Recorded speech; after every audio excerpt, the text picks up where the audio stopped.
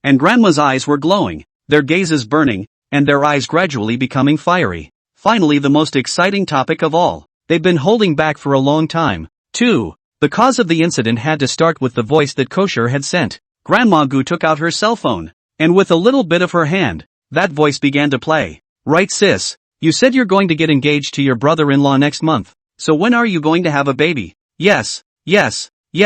When are you going to have a baby? Grandma and Grandpa and Mom and Dad, and they're all super into babies. I'm already preparing for pregnancy, and I'm planning to have the baby this year. Isn't that right, Gu-ee? Ah yes. A few people looked at each other. Guma melon seeds also do not kowtow. Eyes to the balcony embracing kissing two people. The corners of the mouth slowly raised. The voice did not lower. With a kind of balcony over the volume happened to be able to hear. Slowly open the mouth. Shao sure your brother and your sister-in-law. Next month engaged. This year to prepare for the birth of a baby. In the end really false The other side. The two, who had been kissing for 10 minutes or so, slowly came back to their senses in that voice. Chu Yining's head lowered, her little face burning, her head buried into Gu-ee's arms, and her body curled up slightly, and with Gu-ee in the way, she pretended to be an ostrich. Gu-ee wrapped his arm around Chu Yining's slender waist, and his hand happened to be placed at the position of Yining's waist nest, and looking down from above, the waist and hip curves were absolutely beautiful, and just a glance would make one's heart go ape. However, at this time, Gu-ee couldn't even wait to enjoy this beautiful view, because the marriage urging brigade had evolved into a birth urging brigade.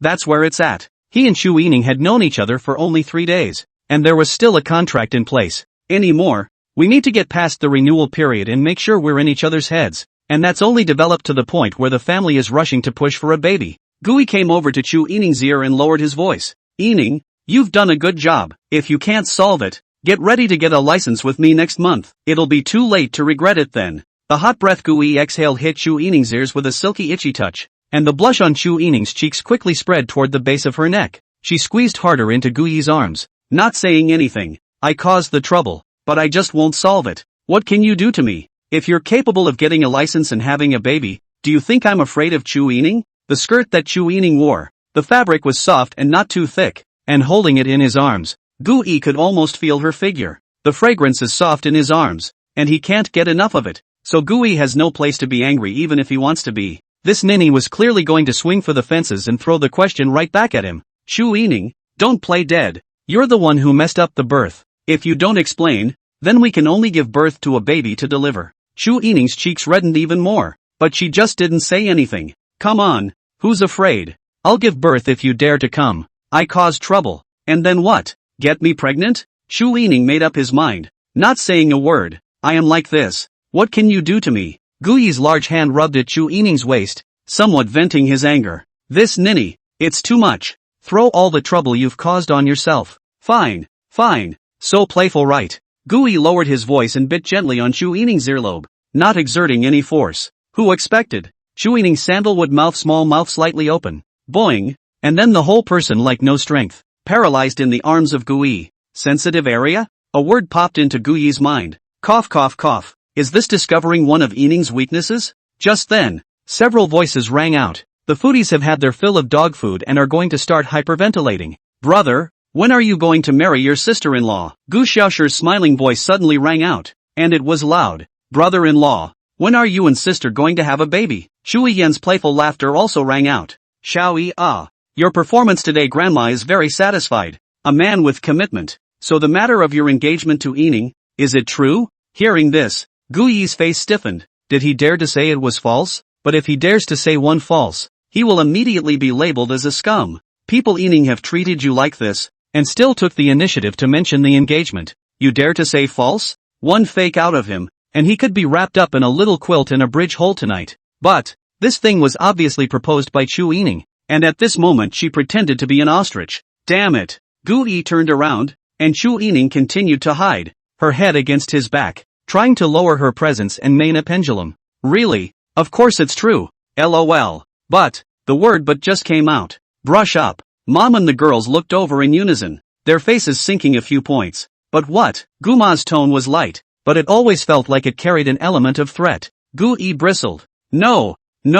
As the words fell from her lips, Guma and the others changed their expressions again, beaming with joy. and looking at Gui with a counting on your truthfulness look in their eyes. Chu Yining pursed her small lips. She had Gui blocking her. She almost laughed out loud just now. The small iceberg face hidden behind Gui's back, at this moment, surfaced with a touch of complacency, as if she had won a big battle. With this layer of relationship, Gui should not dare to refuse to renew his contract when the time comes. Dare to refuse to renew his contract and see what he will say then. It seems someone can't escape me and is destined to be my husband. Gu Yining's head rested against Gui's back, both hands holding onto his waist, turning up somewhat happily and rubbing her fingertips against Gui's waist. Just then, Gui wrapped his big hand around Chu Yining's shoulders and brought her directly in front of the crowd. You want to hide? No way. Come on out you. Gui wrapped his arm around Chu Yining's shoulders, letting her lean halfway into his arms, and smiled brightly. We're engaged for next month, but we haven't decided which day of the month it will be.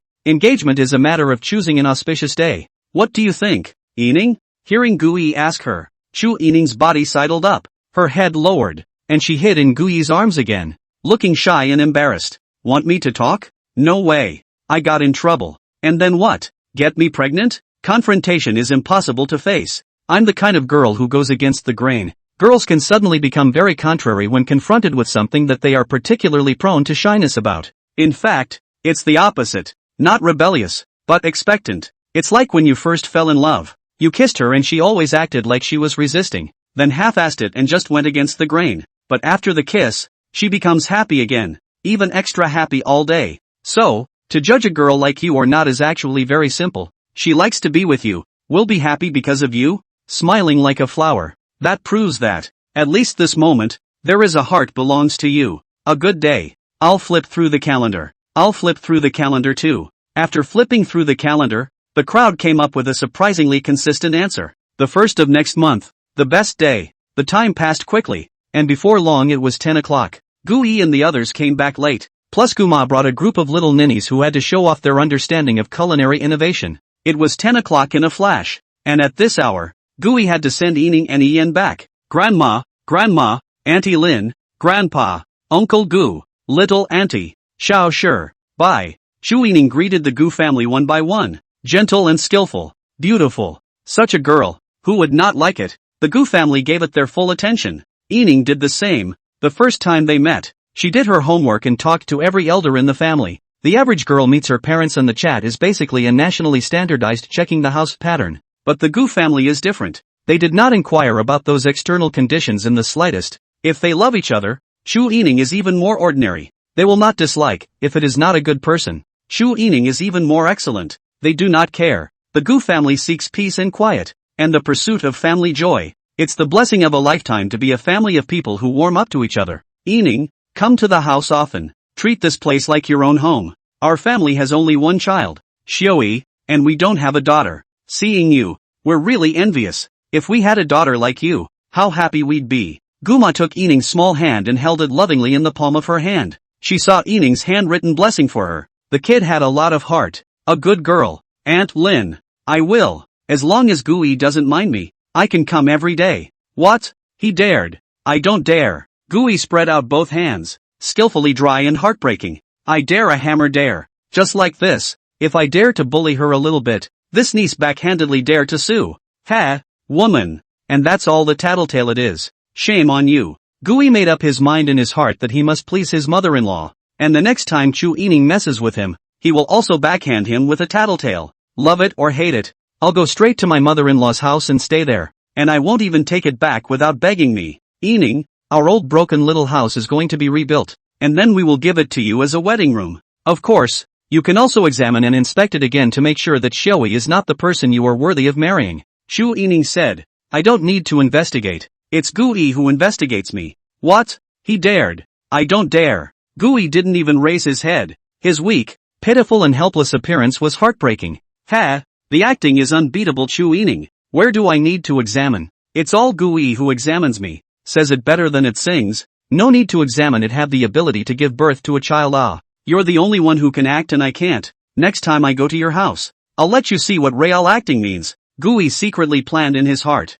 Grandpa, Grandma, Grandma, Auntie, Uncle, Auntie, Xiao, goodbye. Ian also greeted the Gu family one by one. The voice was soft and sweet, coupled with Ian's already super sweet and innocent looks. Hearing her shout out made her heart flutter. Ian comes to play at home often too, and from now on, Anyang will be Ian's second mom. Ooh, auntie. Shu Ian jumped into Guma's arms and hugged her tightly. Ian, come with your sister when you have time and have your brother-in-law pick you up. Everyone is super into you. Yes, Ian. Everyone is super fond of you. Gu Xiaoshi took Chu Ian's delicate little hand and led her between Chu Yining and Gu Yi. A little baby like that deserves to be spoiled by her sister and brother-in-law together, with help with a baby or something if necessary. Gu Yi looked at the time. It's almost time. I'll send them back. Bye. Bye. Chu Yan was holding Chu Yining, and Gu Yi wanted to hold Yining. However, Yining clearly wanted Ian in the middle. Gu Yi, you hold Ian. Gu Yi didn't refuse,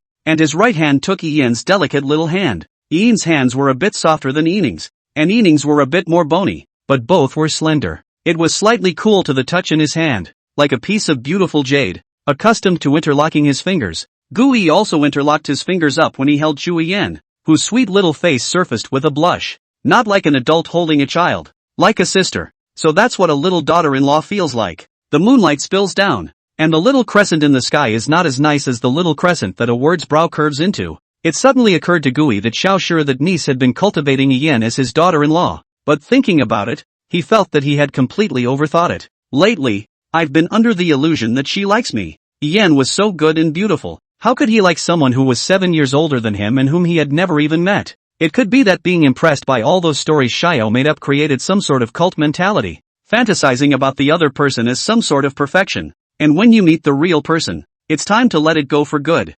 Brother-in-law, you're such a good person. Why haven't you been in love before? Ian was in the center, and her sister and brother-in-law holding hands while walking and shaking happily. Her happiness was really simple. Being able to hold her sister and brother-in-law at the same time. She felt like the happiest person in the world. Shu Yining suddenly came in coldly, her imperial voice carrying a flirtatious tone. Maybe no one likes it. Would like. Hearing this, Gu Yi was unconvinced. Who says I have no one to like? In the army that's because conditions don't allow it. And in high school there were quite a few girls who like me. Oh yeah? The corner of Chu Yining's mouth hooked. Instantly interested. Tell me about it. On the other side, after Fatty Qianfu finished delivering today's takeout and helped his girlfriend buy a late night snack, he dragged his tired body home. It's exhausting, making over $10,000 a month on manual labor. It's just not human. Qianfu rubbed his shoulders and neck. A wave of exhaustion ran through his body, but thinking that his girlfriend was still waiting for him at home, even if he was tired,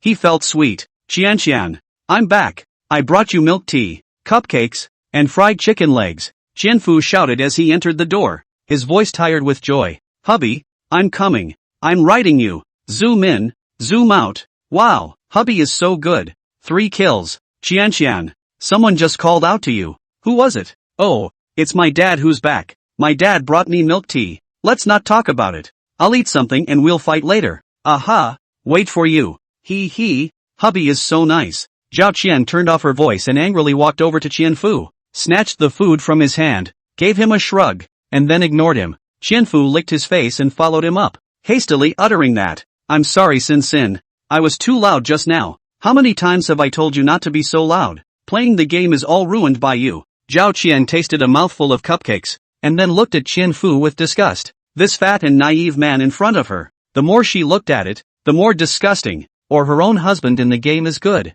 To punch their own skin, and the voice is still good. Really want to be separated from this fat man. Of course, breaking up with Qianfu. She can only think about it. Her looks and figure are not outstanding. There is a big mole at the corner of her mouth. Her face is a bit like the female version of PDD, and her height is only 159 centimeters. She was now taking the public examination and did not have the slightest income, and she could not find a second man like Qianfu who was considerate to her and even gave her his salary. Although she was taking the public examination, in her mind, she was already a quasi-civil servant, and she couldn't look at a bottom-feeding man like Qianfu, who delivered takeaways, at all. In short, awakening of consciousness, spiritual independence, and economic dependence. Qianqian, I seem to have just heard you shouting the Game Boy's husband. Fatty's heart clenched. He did not know where he did not do well. Why she shouted in the game other boy's husband. Zhao Qian raised both eyebrows and threw the few bites of cake she had eaten at Fatty, clasping her hands in front of her chest and huffing.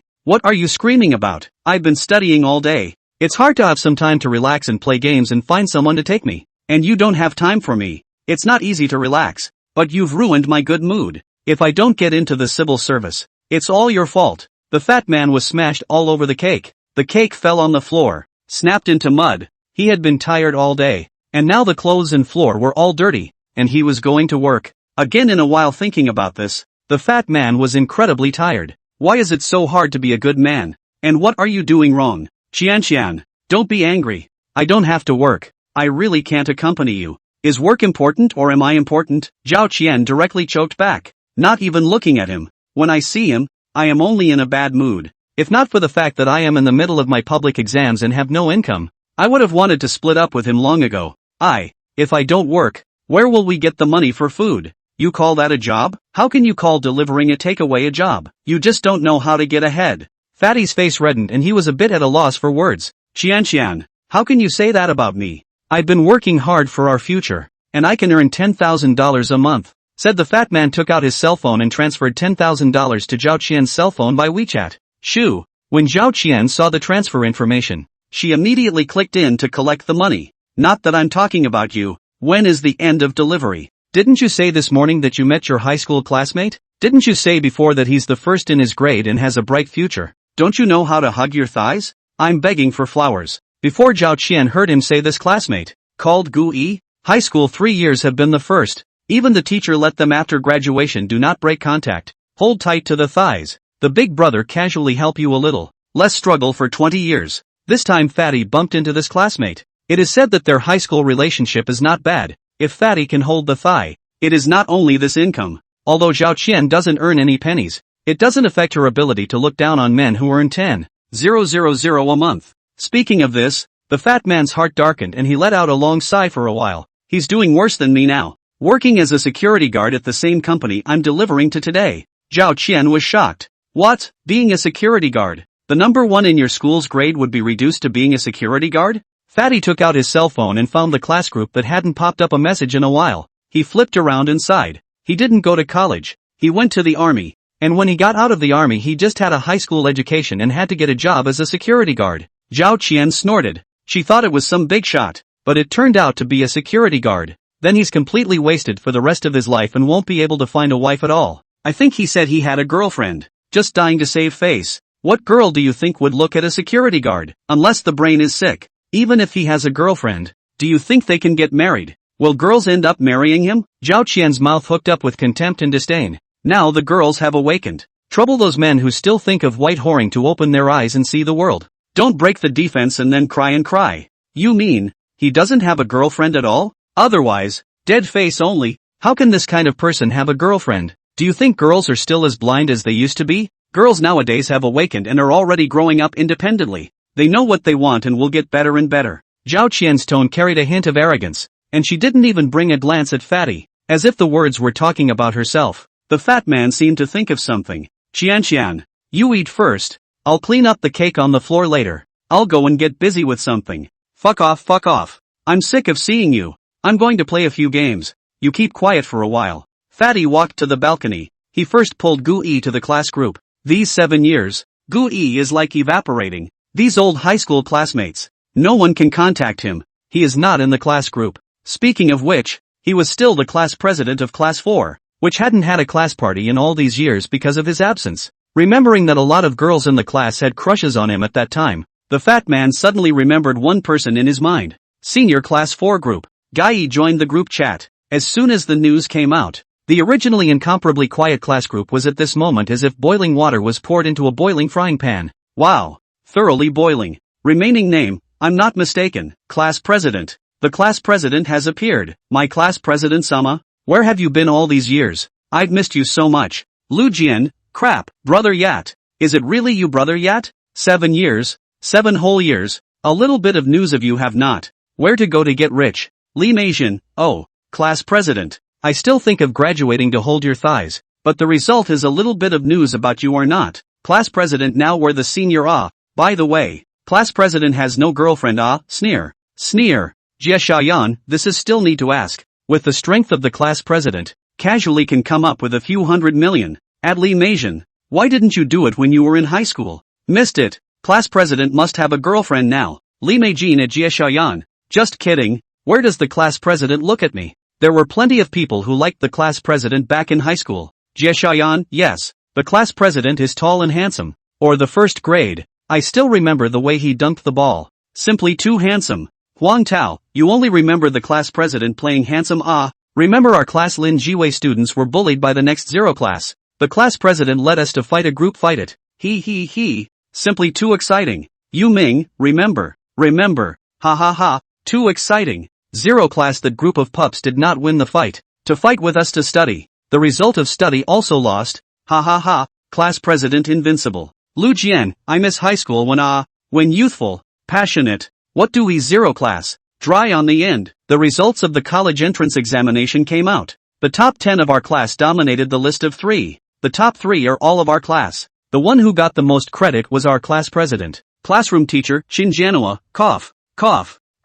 Ken Lu, and our homeroom teacher, Dad deserves a lot of credit. Yu Ming, yes. The class teacher is greatly to be credited. Our class president is so outstanding. Is not it still his old man who taught him? The corner of Chen's mouth curled up high when he saw the sentence in front of the screen. That's true. Gu Yi is his proudest student, and the most satisfied and outstanding student in his teaching career. The students are no longer good, no matter how powerful, but still I am the teacher to teach out of it. He. Li Nijin, seeing the class president appear, all the memories of high school days came. Our class hasn't gotten together since graduation, right? Suddenly I miss everyone. When we see this message, we can't help but reminisce about our high school days. It was a time of immense nostalgia. Zealous, fiery, persistent, sweaty. Time passes too quickly. It's been 7 years since I graduated from high school, and everyone has basically entered society. At that time, I firmly believe that the world is not yet settled. You and I are all dark horses, and after graduation, we all struggled in our own positions, and finally became a screw in society. When I think back to the last lesson where the old class taught them to hold their thighs, I was so high-minded that I thought I was the thigh. It is only when you enter society that you realize that the gap between man and man is greater than the gap between man and dog. Is it too late for a hug? Ken Lu, with the strength of the class president, he must be a big shot now. Maybe he's already a billionaire by sneaking into business. So let's have the class president treat us and let's have a good class get-together. Most of the students in the class back then were on good terms with Gu Yi. Gu Yi is the class president and is not only excellent but also very grounded, mingling with everyone. However, there were a few that were not on good terms with Gu Yi. For example, Lu Xiaogan. During his high school years, he chased Lin Jiwei for 3 years, and as a result, the person Lin Jiwei liked was Gu Yi. Even if Gu Yi hadn't heard from him for 7 years, Lin Jiwei hadn't changed her heart, and no matter how much he chased after him, Lin Jiwei didn't give him the slightest chance. Today, he has also become a small success. Compared to these students in his class, he runs a company and earns millions of dollars a year. P.S. If someone reads it, please support. A rush is also love. The author burst more. This book is easy to pretend sweet article, daily funny, only a female lead. The main female sister is mainly to promote the plot. Take it or not to take it to be determined. Like you can support a little bit by thank you. He was curious about how Gu Yi was today. Is it richer than me? 3 years of high school plus 7 years of graduation. A whole decade. By what right? Gu Yi and Lin Jiwei didn't even contact each other. So why does Gu Yi make her nostalgic? Downtown. CBD. Lu Xiaogan sat in his office, flicked the ashes of his cigarette, wanted to take another puff, but felt bored with this cigarette, and pressed the cigarette out with force. His office is located on the 6th floor of the building with a close view of the city. In order to enhance the image of his company, he spent a lot of money to rent this place. His president's office, the most high-profile decor, office walls hung with a few high-imitation antique paintings and calligraphy, floor windows placed next to a wide desk. The desktop is neatly placed all kinds of antique luxury goods. The bookshelves behind the desk are filled with all kinds of books and materials. And in one corner of the office, there is a sofa and a coffee table. Here is the downtown core of the capital city. Can be in this kind of location with such luxurious decoration. Do not know people will think he has an extremely deep background. Plus, he's only 25 years old this year. So people who come here for the first time to talk to him about cooperation will think that he's the son of some big family who came out to start a business to experience life. Lu Xiaogan at Qianfu. You dragged the squad leader into the group. Do you know what the squad leader is doing now? Qianfu, this is not very convenient. Or you can ask the squad leader yourselves. Lu Jian, this still need to ask. Yat must have been worth more than $100 million by now. At Lu Xiaogan, Mr. Lu is also worth a few hundred million up and down now. Yuming, the richest ones in our class right now are the class president and Mr. Lu, right? Seeing that the group's messages were hot, all speculating that the class president was worth hundreds of millions of dollars, Qianfu's heart was torn. How could you guys imagine that the class president who was so good at the beginning is now not as good as me? A delivery boy. He is now working as a security guard for a company, in a security uniform, and has lost his fighting spirit, settling for being a security guard. Just then, two messages were sent to Fatty privately at the same time. One came from Lin Jiwei and the other from Lu Shogun. Gu Yi drove into a neighborhood. The neighborhood is located in the busy area of the city, but after driving in, there is a sense of vision of the wrong world. The first thing that comes to mind is a lush green landscape, with delicate flower beds, winding paths and shady trees intertwined, and a rough estimate of more than 80% of the area is green. The word ho-hum doesn't even begin to describe it. The roads in the neighborhood are spacious and clean, the street lamps on both sides are chic, and the villas on both sides are staggered, each with a unique design. Gu Yi parked his car downstairs in a villa, and Yining told Yen to go back first, leaving only Gu Yi and Chu Yining in the car. At this time, Chu Yining unbuckled her seatbelt, adjusted her seat, and leaned back, unlacing shoes, kicking shoes, lifting legs, piggybacking on the dashboard. A set of operations on the line, hands crossed in front of her chest, full crisp, was squeezed out of the shape, quite a peak soft stacked vision. Chu Yining piggybacked her feet against Gu Yi's dashboard, and her delicate white little feet shook in front of Gu Yi, and under the clean white light, there was a kind of extreme beauty and temptation. This leg doesn't even need black silk and white silk, it's already superb, and Gu Yi feels like there are ants crawling all over his body just by looking at it. Gu Yi twisted his head away and tried not to look at it. It was easy to lose control of this thing if you looked at it too much, and it was well known that the hand had its own thoughts in this situation. But the afterglow swept by and still couldn't help but make his heart race. This is not the first time Chu Yining is like this. 3 days ago, they just met. Chu Yining is still wearing a professional wrap skirt with black silk. This niece not only put her feet on his legs, jade feet bent, stepping on his thighs, slowly rubbing. Moreover, she also took off her black silk in front of Gu Yi, locking her throat, threatening not to let her get off the car without being her boyfriend. Black silk fondling is the ultimate flavor. Taking off the black silk cutoffs is another divine experience. Gu Yi is also a big girl on the sedan chair, the first time where he has experienced this scene before. As a result, under Chu Yining's coercion, he agreed to be her boyfriend. What's she up to now? Trying to bully with your legs again? Can you do whatever you want with nice legs? Gu Yi, remember what I told you? Chu Yining also remembered those things that happened in the car when the two first met. Her cheeks flushed, Gu Weiner bright and attractive. Looking back, it was really too bold at that time. The original stocking lockjaw. She didn't even know how she appeared at that time. This kind of operation. Chu Yining's body was extremely beautiful, and could only be described as devilish curves, paired with her flushed cheeks. She was radiant and dusty, too beautiful to be a product of the earth. As he spoke, Chu Yining's feet waved in front of Gu Yi again. Faint luster, in the light reflected the soft skin. Small feet wafted a seemingly musk but let a person incomparably mesmerizing fragrance. Even if you look pretty, how come your little feet have a faint scent? Gu Yi was a bit beckoned, immediately freeing his hands. When his own hands comply with its own idea of operation, he grabbed Chu Yining's ankles in his hands. The touch was delicate, into the hands of the smooth, because leaning a bit closer again, that seemingly non-musky fragrance, even more intense, as if it is a combination of a Ning's body odor and a faint sweat smell. The taste will not be unpleasant at all. On the contrary, it seems to be more attractive than the body odor itself. That's weird. How can something like a girl's foot be tantalizing? It's outrageous. It's so wrong. What words? Don't remember. Gu Yi grabbed Chu Yining's foot in his hand and unconsciously began to play with it. At this time, Chu Yining's cheeks were crimson. She wanted to take her foot back, but then she stopped moving, as if her foot being played with by him was something to be happy about. Chu Yining's sidelong glance, playful cross Gu Yi a glance. White delicate hand pressed the hem of the skirt. The perspective is not right if it is too. Her breathing became rapid, and her full, fragrant crisp rose and fell with her breath, presenting a touching landscape. It's a good thing Gu Yi's eyes were on his feet, otherwise he would have been too shy. Chu Yining's voice was light, with a cool, imperial voice, magnetic and low. I told you, if you slander me again, I'm going to gag you with my foot. After saying that, Chu Yining's little feet wiggled in Gu Yi's palm, and a touch of smugness secretly surfaced on her pretty face, which flickered, meaning, I'm going to stuff my feet in your mouth. Are you ready? Gu Yi's heart thumped. He had made Chu Yining cry when he was on the balcony today. The reason for this is that one suspects that she chose herself because of certain factors, rather than actually liking herself. Because of this,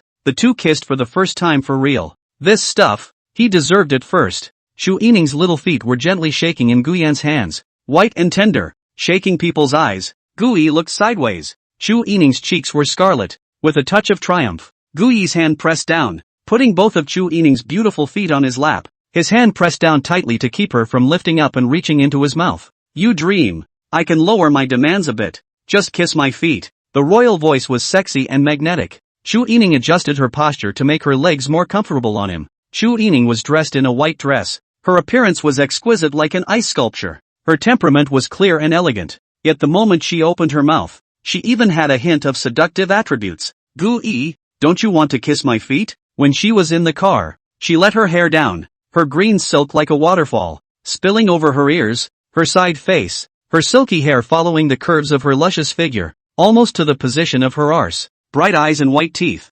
sexy and magnetic. Gu-yi in her 2 words of encouragement. The heart actually has a hint of shaking? How about a kiss? The first time we met, I noticed that your afterglow kept landing on my lap. You liked it, didn't you? Give me a kiss and I'll forgive you for slandering me this time. Shu Yining's feet were pressed down, but they still moved while rubbing against Guyi's palms and legs. She's like the big sister who tempts her brother to make a mistake, constantly egging on. Who asked you to slander me? A mistake you made yourself. Shu Yining's pair of beautiful feet were snow white and flawless, as tender as sheep's fat, carved out of ice and jade, and there was a hint of coolness when touched in the palm of her hand. One of her feet suddenly broke free from its restraints and lifted up a few points, coming up to Guyi's mouth, her reddish little mouth slightly open, spitting out 2 extremely seductive words. Kiss me. White tender slender feet came from the rich aroma. Charming charm. Ning's voice is sexy low, so that it is difficult to produce the idea of rejection in the heart of people. Such beautiful legs, with the looks of the country,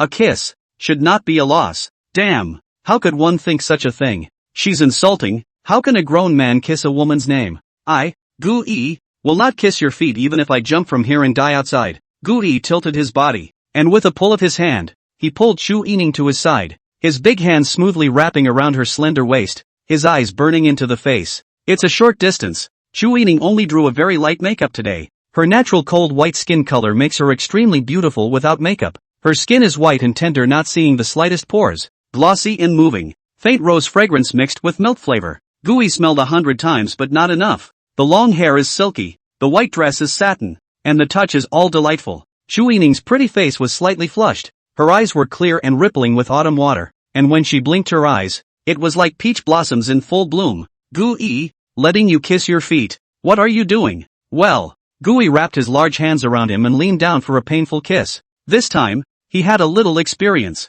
and Shu Yining's little mouth was savored by him with abandon. Before he always suppressed his thoughts, was responsible for Yining. The two people are not yet clear future, not yet clear love each other. There are some things, try or not to do. This is responsible for myself and for Yining. However, he realized that he seemed to be wrong, and the restraint seemed to be in the wrong direction. Restraint should be directed toward loyalty, not lust. Good color only one Ning a person's color. Greedy body only greedy body of her alone. How not count love? Phew, I can't breathe. Gu-yi felt the rolling of Yining's cheeks, which made his heart even hotter and his hickeys even more wanton. Suddenly, Shu Yining's delicate lips trembled slightly and she let out a wooing sound. Then her eyes opened and she pushed Gui with force, her pretty face bright red, rolling and bubbling with heat. Shu Yining tilted her head and turned to the side of the car window, ignoring Gui. Just now that shocking glimpse, Gui only felt that Yining's beauty was unbelievable, different from the beauty felt from other perspectives. He had seen Yining's shyness, but every time, it was a flash of light, and was quickly put away by her. In her own words, Shu Yining doesn't know how to write the word shy. However, just now, Yining's pretty face was bright red, shy and embarrassed. Her face was red and rubbed with heat kind of thing. The usual Shu Yining stands against the wind, elegant and cool, in charge of the huge star group in her hands, not angry and authoritative. Who can see her shy face bubbling with hot air? Gui retracted his hand, his face slightly embarrassed, his hand still maintaining a rather exaggerated open state.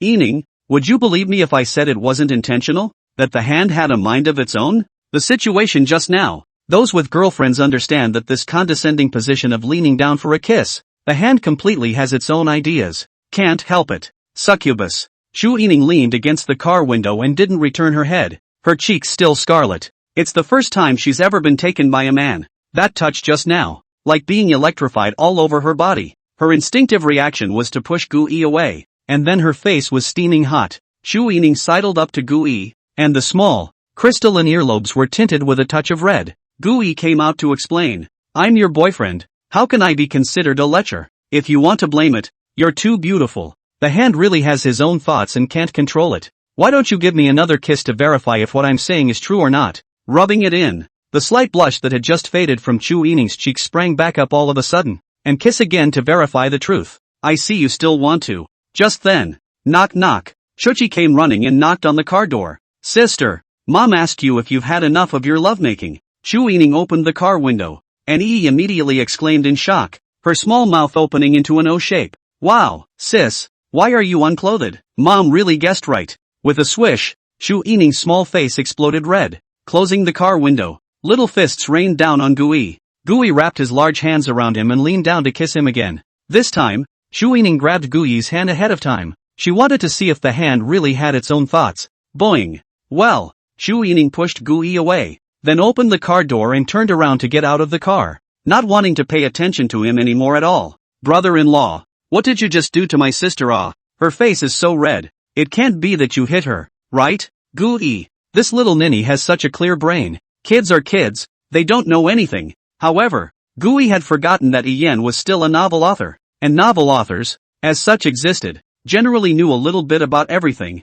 but had pitifully little experience. For example, Ichiyo writes romance novels without the slightest experience, relying on her fantasies of sweet romance. He. I'm just kidding. My sister's clothes are untidy. My brother-in-law won't. Yan smiled thievishly, secretly observing his brother-in-law's expression, and when he saw the change in his expression, he secretly said in his heart that it was really like that. Gee, it's developing so fast. Maybe next year I'll be able to hold a baby. I'll have to tell my mom about that. Ahem. Your sister won't really be angry. Right. Yan, you help me coax your sister. Saying that, Gu Yi took out a fine leaf from his pocket, which was sealed with a special material with the obvious meaning of bribing his sister-in-law. Hands once have their own ideas is very excessive. He also came twice. A Ning can be really angry. I used to see the legendary blue eucalyptus tree on a mission abroad, and this is a leaf from a blue eucalyptus tree. Wow, blue eucalyptus has met the bird of release. Not loving everything but you. Chu Yi's eyes went straight,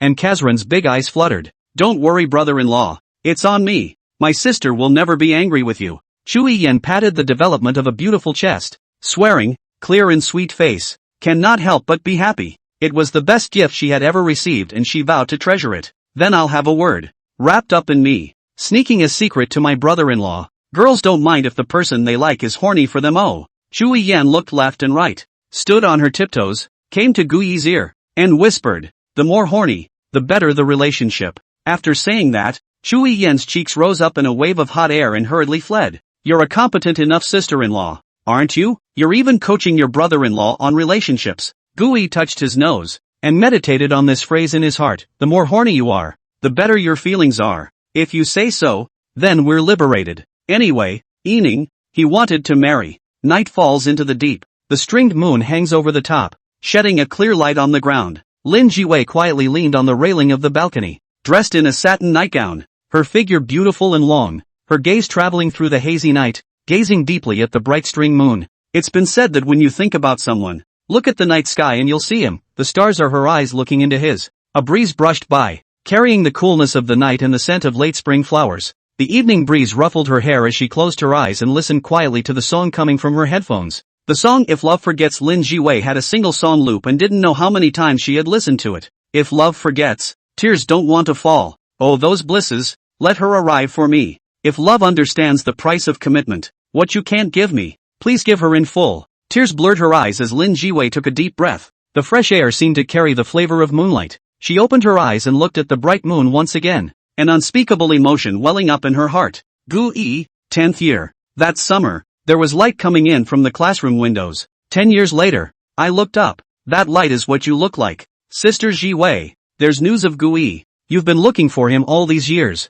Why bother? Can liking someone really be liked for so long? Another girl in satin pajamas walked up to Lin Jiwei. She looked to be in her early 20s, with a ponytail and a bit of baby fat on her face. The moon strings were so bright, as if all the beauty of the world had coalesced in. It hangs silently in the sky, illuminating the night and a heart that remembers. Early the next morning, Gui drove Chu Yining to the company. Breakfast was settled in the company cafeteria. At this time, Wan Quan Lu Fei several people have finished eating. They gathered around a table and are chatting about the company's recent hottest gossip. Star Group has a comprehensive security system, fully intelligent. Security guards as a career in the Star Group do not too comfortable, as long as they don't make any mistakes and stay up until they get their year-end bonus, which is higher than their yearly paycheck. As the group that is the most relaxed and comfortable with money, gossip is naturally their strong suit. Did you guys know that Lu Xiaoyan, the vice president of the investment department, has been fired, as well as Tai Hua, who was on a blind date with Gu Yi in the cafeteria yesterday?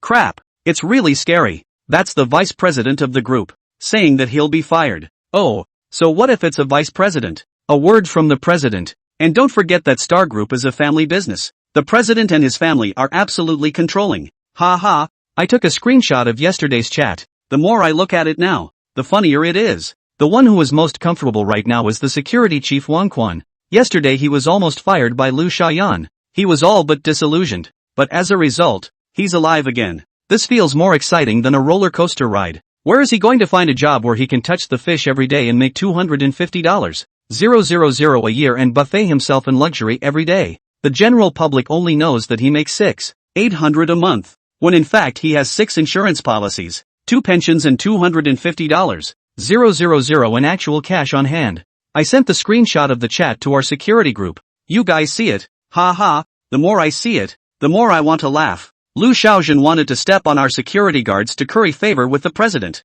but ended up stepping on a nail. Only the captain of the security department was in the group, and it was the first time anyone else had seen the chat. Crap, Gu Yi is bullish, shouting at his wife in the group, asking her whose house she went to for dinner. And then the president replied and shouted at his husband. Crikey, I'm numb. I wouldn't believe a word of this screenshot if the company wasn't in an uproar right now. You don't say. You really don't say. I still think the picture is P. Lu Fei was the one with the most numbscalp. Before he had been treating Gu Yi as a licking dog, thinking that it was impossible for him to have a girlfriend. There are girlfriends who lick it too. Everyone's a security guard. Why should you have a girlfriend if you're not a lickspittle? The result? Numb. Crap. I originally just thought that Gu Yi was a little bit handsome, but I didn't expect him to be a little white boy who actually ate the president's soft food. Blanche. Blanche. Blanche. The whole company is basically talking about it right now. It's just too much. The president was a woman they didn't even dare to touch, the kind they wouldn't even dare to look at more than twice,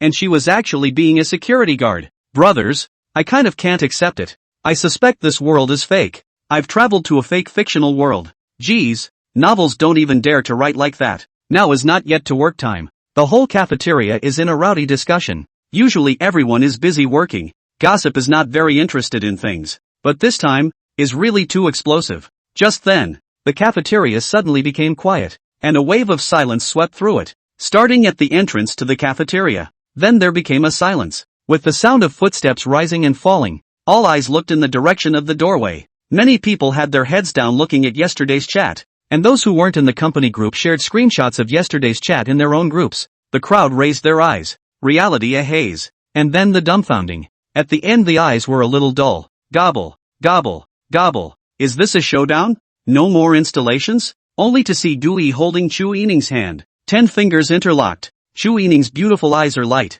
Her small face is still cold as an iceberg, but her hand is letting him hold her hand, and her body lags behind him by half a body position. Chu Yining has a tall figure, a professional wraparound skirt, with black silk thin high-heeled sandals, a pair of beautiful legs long and straight, long black hair slightly curled, cheeks on both sides of the cloud temples lightly gathered. The face set off more petite, eyebrows like distant mountains, eyes like autumn water. The mountains are icebergs, and the water is lohas. There were some old employees in the company who had been in since Chu Yining became president. Where had they seen the president walking with anyone? Half a body length behind? Holding hands with a man? That's even more impossible. On the security department's side, Lu Fei tried his best to lower his voice, with an expression like he was constipated. Blanche, Blanche, Blanche, Blanche, Blanche. Gu Yi he came to the cafeteria to eat, holding the president. I heard that Lu Fei was bitten by a dog when he was 8 years old and his condition flared up 10 years later. It's a lickspittle. Lick from 18 to 30 years old.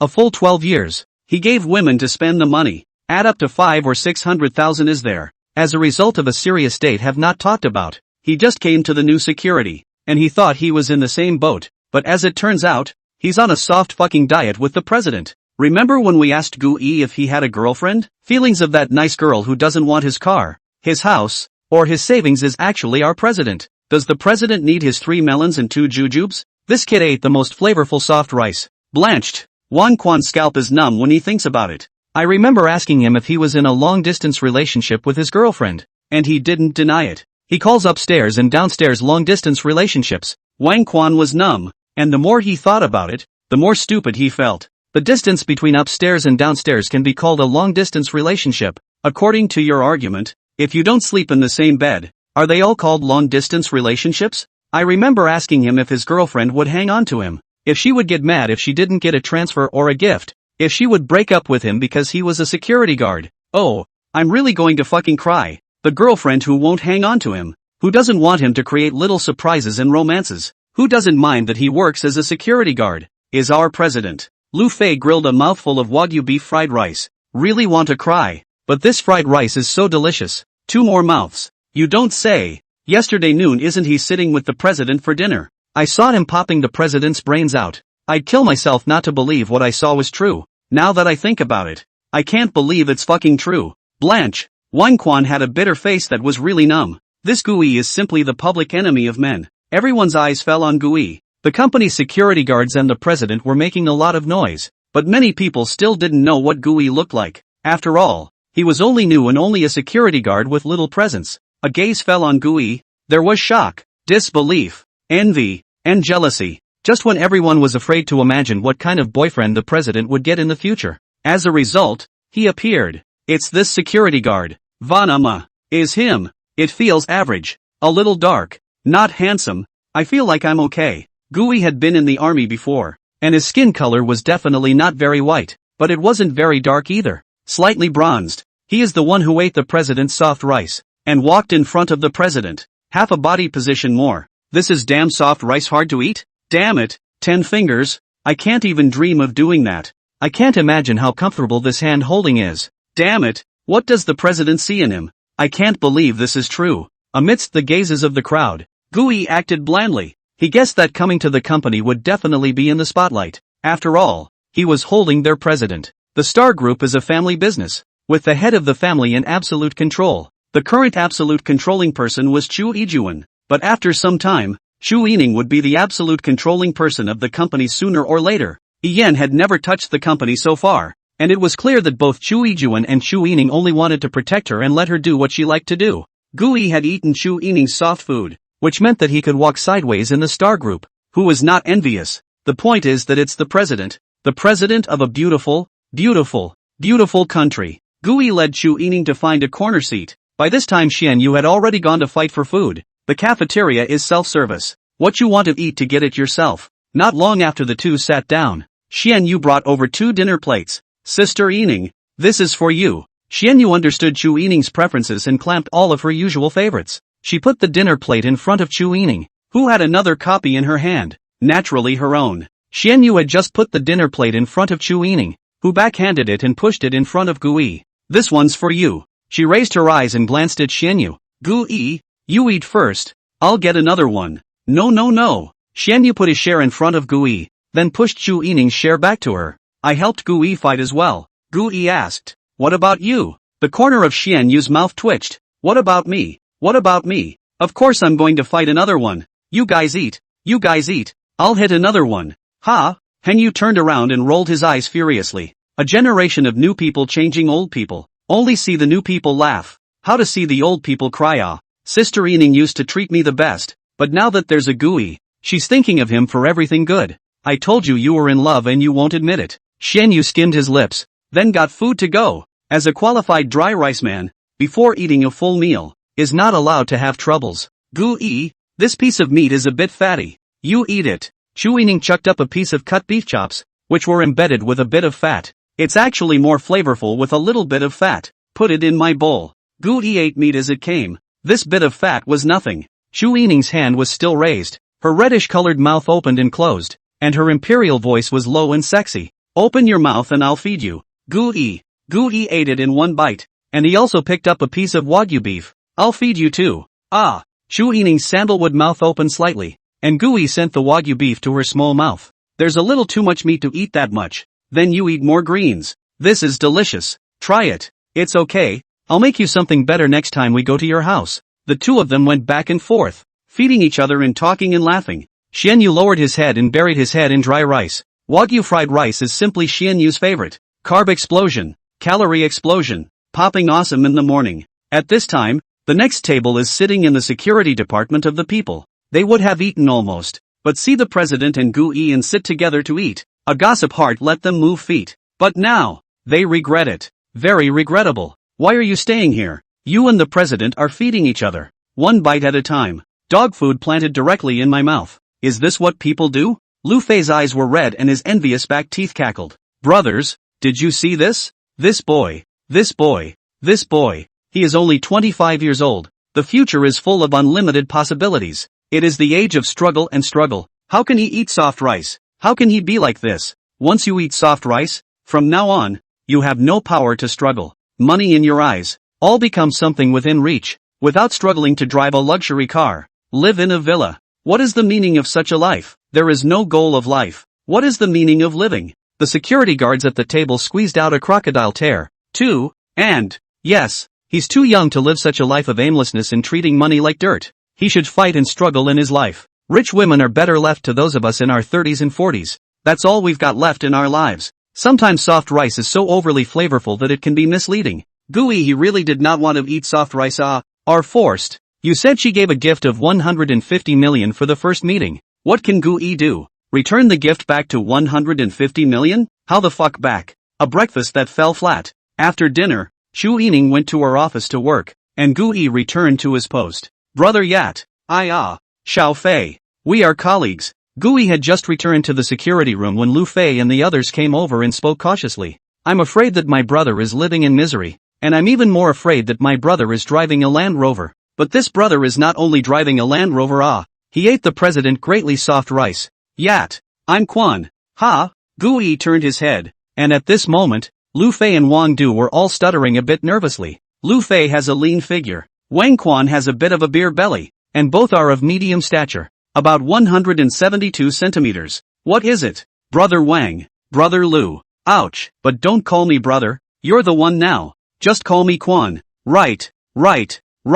Brother Yat. Just call me Fei. Now that you're on the president's soft diet, how can we still ask you to call us brother? Guyen shook his head helplessly. Falling in love with the president and the company was a bit of a killer for them. He waved his hand casually. This simple action, in their eyes, actually had an inexplicable sense of oppression. Is this the aura of the president's husband? Brother Yat, I had eyes but didn't realize that your girlfriend was the president before. It's fine. I didn't intend to make it public. There was an accident. Gu Yen said casually. It's a bit of a coincidence that the message just happened to go out to the wrong group. And since that's already the case, it doesn't matter if it's public or not. That message from the company group earlier. Did Brother Yat send it by mistake? Aha. People don't need to think too much. I'm just having a simple relationship with the president. What goes around comes around. No need to make it like a stranger. Hearing this, Lu Fei and Wang Quan suddenly shut up. A simple relationship. Man, look at you talking. That's the president. The president of the Star Group.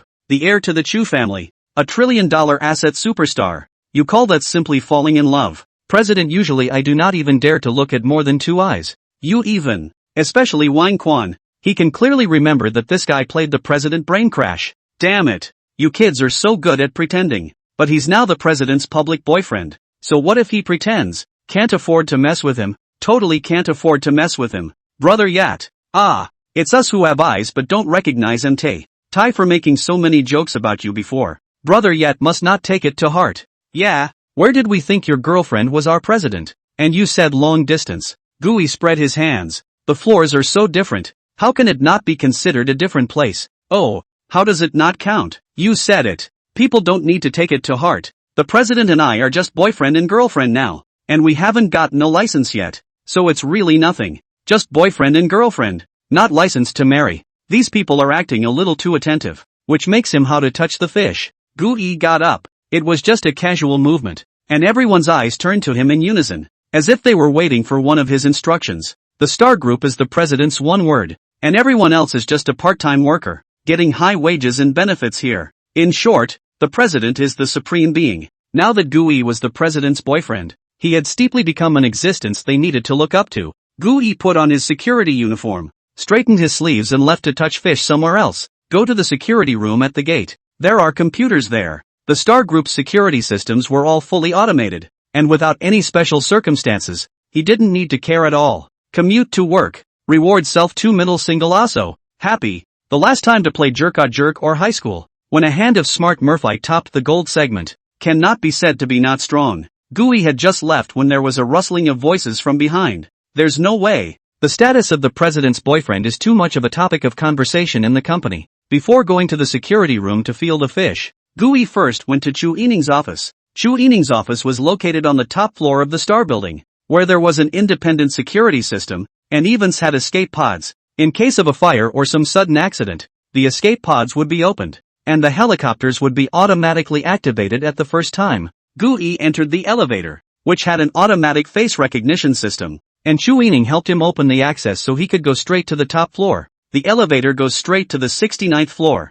The elevator doors opened. Usually vice presidents couldn't go straight to the 69th floor without the president's authority, and Gui came straight up. Coming to the 69th floor was like entering a new world. Every inch of the floor is covered with an expensive red carpet, and the entire 69th floor is decorated only for Chu Yining's personal preferences, with murals, carvings, books, distributed in various locations, and many high-tech designs that dazzle. When the elevator door opened, Gui stepped out with one foot and saw Xianyu organizing some documents, and next to her was a woman with short, dry hair. At the first sight of Gui, Zhang Ting was the first to greet him. Hello Mr. Gu, are you here to see the president? This way. Zhang Ting raised her hand and made a gesture of invitation with a very respectful attitude. Gui was obviously just a security guard, yet she called him Mr. Gu. Before the company group, the matter of the company group made a lot of noise. These executives, have already shared the picture of Gui. This is the president's boyfriend.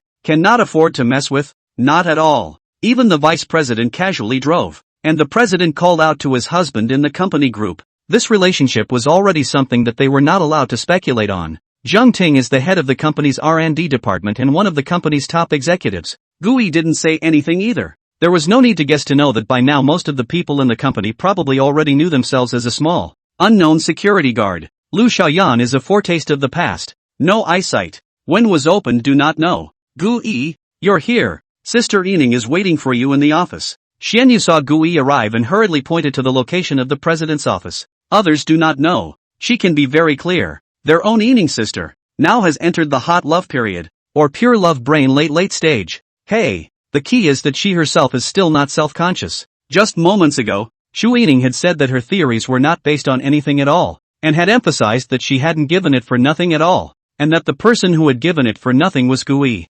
Xianyu laughed at that time. Ha, you two-way white give chant. Why does Sister Yining think he's giving it away for nothing? The president's office didn't have any extra security personnel. This side had an independent security system. Usually ordinary people couldn't get in at all. With Xianyu there, it was enough to protect her safety. Gui walked to the door of the president's office. The face was automatically recognized, and the door opened directly. Everywhere on this side was automated and intelligently designed. There was no need for human manipulation. What Gui didn't know was that the reason why it was so convenient for him to come here was because Chu Yining had opened up the highest level of authority to him, an authority equal to her own. Gui took a step and walked straight in, and the door behind him automatically closed. The office is at least 200 square feet, with a huge floor-to-ceiling window at the corner of the building, from which you can look down and take in most of the capital. As far as the eye can see, Chu Yining in a black professional waisted package hip skirt, tall, extremely beautiful curves, feet on a pair of silver-stranded silk fine high-heeled sandals,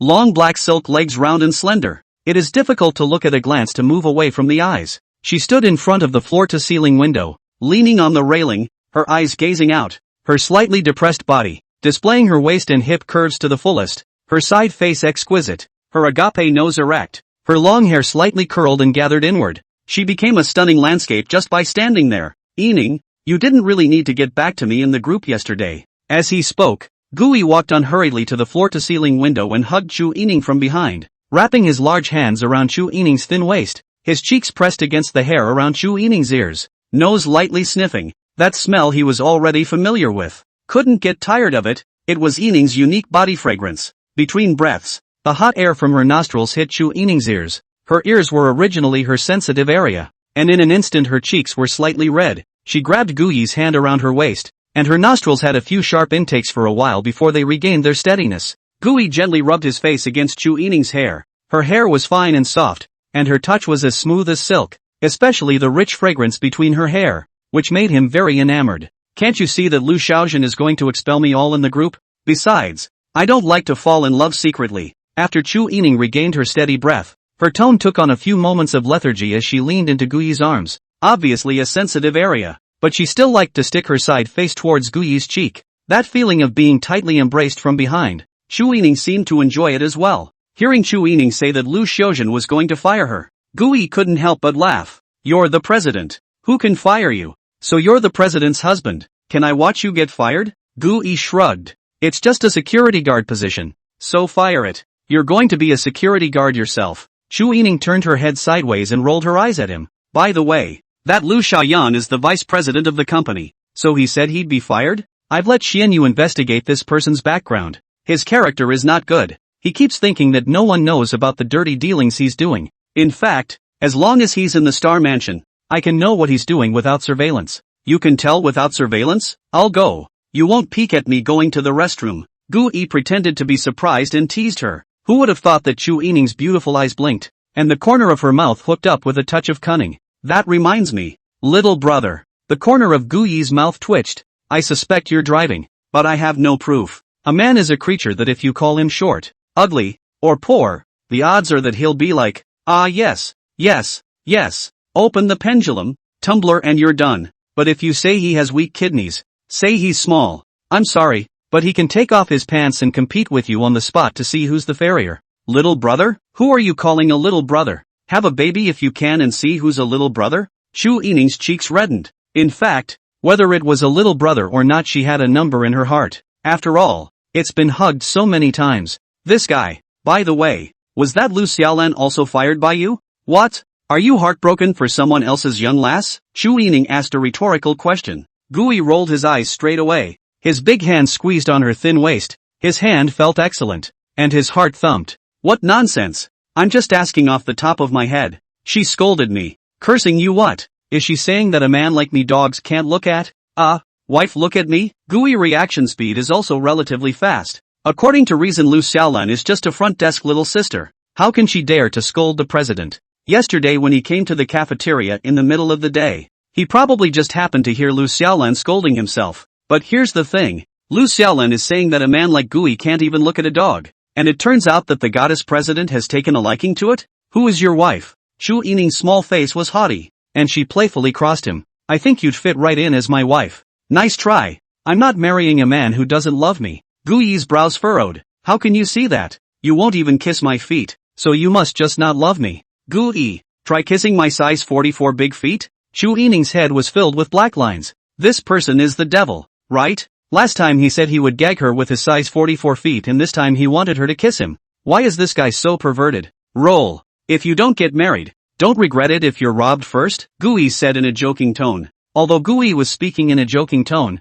Chu Yining's heart was stunned, and it was obvious that she was taking it seriously. What does that mean? Yesterday at work when I ran into high school classmates, at night, high school classmates pulled me into our class group. Not to tell you, high school at that time, like my girls quite a lot. I remember. The flower of our class seems to be quite rare for me. The school flower to be exact. In our class, there's no girl prettier than her. Last night Lin Jiwei added Gu Yi's WeChat through the class group, and after Gu Yi passed it, the two simply chatted. Because the time was late, Gu Yi perfunctorily said a few sentences and went to bed. But from the tone of voice, it seems like it's a bit rare for Gu Yi. It's been said that she likes me as the top of the top 3 illusions, and as a result, it's been getting worse lately. The schoolgirl would like you? Why don't I believe you? Tell me what details make you think she likes you. Chu Yining raised her eyebrows and turned around, her eyes burning as she looked at Gu Yi. The two men were facing each other, their bodies pressed together. Chu Yining wore a wraparound skirt with a light fabric, silky and smooth,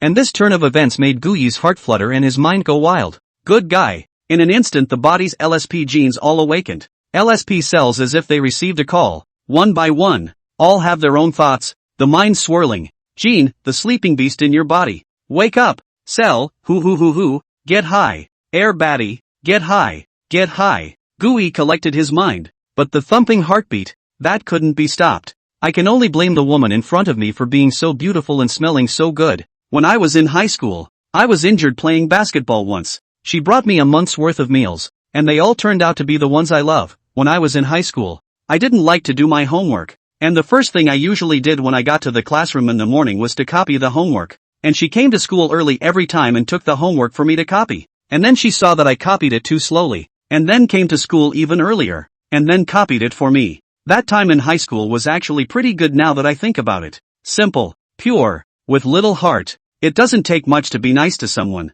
Many people have met that girl who was good to them when they were young. She's nice, kind and sweet. All in all, a very nice girl. However, the young refused the cigarette handed by the moon old man. The middle-aged smashed Meng's bowl, and the late years tried to grab the judge's pen. Is the real portrayal A? Our seats are rotating. Change once a week. I was sitting in the middle of the position does not change. Every month there is so a week with her is the same table. I sometimes lie on the table to sleep. Pressed her hair she did not say. Wait for the class teacher came. She only whispered to wake me up. Often wake up. I heard her in my ear shouting, you pressed my hair. What a fun time. Waking up to the schoolgirl's desk shouting in my ear. You're crushing my hair. Ahem. Still in the classroom. When I graduated, I asked her what her plans were for the future, and she said she wanted me to accompany her to Kokonusha to see the sea. Harm. I ended up getting caught up in the army the next day for 7 years. Otherwise I should have accompanied her once in a while when I had the chance, to put an end to this high school friendship of ours. Gooey spoke softly, a few hints of nostalgia in his expression. How straight it was in high school. The moon goddess could have snapped it, not to mention the rope. Or even the rebar. No way. Lunar elder, handing out cigarettes handsome. I have a schoolgirl here who likes you. You, knocking off the cigarette with one hand get lost. I am a good young man of the new era. How can I smoke? Women will only affect the speed of my study. I only love to study. Ening, do you have time? Why don't we make a date to go to Kokosilia to see the sea? Pilgrimage. After 7 years, maybe everything has changed. But the original intention remains the same. And I hope to keep that love and purity. The whole sentence is, accompany me to Kokonusha to see the sea. Don't want the future. You want you to come. You asked her what her future plans were. Do you know her answer now? Shuining grabbed the belt around Guyi's waist with both hands and turned it towards himself, pulling it hard to fit tightly, lifting his head, a pair of eyes, staring straight at him. Inexplicably, a sense of crisis rose in Shu Ining's heart. If Guyi liked her, then that girl would be a white moonlight existence, and she wouldn't stand a chance. But, the end result is that Guyi has never been in love. In Xiao Shi's words, he has not been in love for 25 years. January 24th days. He has not held a girl's hand for 25 years. January 24th days. He has not kissed a girl for 25 years. January 24th days. Ha ha, you're mine. No one can take it away from me. Just shortcut me. What the hell? This is my husband. Shuining wrapped her arms around Guyi's waist, holding on tightly, but leaning her upper body back slightly. Guyi felt that the LSP gene in his body was awakening for the second time. The LSP cells throughout the body plummeted and doubled their revelry. Guyi touched his nose. The complete meaning of that sentence in the beginning was, accompany me to Coco Sicily to see the sea. Do not want the future. You want you to come. But she was partial to only saying half of it. Hey, wrong. At first if Lin Jiwei confessed, Guyi may not refuse. Not necessarily. Only in high school. What to talk about love? The country is not yet rich and strong. How to talk about the love of children? Happy to meet the prosperity of the world. When not to live up to the prosperity of the world. The new era of youth bathed in the spring breeze of the new era. We have to move forward in the direction of the 5-star flag guide. And move forward. Then what if it's me? Shu Yining leaned back, her pretty peach blossom eyes staring straight at Guyi. Guyi didn't change his face, and was all serious, then respond positively to the country's 3-child policy. Put. Shu Yining bared her teeth and smiled like a flower, her eyebrows curving into the shape of a small crescent moon. Guyi, but you're different. Where it's different. The one word said it's not too late to have 5 babies if you hurry. Shu Yining's cheeks flushed red and she playfully crossed him. This guy, how to talk suddenly become out of tune. Give birth to 5 children. 1 a year also need 5 years. Good thing I keep good health. Always have exercise. All indicators are perfect. Should also be able to it. Request for power generation. Why have you become oily? Shu Yining surveyed him somewhat wistfully. Recently, Gui seemed to have gotten the hang of things, and his behavior before could be described in one word, kekei. What a gentleman. Good to be enlightened now. I am telling the truth. Without children and grandchildren. How can there be children and grandchildren, without children and grandchildren? How can there be the pillars of the motherland, without the pillars of the motherland? How can there be a rich and strong country? Crooked reasoning. Gui smiled without saying anything and looked straight at her. How could he be attracted to another girl now that he had Ening? See one love one. That's not love. That's greedy for her body. You. Start with your face. Clock in your character. And stay true to your love. No cuckolding me outside. Do you hear me? Chu Ening hugged Gui's waist. Her body kept back. The amplitude of the backward tilt slightly increased a little. The tone of the warning did not mean much, but instead there were a few points of petulance. Gui now completely understood that Chu Ening, this niece, had both the attributes of an iceberg goddess and a seductress. I only blame the fact that I got into her car in the first place, and was also unlocked by her door, and finally signed the couple's contract under the pressure of the long black silk legs. However, such a Ening, it seems, to like it more. The men of the old Gu family, just put 100 hearts into it. The 3 views are correct. Gui said with a smile. Chu Ening's face is very small, coupled with the temples of slightly curled hair slightly gathered. Will be pretty face set off more petite? Exquisite small face. Cannot see a flaw. The North has a good man. The world in independence. A smile pouring people city. And then smile pouring people country. That is, such a woman. It's really hard to imagine that she is 28 years old. This appearance looks. Acting youth idol dramas are no violation. Coupled with her body's imperial sister temperament as well as hidden deep unknown a hint of seductive magic attributes. Gui felt that this niece was a treasure. The whole company is now talking about the fact that the president is in a relationship with one of the company's security guards. And no one would believe it if they said it. That can't be helped. I can't just watch you get expelled. Besides, people are saying that about you. You're not angry? Chu Ening's beautiful eyes frowned slightly. Obviously what made her the most angry were those who scolded him. What's there to be angry about? It's just you. Dang. A president is now exposed to be in love with a security guard. Not afraid of spreading the joke? What's there to be afraid of? My man. Why do I need others to judge? Chu Ening's imperial voice was quite domineering. She's a queen on high. Why should she care what others see? Gui rubbed his nose. Now I can't even lay low if I want to. They all say I'm a soft eater. Chu Ening encircled Gui's waist. Her beautiful eyes flashed a hint of cunning. She loosened one hand, stretched out a slender and thin finger, picking Gui's chin. The corner of her mouth slowly curved up in an arc. Her rosy little mouth slightly opened. Her imperial voice sexy and low. Call your wife sister and I'll give you my affiliate gold card.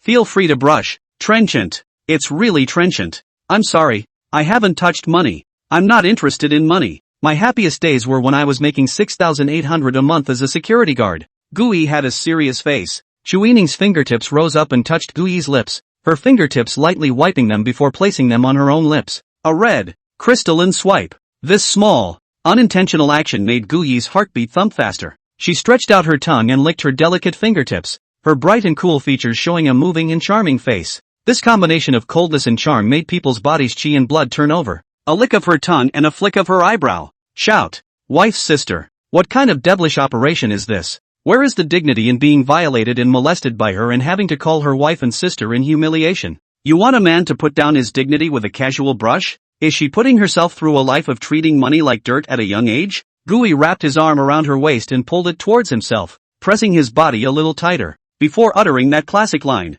You're teaching me how to do things. Ha! Chu Ening wore high heels. Her height was close to 180 centimeters. Her arms rested on Gui's shoulders. Her eyes looked at Gui without blinking. And that kind of eyes seemed to be spoiled? A very spoiled kind of look. This kind of eyes, as if he had seen it before in Lin Jiwei. Very focused, very tolerant, very caring. Summarized, it is very spoiled. So, Ening wants a future with me? Ki. Chu Ening's lotus root arm rested on Gui's shoulder. Her nodding head rose, and she pecked him on the lips, letting out a crunching sound. If you don't yell, I'll yell for you. Okay, brother husband? Saying that, Chu Ening took out a black and gold card from somewhere in his hand. The card was gold encrusted with star engravings. The size was about the same as an ordinary bank card. And there was also a string of card numbers. But this thing wasn't ordinary at first glance. Didn't you say yesterday that your high school classmates invited you to a class reunion? My husband can't lose face. Chu Ening put the gold card into Gui's pocket and added,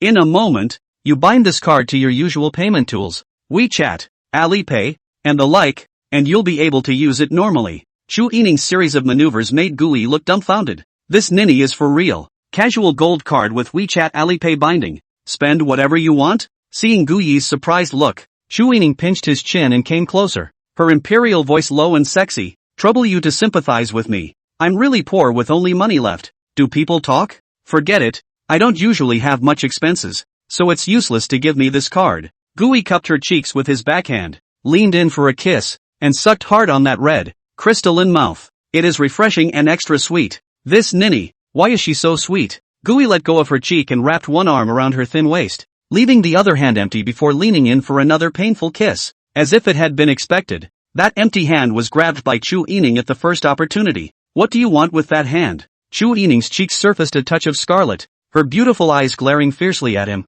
If the general situation may be a bit of a deterrent, but at this moment, Chu Yining's small face was flushed, instantly fueling Gu Yan's ambition. Now you believe it has a mind of its own? No. What's the use of talking to me when you talk to it? Hearing this, Chu Yining's cheeks turned even redder. This guy even played a scoundrel. This is your hand. Without your tacit approval, can it mess around? Kissing is kissing, and getting on top of it. This guy, although Chu Yining is sometimes more courageous, but after all, he has not experienced. That kind of touch is too exciting. A little bit unbearable. The heartbeat will jump especially fast, like the heart is being grasped in the hands. Gui held her hand in the palm of his hand, and with a serious face and pure, clear eyes, he said seriously, "You're responsible for this kind of thing. You're so tempting and it knows you're a wife. Where's the control? Mostly because it's decided you're the wife, or it certainly wouldn't be." Hearing these words, Chu Yining's flushed little face spread rapidly. Even her small crystalline earlobes were tinted with a touch of red,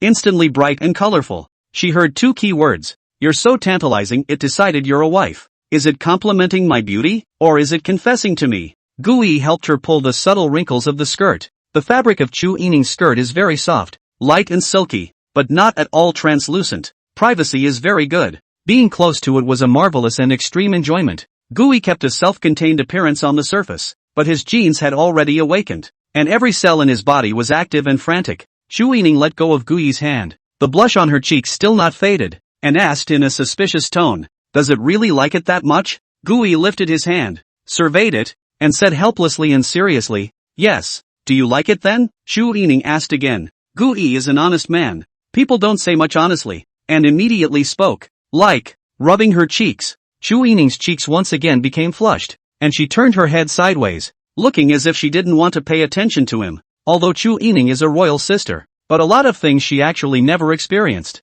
This kind of thing. This guy. Then you're allowed to rub it. Only a little bit. Chu Yining raised her eyebrows, emphasizing in particular that it really could only be rubbed a little bit. Gui didn't say anything. His actions spoke for themselves. Leaning in for a kiss, he relished the sweet scent of the beauty. Chu Yining let out a nasal wooing sound, but this time she didn't resist anymore, but closed her eyes tightly and let him do whatever he wanted. This guy, said a little, forget it, all according to him, who let him be my future husband? You can't run away in this life, and I won't let anyone take you away from me. You're destined to be my husband for life. You, and your family, are mine. For a long time, the lips parted. Chu Yining gasped for air. This guy is getting more and more overbearing. Do you bully me as a little sister? I am not a little sister. Then Chu Yining pushed Gui away, and then with another push of his palm, he pushed Gui onto the sofa. High-heeled shoes rose and fell. Chu Yining transformed into a ball of fragrant wind, twisted to sit on Gui's lap.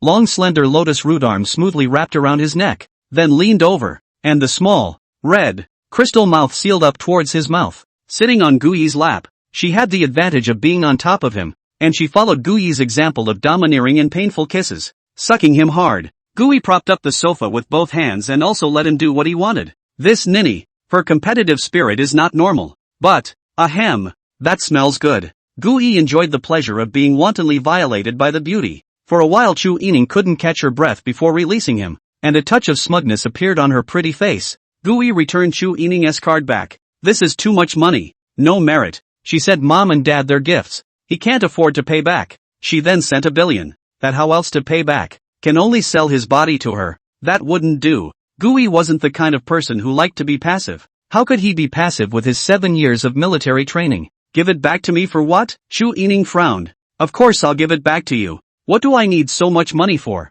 Besides, You can't get anything for nothing. You're going to adopt me. Ha, adoption is adoption. It's not like you can't afford it. Shu Yining's slender hand played with Gu Yi's face for a while, rubbing it for a while, pinching it for a while, and gathering it together for a while, as if it was fun. Then I really become a soft rice. Gu Yi touched his nose. Soft rice, this kind of thing. Sounds strange, but eat up, so sweet and delicious. Cough cough. Young money at your fingertips. That does not have a goal. Well, however, Gu Yi's goal has never been money. When Lin Jiwei asked him in high school what he wanted to do in the future, Gu Yi replied that he wanted to research some of the stuck technologies for his country. He later submitted a self-published paper on the phenomenon of reaction forces in microscopic particles, where the nucleus is the nucleus of the atom that accounts for the vast majority of the mass, and where the electrons are coupled, and the isotopes, by definition, change, in a cyclical manner. Normally, scientists observe the same. However, Gu Yi, after discovering the principle of recurrent weakness and deducing the existence of reaction forces,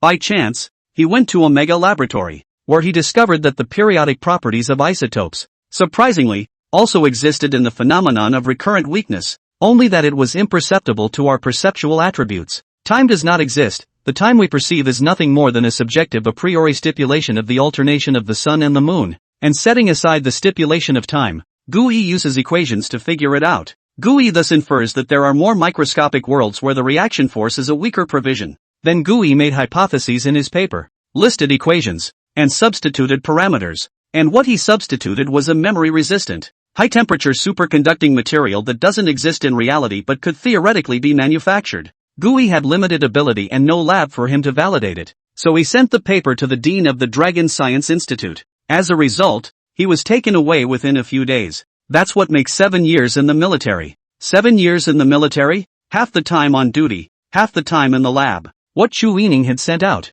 there was no taking it back. She frowned and crossed Gu Yi's eyes. You won't kiss my feet or take my money. You really don't like me. Gu Yi wrapped his big hand around him and leaned down for a painful kiss. He couldn't answer this. He could only show it with his actions. Shu Yining's nostrils fluttered lightly and she let out a winking sound. This guy was getting lighter and lighter. After a while, Shu Yining pushed Gu Yi away and, well, I have a meeting in a few minutes, so to get down to business, my mom told me to tell you yesterday to come to my house for dinner today. When she said this, Shu Yining's tone was flat, but Gu Yi clearly felt a wave of tension from her body, and of course it was possible that she was being kissed with shortness of breath. Gu Yi's heart skipped a beat. Now here's the problem. Previously, Gu Yi felt that fixing his mother-in-law was Shu Yining's business. After all, mutual benefit, and he was just a gun blocker. But, after all this, the two still have a chance to renew their contract, maybe even all the way, and identify themselves as Yining. Then, the matter of fixing his mother-in-law. Gu Yi also has a responsibility. I'm not sure what to do. Gu Yi suddenly got a big headache. The existence of a mother-in-law like this, just thinking about it gives one a headache. What to do? Think for yourself. I'm going to a meeting. A cloud of fragrant wind swept by, and Shu Yining got up from Gu Yi's lap, then hurried to the meeting. Why did Gu Yi feel that this girl had the suspicion of running away? A few minutes later, 65th floor, conference hall. The large office was packed, with only the president's seat at the top empty. Before Shu Yining's arrival, there was a burst of rustling in the conference room, but Shu Yining's footsteps rose and fell to make a sound, and in an instant, the entire conference room was silent. Icy cold and powerful aura, unfolding from her, as the dictator of the Star Group. No one dared to disobey her here. Democracy, brainstorming, and equality are elements that never include Shu Yining, because for her, no one in the company is unique. The meeting unfolded. This was an important strategic approach meeting for the company. Since Shu Yining took power, Star Group has been fully transformed to high-tech technology,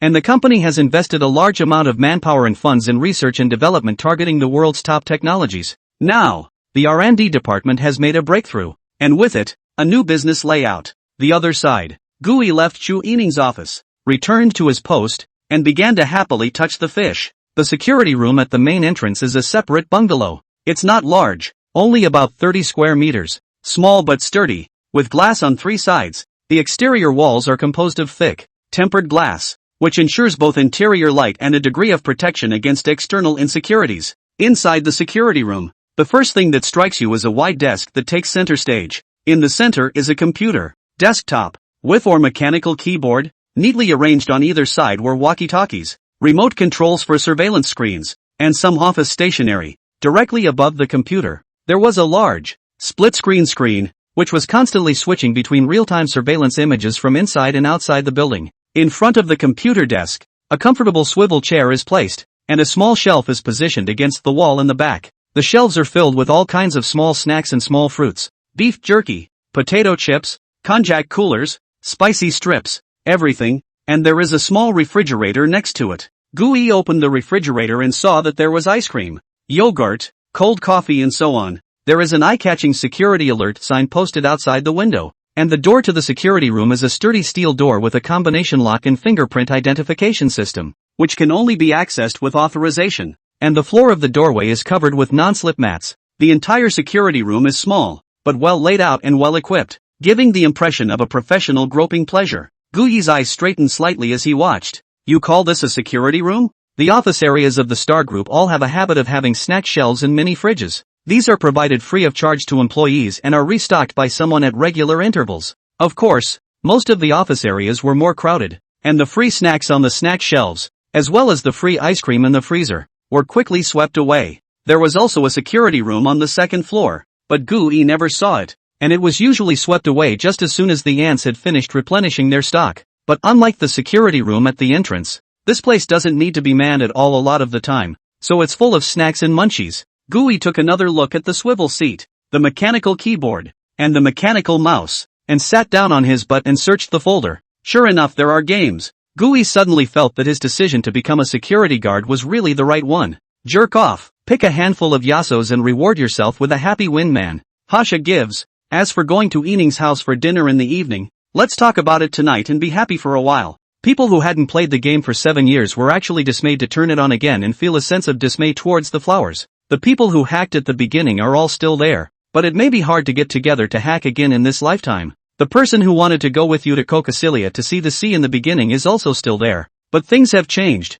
and there may not be a chance in this life. Gui remembered himself in high school, uninhibited, spontaneous, enthusiastic, sunny and full of ideals. 7 years have passed and these things are still visible in him. This is probably the charm of Gui. To remove all the lead, still carries a heart. Follow their own heart. Those things that we inadvertently throw away as we grow up are the most important things in us. When Gui a paper sent to the hands of the Dean of the Dragon Science Institute, the result was that he personally brought in to pick up. Since then, Gui all the way up. He first developed a superconducting high-temperature resistant malleable material that can withstand 20 keV, or more than 200 million degrees of high temperature. At this high temperature, the material automatically degraded. But the end of the high temperature, the material is reshaped, with a very strong memory, with a very small error. Since then, Gui has cracked the major problem of nuclear power platooning, and the War Carrier Battle Group entered the research and development phase in the same year. Immediately afterward, Gui began to lead the research and development of the Air Carrier Battle Group, a reactionary power plant that allowed the air carriers to travel proudly through the heavens as if they were on the ground. A series of mechanical semi-automatic anti-aircraft cannons, starcloth protection systems, and air braking systems followed. In the end, Gui had also developed what was known as the strongest personal device on the surface of the Earth, which was this device on his body, activated at the location of the bone Q of his carpal bone, with full neuron connection, and once all the combat privileges were open, the personal combat power that Gui could manipulate was comparable to the realm of the terrestrial immortals. The township is from him, but from start to finish, he had no attachment to power, as he swore under the red flag 7 years ago. If he does not retire, then the position of the boss, within 3 years will be his. He will become the entire Daxia, the real one of the 10 brothers, the youngest one of the 10 brothers, the most powerful one of the 10 brothers, from an average person, crossing over to the topmost class. However, when he hears that his mother is suffering from cancer and he is not around, he decisively chooses to retire from the military, with no attachment to the so-called power. The motherland is unharmed. The township has become so important that he is no longer that important. It has been said that the pilgrimage is just another carve-out. Wai Chu Ening will take a glance at Gui, probably more of certain qualities in him. These qualities may be young, every person has, but slowly, but was discarded by us as a liability. Husbands and wives are birds of a feather, but not even the worst of them would choose a partner who flew away from them in great distress. Shoo, Gui game just opened. A WeChat message popped up. Gui glanced sideways, and it was Lin Jiwei. Lin Jiwei, Gui, where are you? That positioning, I'm coming to find you. Gui, going to work to touch the fish. You want to come and watch me touch the fish? Lin Jiwei, 2. Gui, locate the message. I'm open. The enemy has 5 seconds to reach the battlefield. Crush them. Though I have wandered, I have not lost my heart.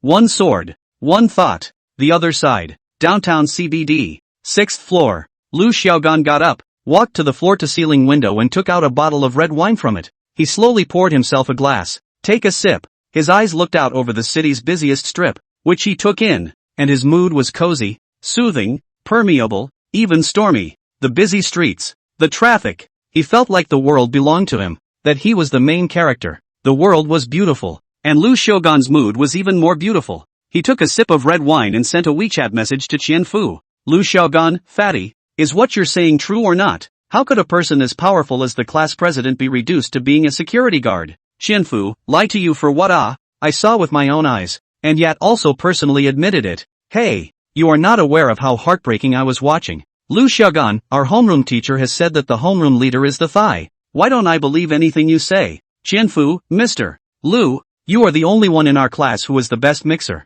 How could I lie to you with this kind of thing? If you don't believe me, you can go to the star group to see for yourself. He is working as a security guard there. Lu Xiaogan's heart trembled, and with that, a stream of warmth stirred through his body. When the red wine went down, the aftertaste of alcohol flowed through the bloodstream. Coupled with a surge of warmth, Lu Xiaogan felt his entire comfortable sweat hairs bunched up. Lu Xiaogan, okay, I'll help you with yours, but you have to do me one more favor. Money Ford, what kind of favor? Lu Xiaogan, you can't tell anyone about this for now. I have a little plan that I need you to cooperate with. Qianfu, Lin Jiwei from our class knows about it too. She added me on WeChat last night too. So I told her. Lu Xiaogan's mouth suddenly curled up in a smile at the corner, followed by a wide grin. Lin Jiwei, did not expect it? You like Gui rejected me, but you did not think that Gui will be mixed into a security guard who earns a few $1,000s a month, right? How stupid and ridiculous your choice was in the first place. When you see Gui's current situation and think of me who rejected it in the first place,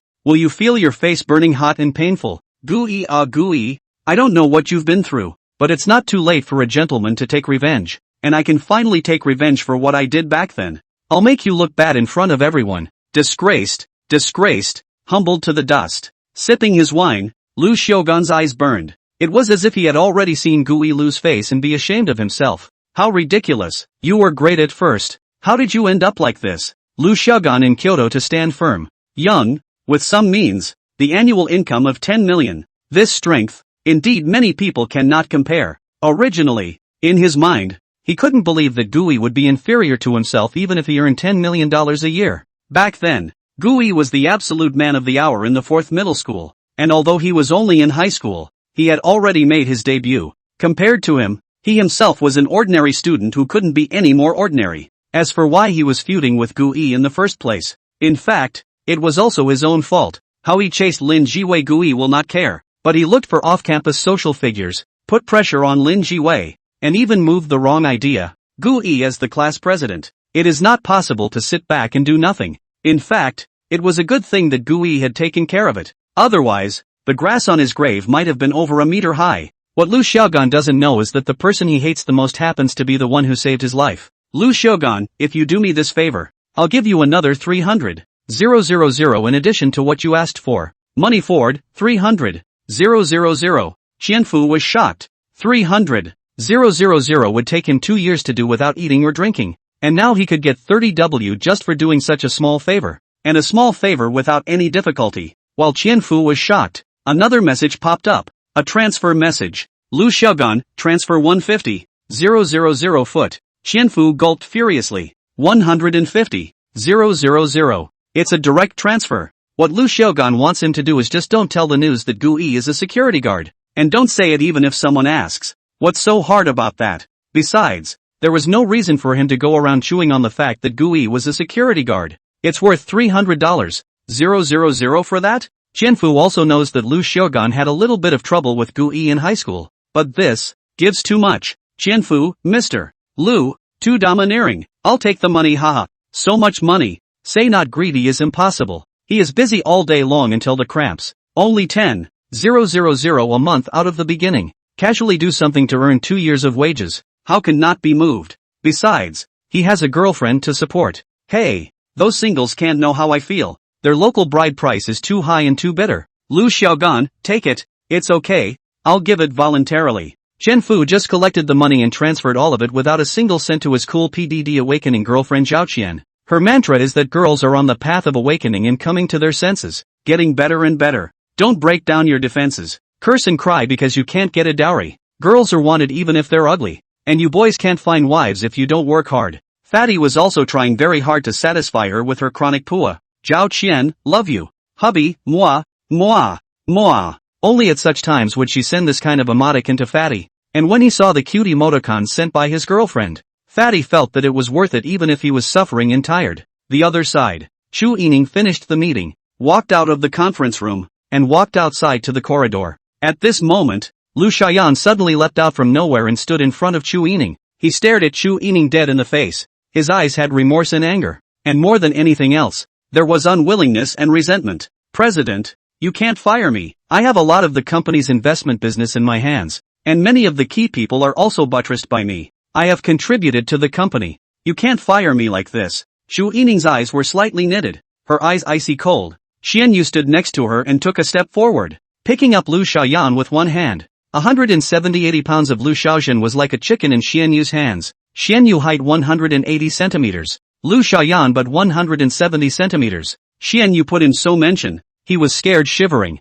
Let go of me. Get off me. President, you can't fire me. You'll definitely regret firing me. Firing the company's vice president for a security guard. Sooner or later a company like this will go out of business. Chu Yining, don't think that Star Group is a piece of iron. Sooner or later, your style of behavior will bring the group to ruin. Throw it out. A low, cold voice rang out, almost devoid of any emotion. Feet rose and fell with a crunching sound as Chu Yining walked forward, not even looking at him. Chu Yining acted. What is his turn to judge Lu Xiaoyan? There are many people who want to threaten Star Group. And what is he? Lu Xiaoyan? Many people wanted to pinpoint the Star Group's soft underbelly, as this would allow them to gain great benefits. But the more so, the more Chu Yining could not compromise with anyone. She has to be dictatorial. She has to be monolithic. Lu Xiaoyan was being single-handedly carried outside by Xian Yu, and he struggled towards Chu Yining's back, shouting loudly, Chu Yining, I will make you regret this. You forced me to do this. I'm loyal to the company. I create great value for the company. And if you do this to me, I will make you regret it. Bang! Lu Xiaoyan was directly thrown out by Xian Yu. Afterwards, Xian Yu took out a bunch of materials in his hand and threw them with force, smashing them on his face, like a slap in the face that hit him raw. He just stood up, his eyes fierce, his mind racing with tens of thousands of ways to get back at them. However, when he looked at the material that Xian Yu had smashed on his face,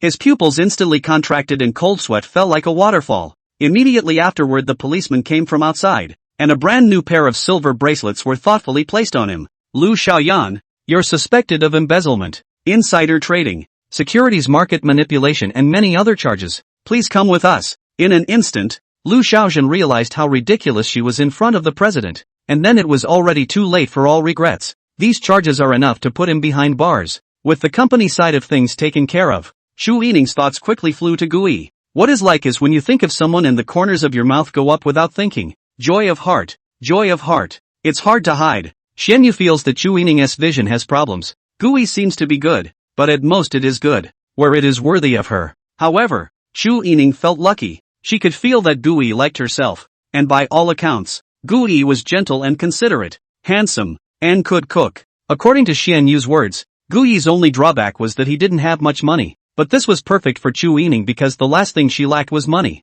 Those so-called wealth, standing at her height, have actually helped society manage its wealth. She can spend that money, but she can't spend it either. The money will continue to be managed by her only if she continues to create value for the community. Inside the elevator, Chu Yining and Xian Yu went straight to the top floor. After the elevator doors opened, Chu Yining spoke directly. Xiao Yu, help me see what Gui is doing. Xian Yu deflated his mouth and muffled out. I just finished the meeting, and the first thing I thought of was Gui. Give it for nothing, and not as quickly as you. The words were beeped in a low voice, so Chu Yining didn't hear them too clearly, but heard the words for nothing. Xiao Yu, I've noticed you've been a bit nosy lately. Xian Yu secretly said in his heart. I've always been very nosy. What can he do?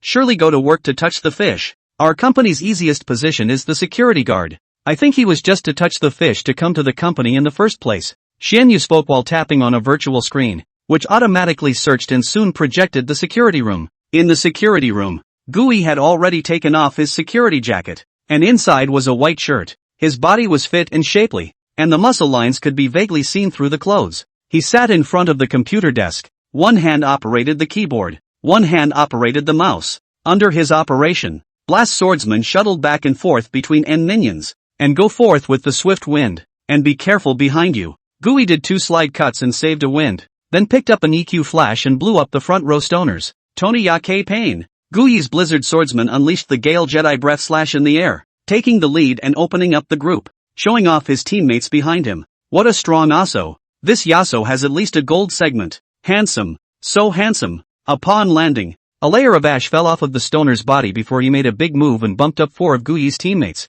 R to E to Q to W, A, enemy quadra kill. Stoneman danced in place after his 4 kills, as if to say that Yasuo was so good at being big and thankful for nature's gifts, and Gui slid along with the minions coming up ahead. Gui's face darkened. Teammate Gap. Can't even dodge Stone's big move. Can you play the game? At this time Gui sitting next to a very beautiful girl. The girl tied a ponytail. Upper body white shirt. Lower body black pleated skirt. Take a pair of black leather boots. Skin white porcelain tender. Sitting quietly next to Gui. Cannot speak of the freshness of the static beauty. Whoever sees will not be able to help but look at 2 more eyes. Lin Jiwei quietly sat next to Gui. In front of her was a fruit plate with her peeled grapes. She watched Gui operate while peeling the grapes, and when Gui went back to the city or the screen went black, she used a stick to tie a grape to his mouth. She was peeling grapes fast enough. Nay, there weren't even a few left on the plate. Gui, your teammates seem to be scolding you. Lin Jiwei sent a grape over. Gui, your teammates say you're firing big indiscriminately. Lin Jiwei hissed a strip of beef jerky over. Gui, your teammate said that you're the most rookie Yasuo he's ever seen. Lin Jiwei blinked. Some things really don't need to be said. All 4 of them are dead and I'm still alive. What do you think that says about me? Meaning you sell teammates? Gui suddenly had the urge to kick her out. Are you stupid? The 4 of them sent it together. What can I do if I don't leave and follow them to send 5 kills? Ow. Strategic retreat is it? Lin Jiwei understood the look. Then added. They say you scrape. A big move. Stone human skin did not fall. Open what group? Why don't you just go? With a brush. Lin Jiwei hurriedly covered her small mouth and blinked her eyes, signaling that she wouldn't say anything next. This is a tower pushing game. Developing and then pushing the tower is the root of this game. Don't be full of fighting and killing. Gui explained in a serious tone. Jianghu is not about fighting and killing, it's about human relationships, and League of Legends is not about fighting and killing,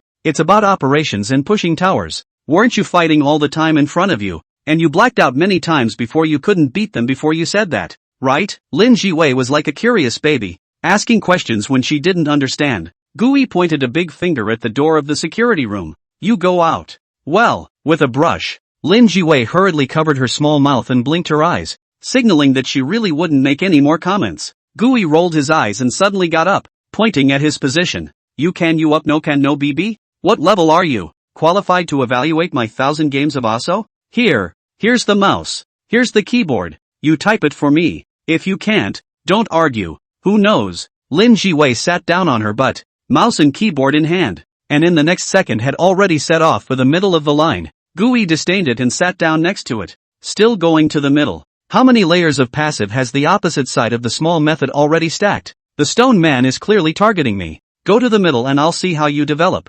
Hey, Lin Jiwei, why are you still as dull as you were in high school? The other side. Xu Yining sat down on the sofa and watched the interaction between the two on the screen with interest. The corner of Hanyu's mouth twitched. What is Gui doing? Even if she goes to work and touches the fish, she is accompanied by a beautiful woman who peels grapes and feeds her. Is he here to work? Sister Yining, do you still want to see it? Look. Of course. There's nothing to see. The corner of Xu Yining's mouth raised a touch of arc. Her body slightly tilted back. Her long white and tender legs folded on top of the other leg. Where they overlapped, the silky smoothness and delicacy was visible to the naked eye. Even she took some small snacks and fruits as well. Her eyes fell on the screen. A look of watching the show. Watching my husband fall in love. Put. Xian Yu's brain is a bit spinning. Watching your husband fall in love? What kind of mess is this? Xu Yining's eyes lifted as she peeled a grape and sent it into her mouth. Explaining. This girl was Gui's high school flower in high school, and by doing some math, has liked him for 10 years. Shit. Xian Yu's eyes widened and he didn't hold back his foul mouth. Was Lin Jiwei pretty? Of course she was pretty. As the recognized school flower, her looks were unique in the whole school at that time. Even today it's the same. However, her and Chu Yining's temperament is different. Chu Yining iceberg temperament, high cold imperial sister, and Gu Yi alone will show a hint of seductive devil attributes. Lin Jiwei, on the other hand, is the kind of leisurely, calm and quiet, with a classical atmosphere, with the kind of gentle, introverted, and skillful temperament unique to Oriental women. If the two were put together and compared, perhaps Chu Yining was the perfect girlfriend, while Lin Jiwei was that perfect wife. Of course, if Chu Yining knew that someone had made such a comment, she would definitely be unconvinced. Xian Yu ate the flavor. Gui, what's so good about him? Ah, such a beautiful girl, but even like him for 10 years, I really can't see that this guy, with his honest look, is a heart thief. What does he need now? He knows he's not good enough for Sister Yining, so is he going to get back together with his high school classmate? Humph. Scum. Thanks to Sister Yining liking him so much, is it possible for Gui to get back together with his high school classmates? Chu Yining is the kind of woman who is very proud in her bones. Just any woman can snatch her man away? How can that be? So, at first, she was just joking in tone and watching the show. Watching your husband fall in love with someone else? How could this be possible? Really, she would have already brought the truth to Gui to ask for a clarification. But, Lin Jiwei had 3 years of affection with Gui, still at the same table, and there was still the friendship of pressed hair in. Wouldn't Gui really be moved? Before meeting Lin Jiwei, Chu Yining was very confident in her own, but after meeting Lin Jiwei, even she had to admit that Lin Jiwei was the ideal kind of girl in her mother-in-law's heart. If the one who went to meet the parents with Gui first was Lin Jiwei, she might not have had a chance anymore. Besides, it was impossible to see Gui alone with another girl and not be jealous. Nope, Gui is now my boyfriend, my future husband. I have status, I have a name. Why can't I be jealous? I can be justly jealous. Xian Yu, no. Where is the 10 years? Gui did not go to the army as soon as he graduated. No news for 7 years? Chu Yining sighed quietly. I can only say that my husband is too charismatic. Even when he's not around, there are still people who can't forget him. He's my man. Why should I put up with it when other people can't get enough of my man? Red lips slightly open. Grapes into the small red mouth. Sweet and slightly acidic touch to the taste buds. Thinking of just Lin Jiwei feeding grapes to Gui, Chu Yining eyes suddenly moved. She took a grape, her folded legs parted, touching off a thin ripple, and stood up, heading for the door. Xiao Yu, come with me to the security room. The little vinegar bowl turned over at the drop of a hat. It's the people without a name who have to be careful when they get jealous, and I have a name. And the one without a name is Lin Jiwei. Chu Yining wasn't the type of person who would care too much about other people's feelings, especially people who had nothing to do with her. Lin Jiwei is clearly here to steal her husband from her. Tolerate my ass. Can't tolerate it at all. I'll take this vinegar. In the meantime, the head of security, Wang Quan, followed by a group of security guards happened to have something to look for Gui. The group headed toward the security room at the entrance. Did you guys know that Lu Xiaoyan was not only fired, but she was sent straight in by the president? That guy also really doesn't know the heights of heaven. How dare he jump out and threaten the president? The president's tactics are not something he can understand. Hey, I really didn't expect that the president would fire the vice president of the hallowed company for a security guard, not leaving any room for maneuver. Lu Fei suddenly jumped up and covered the mouth of the man who was talking. But don't dare to talk nonsense. What security guard? That's the president's wife. Ah shucks. The president's husband. She's just here to experience life as a security guard. Can she be the same as us? Besides, Gui is young and handsome. I see that it is a good match. With the president when he said this, Lu Fei did not have any bottom line. Although he had now turned into a e-blower and had brainstormed a bunch of Gui's illustrious background, he was still short of breath when it came to saying this. Oh, doesn't your conscience hurt when you say that? I think the president is just playing around with him. Her future husband, who must be from a prominent and strong background so that he can end up with her, must be a son from one of those big families. The president and Gui should just talk about their relationship and call it a day. A security guard named Su Fu Gue said seriously after a meal of analysis. A few people walked and chatted. It couldn't be helped that the matter of Gui and the president was so topical that they had been talking about it almost the whole day. I still think Su Fu Gue is right. The president is in love with the security guard and is just playing around. I also agree with Fu Gui's point of view. Gui is probably the president's licking dog, and can provide some emotional value only. In the eyes of the president, Gui is nothing but a toy that comes when called. Don't believe you guys come to see? Only he takes the initiative on the president. The president will never take the initiative on him. Just as the words fell,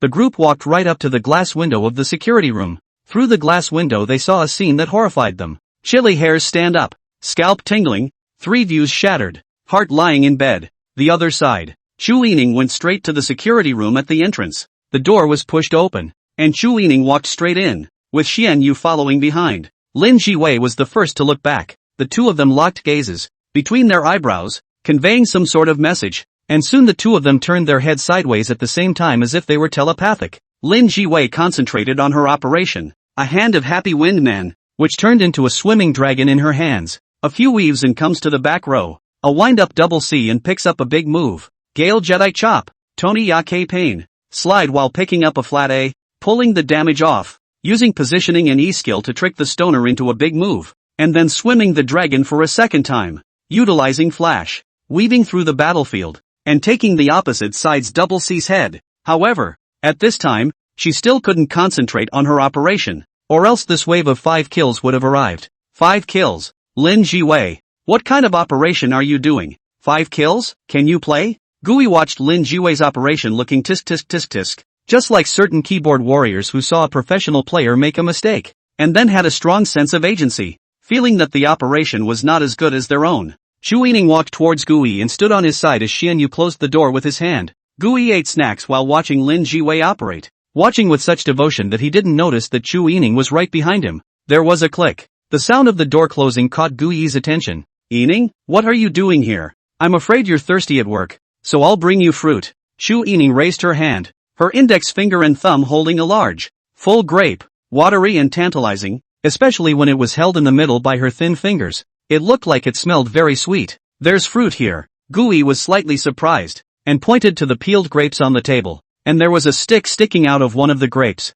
These grapes are all peeled by Lin Jiwei. Of course, Lin Jiwei did not eat one, all for him to eat. She's still just as goofy as she was in high school, bringing in good food and bringing it to school and sharing it with everyone. Gui, as a good friend, of course had a share every time. Even if Gui is not there, Lin Jiwei will leave her a copy, like what abducted jujubes, see buckthorn fruit, mangosteen, lychee, winter jujubes and even watermelon. At that time to come to school, only Lin Jiwei is there, quasi have fruit to eat. Of course, Gui is not the kind of pure white whoring. He will also bring some homemade snacks to school. He likes to read books. See the good books will lend books to her to see. So the two had a lot to talk about at that time, because they both read the same books, and every time they rotated to the same table, the headphones were split in half, and the two would listen to the same song. Chu Yining gently shook her head. This is a grape, but it is not the grape that I peeled for you. She lifted her fingers, her fingertips at the top of the grape,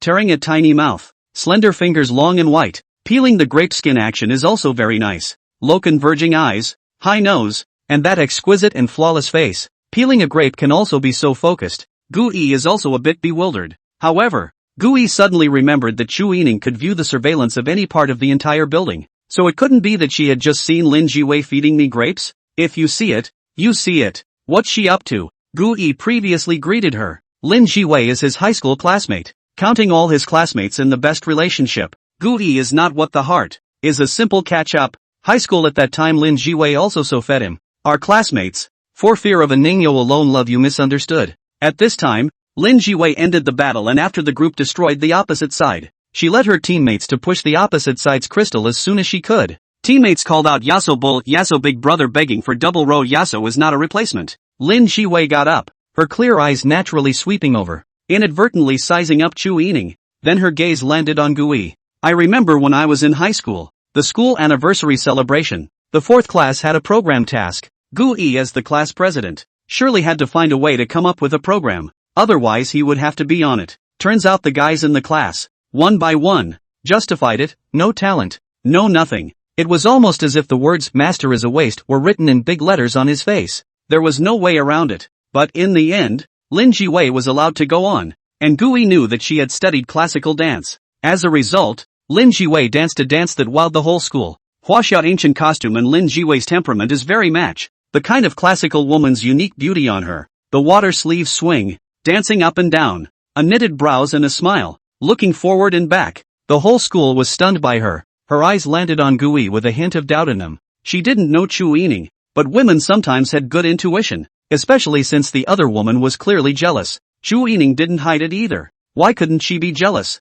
Gu Yi snapped and laughed. This thing he did a little bit wrong. Before he was not aware that Lin Jiwei liked him. But Chu Yining said, "Want you to accompany me to Kokonusha to see the sea." The complete sentence is, I want you to accompany me to see the sea in Kokonusha. Don't want the future. As long as you come. Lin Jiwei was afraid that she was hiding a deep feeling for herself. But it's useless for her to like herself. She has a girlfriend now. By way of introduction, she is. Before Gu Yi finished speaking, Chu Yining brought the peeled grapes to her mouth. Her red lips slightly opened. Her shell teeth gently biting the grapes. 2 rows of neat white teeth. Sweet and nice. The grapes squeezing out shapes on her crystalline red lips. Charming and moving. Chu Yining's eyes lifted. A pair of clear and cold eyes became full of autumn water. Although her temperament was clear and cold, she was originally peach blossom eyes. When her expression was slightly flirtatious, her eyes were like peach blossoms in full bloom, which could make one's heart beat faster in an instant. Chu Yining grabbed Gu Yi's collar, stood on her tiptoes,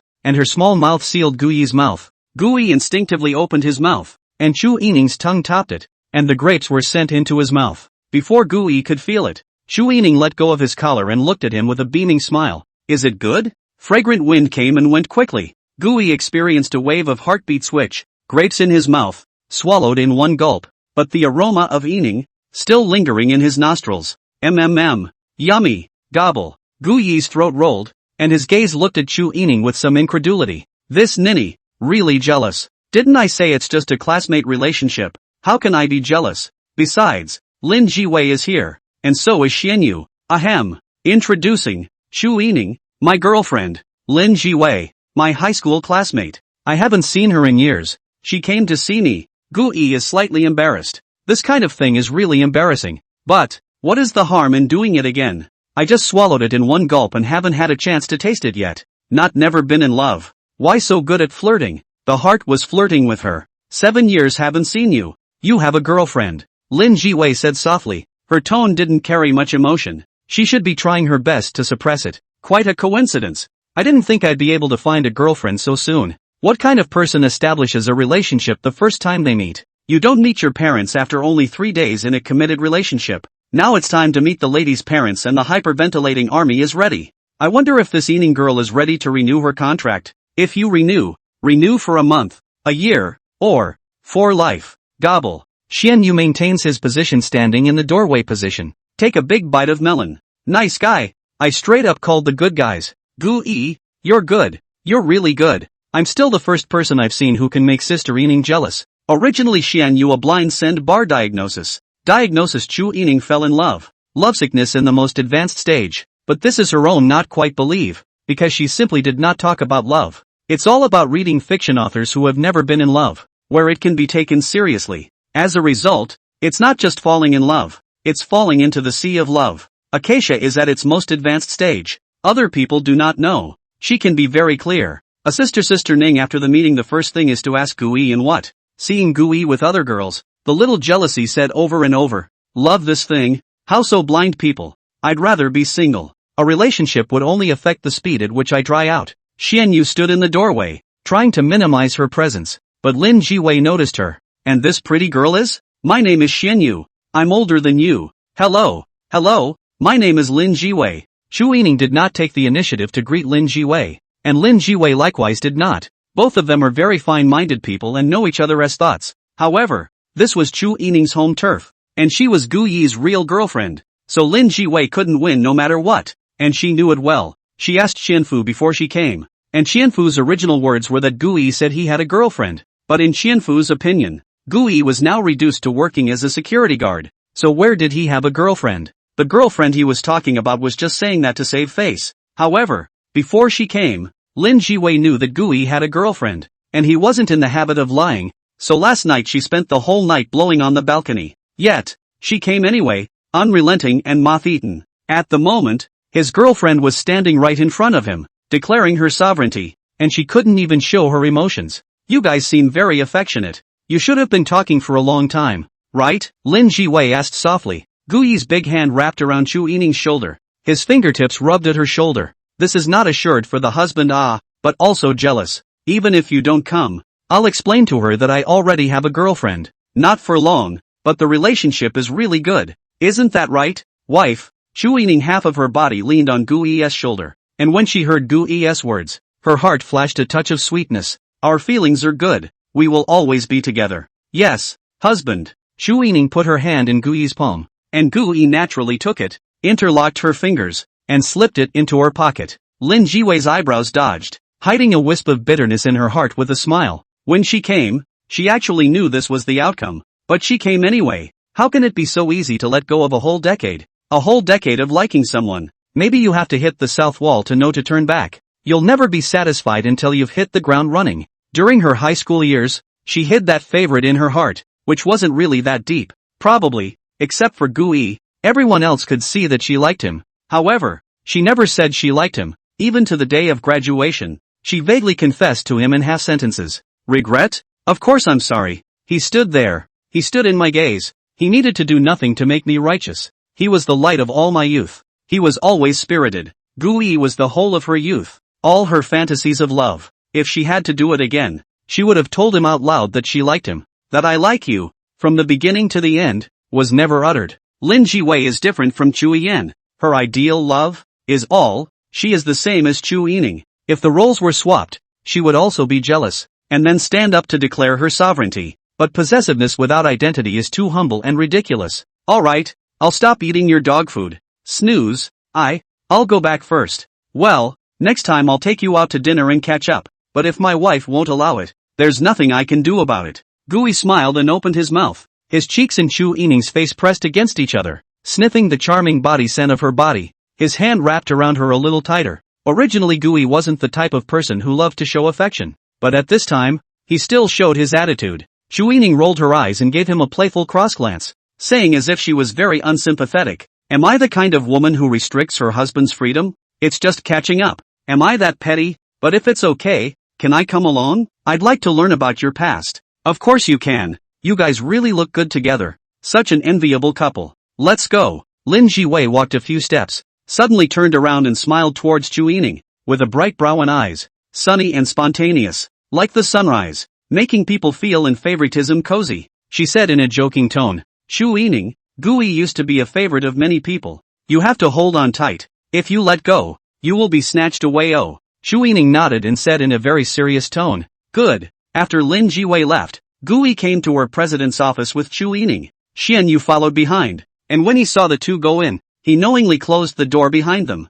Of course, it would close automatically without her having to close the door, but it would be a better way to show her eye as a secretary. There was a click. After the office door closed, Gu Yi picked up Chu Yining by the waist. Walking to the edge of the sofa, Gu Yi sat down on his butt and put Chu Yining on his lap. Chu Yining's legs curled, her lotus root arms wrapped around Gu Yi's neck, and her slender body was like a ball of cotton, curled up in Gu Yi's arms, clinging tightly. Such a posture in order to feel Chu Yining's heavenly long legs from a close distance. When the legs are curved, a section of the thigh can almost be flush with the shoulder. The fabric of the hip skirt is silky smooth, plus Chu Yining is wearing a pair of black silk. The touch is more delicate and smooth, holding in the arms. In an instant, a soothing touch, straight to the heart. "Didn't I say it was a classmate? Why are you still jealous?" Gu Yi's low voice rang in Chu Yining's ears, exhaling hot air hitting her ears, which was a sensitive area, and all of a sudden her entire body was soft in Gu Yi's arms. "I'm not jealous." Chu Yining was soft in Gu Yi's arms, her body half curled, her delicate little face pressed against his chest, her waist displaying a perfect curve. Gu Yi only wore a shirt outside. Chu Yining's long, fine, soft hair that casually fell on his chest. The delicate touch wore, like there was a silken silk, lightly touched on his chest. Gu Yi, one hand holding Chu Yining's thighs, let her steadily shrink in his arms. Chu Yining's legs well proportioned and slender, black silk wrapped. The touch is extremely smooth. Every moment of inadvertent touch can let a person thumping heartbeat, full of playfulness, as if this is the man's most loving toys. Only with this close touch could the extreme charm of those beautiful legs be felt. Gu Yi hugged Chu Yining and reached out to receive her hair to one side. The touch that spilled over his chest made him a little topsy-turvy, especially because this niece smelled too good, and sniffing her body scent at such a close distance would make it really impossible to hold on to it. Chu Yining does not seem to have a specific concept of her own charm. She put her hand on Gu Yi's waist, touching and rubbing and pinching, all not very hard. Neck up,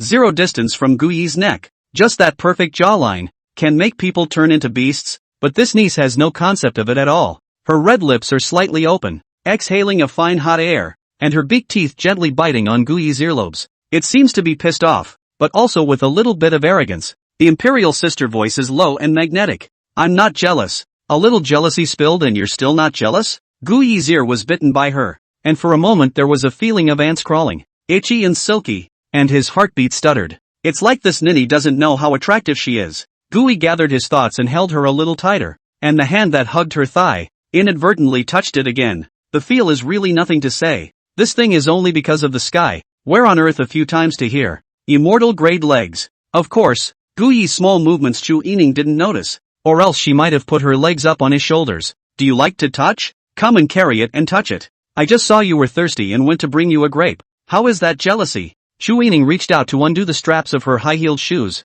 It wasn't easy to undo because she was being held by Gui, who naturally helped her with his hands. The silver twisted silk laces, with a very sexy design, look as if they are complicated to undo, but in reality there is only one hidden buckle, which is very easy to undo. Gui undid the laces of Chu Yining's high heels. Chu Yining's toes exerted force and kicked off her high heels. Her ankle then fell into Gui's hand, a beautiful foot lying peacefully in his hand. Chu Yining seemed to be dissatisfied with her feet being wrapped in black silk. She pushed the black silk roll of one leg down, and the black silk that had faded was used as a scarf by her to wrap around Gui's neck. The last time she was in the car, Chu Yining had operated in the same way, that black silk locking around Gui's throat, and from then on the gears of fate had turned. The beautiful feet of the faded black silk landed in the palm of Gui's hand. If Chu Yining's legs were immortal grade, then these feet, they should be above immortal grade. Beauty, it's beautiful. From the thumb to the little finger, knuckles such as beautiful jade like staggered, not the visual porcelain white tender smooth,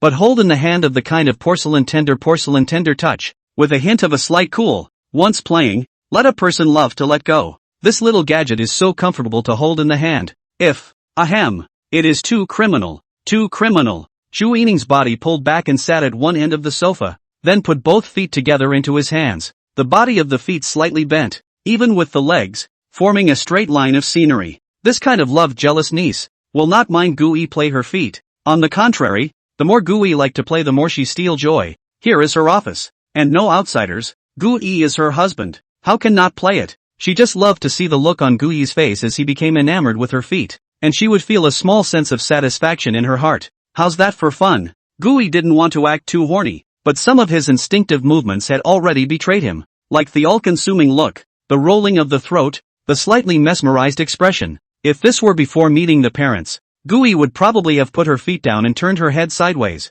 Nonchalant, nonchalant, nonchalant, nonchalant. It's a bit inappropriate to crave someone's body when the 8 characters haven't even been introduced yet. However, after meeting the parents, Gui and Chu Yining have bared some of their feelings for each other, and on the balcony, they kissed under the moonlight, knowing that they have each other in their hearts. That being the case, it makes perfect sense for me to crave my wife's body, and the more I crave it means the more I like her. Similarly, Chu Yining also liked Gui gluttony her body. The more gluttony she heart the more stealing, although still will be shy, but compared to that kind of uncertainty that kind of shyness in no one's place will be restrained down. Gui held it in his hand and played with it from ankle to toe. Feeding grapes is feeding grapes. Why do you need to use your mouth? Can't you see that Lin Jiwei is just using a stick? Gui put her foot on his leg. Chu Yining obediently bent her foot slightly and stepped on Gui's leg. She seemed to like the feeling of stepping on her leg. The fine rubbing sensation stirred Gui's nerves once again. She uses a sign because she doesn't have status,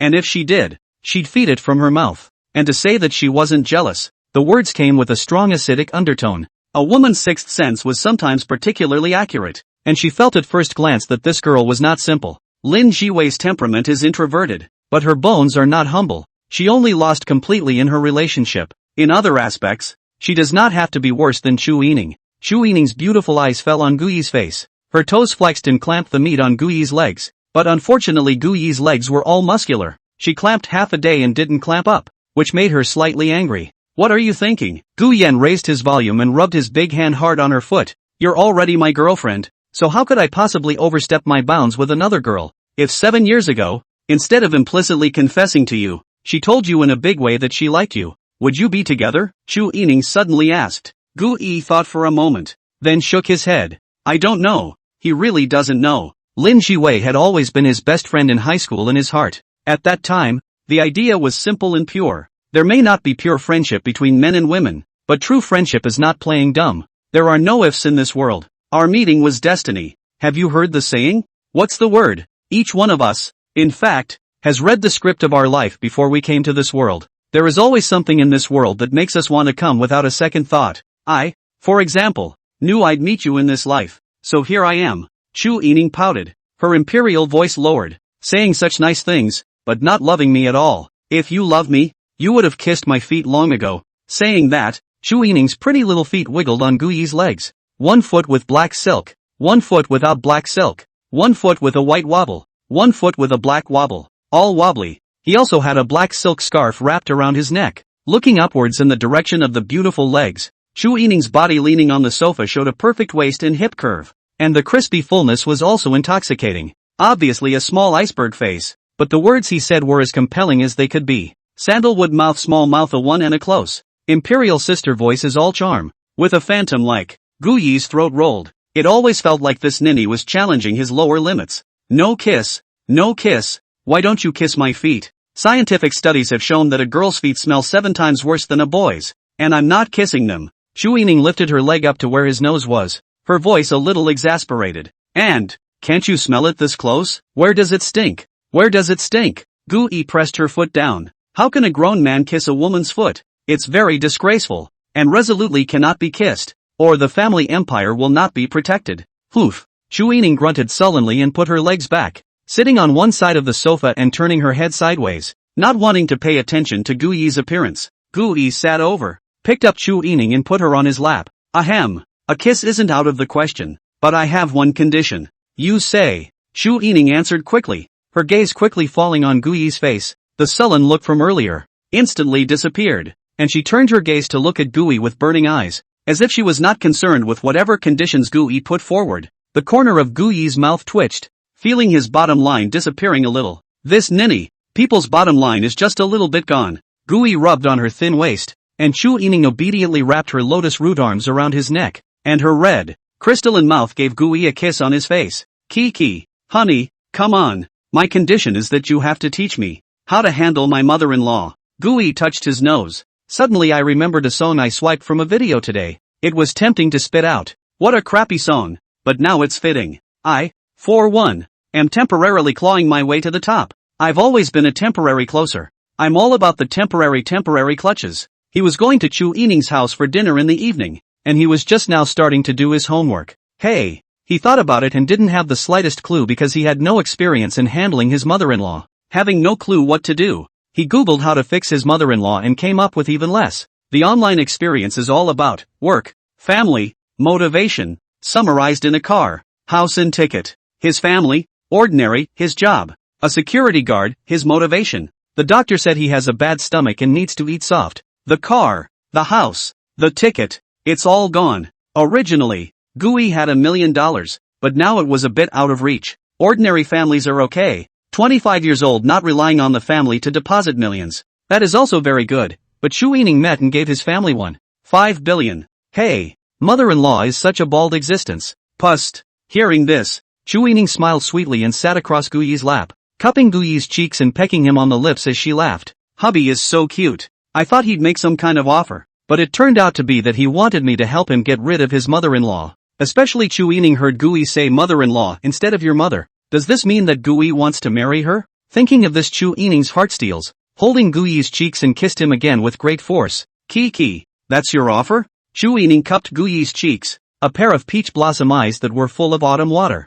staring unblinkingly at his kind of angular, handsome face. Under the light, Chu Yining felt that this face had a kind of beautiful engraved time. It was so vivid and quiet, holding on to his hand and growing old with his son. This is the man she's going to marry. Gu Yi was kissed by her several times in a row and was asked this kind of question. What's that look on your face? It's like I'm giving it away for nothing. Don't think about it too much. You're doing so well in front of my mom and the others. I can't fall behind, right? It's a requirement of our contract. Yes? Of course. Then why are you called mother-in-law? Gu Yi. He wrapped his big hand, somewhat furious, around Chu Yining's thin waist, pulling it towards his own arms, and the two people's waists vigorously bumped against each other. Chu Yining was in a wraparound skirt with light fabric, and Gu Yi had a pair of slacks with a pair of boxers. With this bump, Chu Yining let out a soft oing sound. Her cheeks flushed scarlet in a flash. Any more bullshit and I'll do what you do. Tell your mom we'll get a license next month, get pregnant this year, and the baby will be born next year.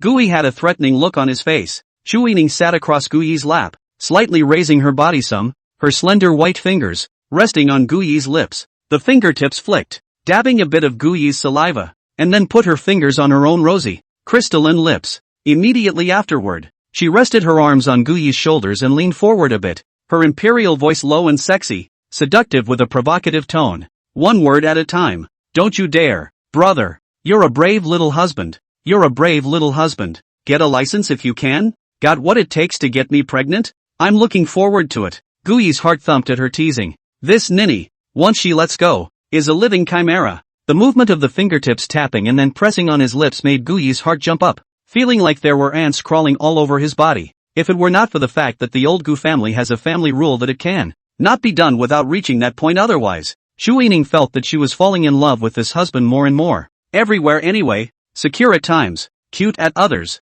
and a bit naive at others, rich in justice, and with a super positive outlook. When you like someone, they shine no matter which way you look at them. Today Chu Yining also saw a sentence at night that the most effective way to get a responsible man is to give him children. Chu Yining's cheeks were slightly red. It was time to hurry up and give birth. He was 28 years old this year. If he didn't hurry up and give birth, he wouldn't be able to give birth to a few more. Request for power generation. The Chu family's side of the family was thin. And the reason why Chu Yijuan was frantically urging for a marriage was because he hoped that the Chu family would have someone to follow in their footsteps. Yan that nature. Chu Yijun where to force her. Say Yan also still small. This burden naturally fall on Chu Yining. Aunt Lin and Grandma Gu they also like children. Listen to Xiaoshi said. Gui was very cute when he was small. Not only good grades but also can cook. Is growing up cannot control it. Cannot practice trumpet. Can only count on him to marry his wife early to give birth to a big fat boy. Aunt Lin is very fond of the girl. If she gives birth to a daughter is also very good.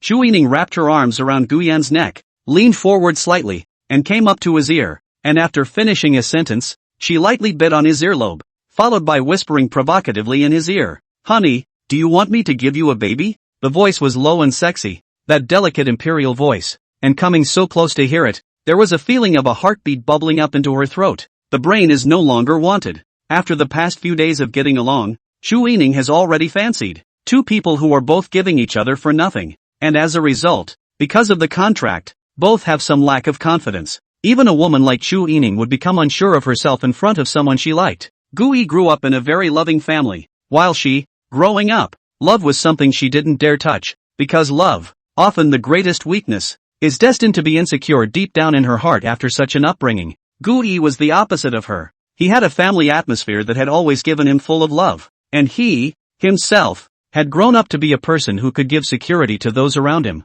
Therefore, Chu Yining had never felt that she was superior to Gui in terms of family. On the contrary, Gui was the look she envied the most. They say it's easy for a person to fall in love with a look they envy. When there is a person to live as her ideal, then the key of love appears. The lock of the heart is opened at this moment. On the other hand, it was age. Everyone didn't talk much about age, but it was a fact that she was 3 years older than Gui. What young guy doesn't want a younger sister than himself? It's hard to even have a market for one like yourself. It's a good thing that Gui's family doesn't dislike him, and Gui seems to be infatuated with himself. Sure enough, personality, education and all that is a backhand. Beauty is the sure thing. Chu Yining is a smart woman, knows what her biggest advantage is, of course, will not end up not using, is to use beauty, ruthlessly tempt him, take him down. Honey, do you want me to help you have a baby? If you want to, say so. Come on, say it out loud. Want me to help you have some? Chu Yining's red lips gently opened. Her small sandalwood mouth opened, revealing 2 rows of neat white teeth. Her teeth followed the contour of Gui's ear, slowly scratched, and her red and crystal lips also slid together with the arc, together with the contour of Gui's ear. The delicate sliding of the lips, the touch of the teeth Qing Rin, the sandalwood mouth breathing out warm air, all these feelings mixed together. Let Gui's heartbeat accelerate. Rubbing, there is a stream of heat in the body stirring. His body shuddered, goosebumps rising. It was a little too exciting with the words she said and the tone of her voice. Having a baby now? Gobble. The knot in Gui's throat rolled, and his entire body was hard controlled by Chu Yining. At this moment he could only be humiliated into hard control unless he rolled over and took her directly. But, this is her office, and, not yet licensed. If she really conceived, Gui does not know whether Chu Yining is a whim or really wants to hold hands with him and grow old with him. After all, the two have only been together for 4 days and there's still a contract in place to really discuss having a child. Gui still felt a bit too sudden. Of course, Chu Yining gave it for nothing, and it was even more unlikely that Gui would refuse. Want? To what? Want you to give me babies. Gui wrapped his arms around Chu Yining's thin waist, got up, switched positions, gently pushed. Chu Yining fell flat on the sofa. Gui leaned down. The whole person pressed on her body, and then his hands grabbed Chu Yining's slender hand, 10 fingers interlocked, and put this niece under hard control. Male on female off, up close and face to face, 4 eyes. After you get past your mom today, I'll let you give me a baby. The reddish, crystalline and incomparably sweet sandalwood mouth was right in front of her. Such a small mouth. Countless people dream of sucking on it, because those who have tasted it know that no delicacy in the world can be compared to it. It is the sweetest existence. Gui did not have to hold back in the slightest. His big mouth sealed up, pouring out painful kisses. This little mouth. He wants to kiss every day. Of course, certain hands had their own ideas, and Gui couldn't care less. This is a point that the majority of male compatriots should be well aware of. Cannot control, simply cannot control. When you kiss, one arm around the small of the back, and the other? What to do with nowhere to put your hands? Chu Yining let out a low wooing sound, then closed her eyes tightly and wrapped her arms around his thick waist, letting him do whatever he wanted. The other side. Lin Jiwei was walking alone on the street. A light rain pattered in the sky. She didn't have an umbrella and wore a pair of headphones in her ears as she did in high school. She tilted her head back and let the fine rain hit her face. Loneliness, bitterness, sighs, regret, complex emotions intertwined in her heart. She would love to just smile and get over it as she had before, but she couldn't laugh or get over it. Hey, Lin Jiwei, why are you still as dumb as you were in high school? I've always been the same as I was in high school. I've never changed. Tears mixed with rain slowly slipped from the corners of my eyes. Lin Jiwei's headphones were playing a song she'd been enjoying lately. Love can only be complete in memories. Trying to hold you inside my body. Don't dare let you see it. The tear that didn't fall from the corner of my mouth. If this is the last look, before you leave, could you let me rewrite the story? Gui did not know that there was a girl who hated being pressed against his hair at all, and even kept her hair long and uncut for 3 years in high school. Gui didn't know that there was a girl whose first thing she did every day when she went back was to wash her hair, and the first thing she did every morning was to comb her hair to make it smooth. Gui did not know that there was a girl who went to school so early every day, not simply to help him copy homework, but liked him. The tear, mixed with the fine rain, coalesced into a bead at the corner of his mouth. It snapped and fell. She finally couldn't help herself, crouched down on the street corner, buried her head in her knees and let out a sob. There's remembering, and then there's loving. Because of the chanting, there are no echoes, only hers and his. Lin Jiwei squatted on the street corner. The rain gradually got heavier. When an umbrella was propped above her head, the man didn't say a word, just quietly held her umbrella for her and stayed quiet with her. For a while, Lin Jiwei raised her head, one pair of eyes already red from crying, 2 clear tear tracks on her cheeks. Nei-san, went to look for Gui? Aha. He turned you down? No. He's got a girlfriend. What should I do? Great-grandpa? To Lin Jiwei, umbrella man, hair white, beard short stubble, stand like a silver pine. There is a kind of man, the older the more handsome, the older the more temperament. His appearance by the baptism of the years, but still angular. Eyebrows and eyes have a sense of sharpness. His eyes are ghostly and deep, but the feeling he gives is hale and hearty, permeated with the aura of a long time on the throne, not angry and authoritative. He was Lin Jiwei's eldest uncle, one of today's 10 brothers, and the man who had been Grandma Gu's suitor in the beginning. The man who had stayed married for life for Grandma Gu and waited for her to get a divorce even though she was divorced. Lin Jinghua, Lin Jinghua's brother, Lin Jiwei's grandfather, was killed by spies 1 for 1 in order to protect important state secrets. Lin Jiwei's father, an anti-drug hero, also died in the mission. So Lin Jiwei grew up around Lin Jinghua. She is the pearl of Lin Jinghua. Lin Jinghua has no children. He treats Lin Jiwei better than he treats his own granddaughter. As long as she wanted the stars in the sky, he hated to pick for her. Yet, at this very moment, she is watching her granddaughter cry tears under the pouring rain. The corner of Lin Jinghua's mouth revealed a trace of bitterness, that dusty in the heart. Decades of feelings, at this moment surged to the heart. One word came to his mind: creation. It's really a case of making things happen. When he and Gui's grandfather had pursued Su Lin together, at that time, he hadn't even considered Gu Zhangjun as a rival, and because of his arrogance and cockiness, he had left Su Lin with a bad impression. And when he tried to redeem himself, he was powerless to do so. She loves a man who can spend time with her. Chai rice, oil and salt, crude tea, family, happiness and well-being, themselves cannot give her. Back then, instead of trying to figure out how to fix their problems, he tried to change her mind, and in his self-righteousness, he ended up losing the relationship completely. Su Lin back then is the most beautiful, the most spiritual, the most kind girl he has seen. She was doing medical care while reading. She saved his life. He read the poems she wrote. In his heart, it was the white moonlight, vermilion sand mole general existence. She is so smart and kind. When Lin Jingwei in the deep mountains infected with an unknown bacteria, all the doctors have never seen this situation. Helpless. At that time, his condition deteriorated very quickly. His heart was accelerating failure. And the doctors over here were at their wits' end. And the dean even proposed to transfer to a foreign country. No one in the country can cure him and his condition. He simply could not last until that time. Even if he was transferred domestically, his life was in danger at any time. At that time, Lin Jingwo was on the verge of resigning himself to his fate. It's a matter of life and death. However, just when he was on the verge of despair, Su Lin flipped through dozens of books overnight, didn't sleep for 2 days and nights, and finally found a clue to this bacteria inside a folk novel. She immediately gave the news to her attending physician. The root of the disease was found, and the next step was to treat the symptoms, even without surgery. This girl stood guard at his bedside all night and watched him being cured before she breathed a sigh of relief. And after 3 days and 3 nights of no sleep, she fell asleep on his hospital bed. To him, Su Lin is not only a white moonlight,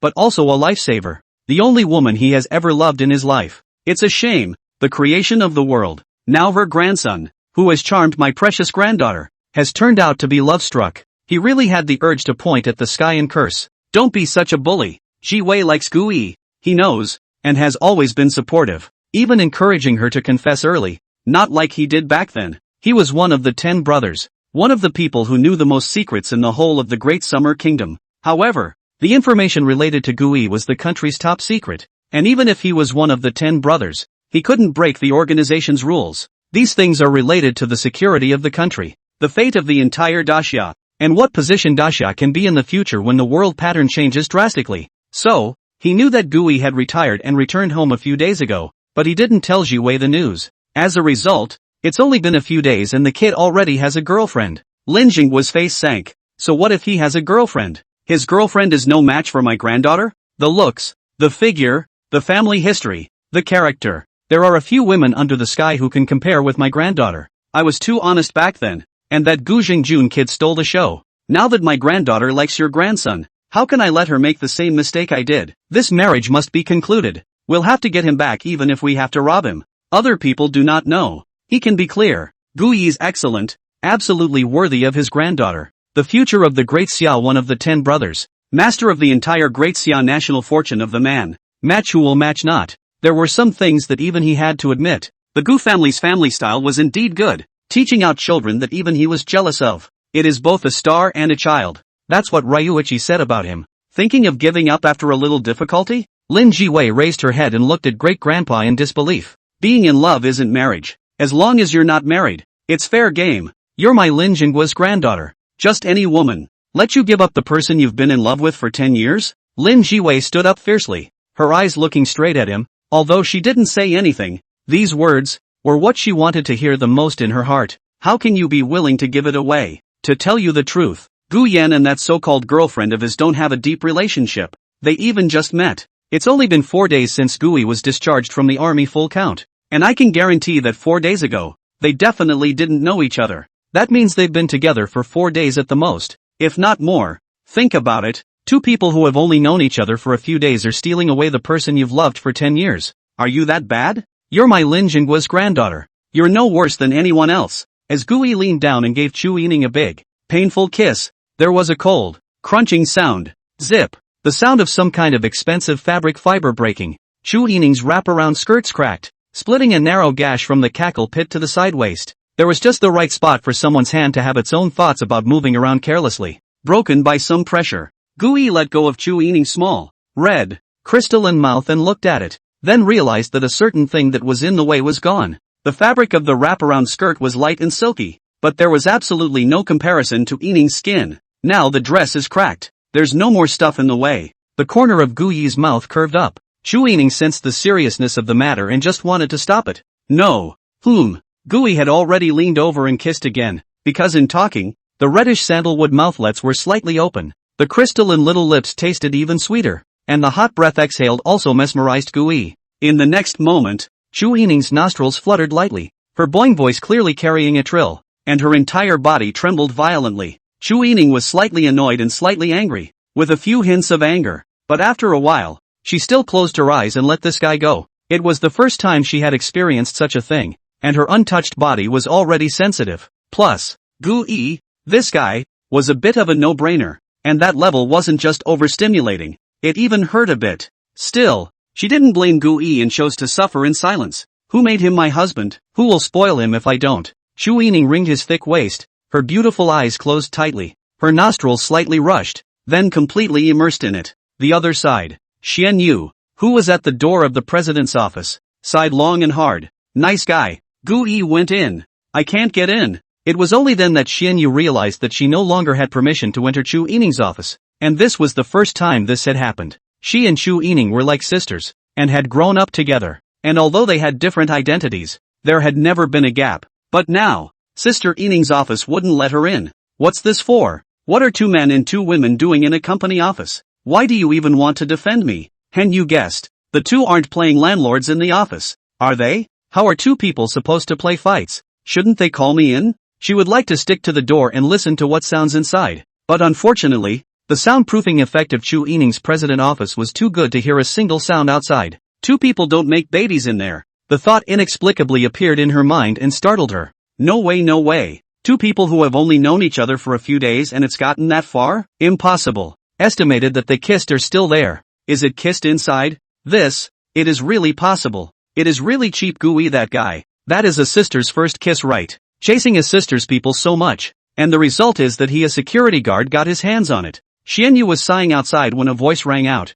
interrupting her thoughts. Sis, is Sister Yining in there? Xian Yu turned his head to see that the person coming was Xin Ting, a big sunny boy with a height of 196 centimeters, and his appearance was a bit similar to Xian Yu. In? But you can't go in? Ha, why? I'm looking for Sister Yining for something. Xian Yu lightly swept a glance at him, because Sister Yining's boyfriend is inside. Oh, brother-in-law it's better if brother-in-law is there. Why can't I go in if brother-in-law is there? Xin Ting scratched his neck with a puzzled look. Xian Yu gave him a blank look. This stupid brother. People are lovers. Lonely men and women stay in a room with the door closed. Why do you think you can't go in? Bean Batch. How dare you like a mess? A key in just like that? You're stupid. What are you doing here instead of attending class? The older sister had an innate bloodline suppression of her younger brother, and when Xian Yu glared at him, Xin Ting was a bit of a wimp. Also, it's nothing. Hurry up. I heard Xiaoshi say that my brother-in-law used to be a special forces unit. I want to ask him how I can get into that unit of his.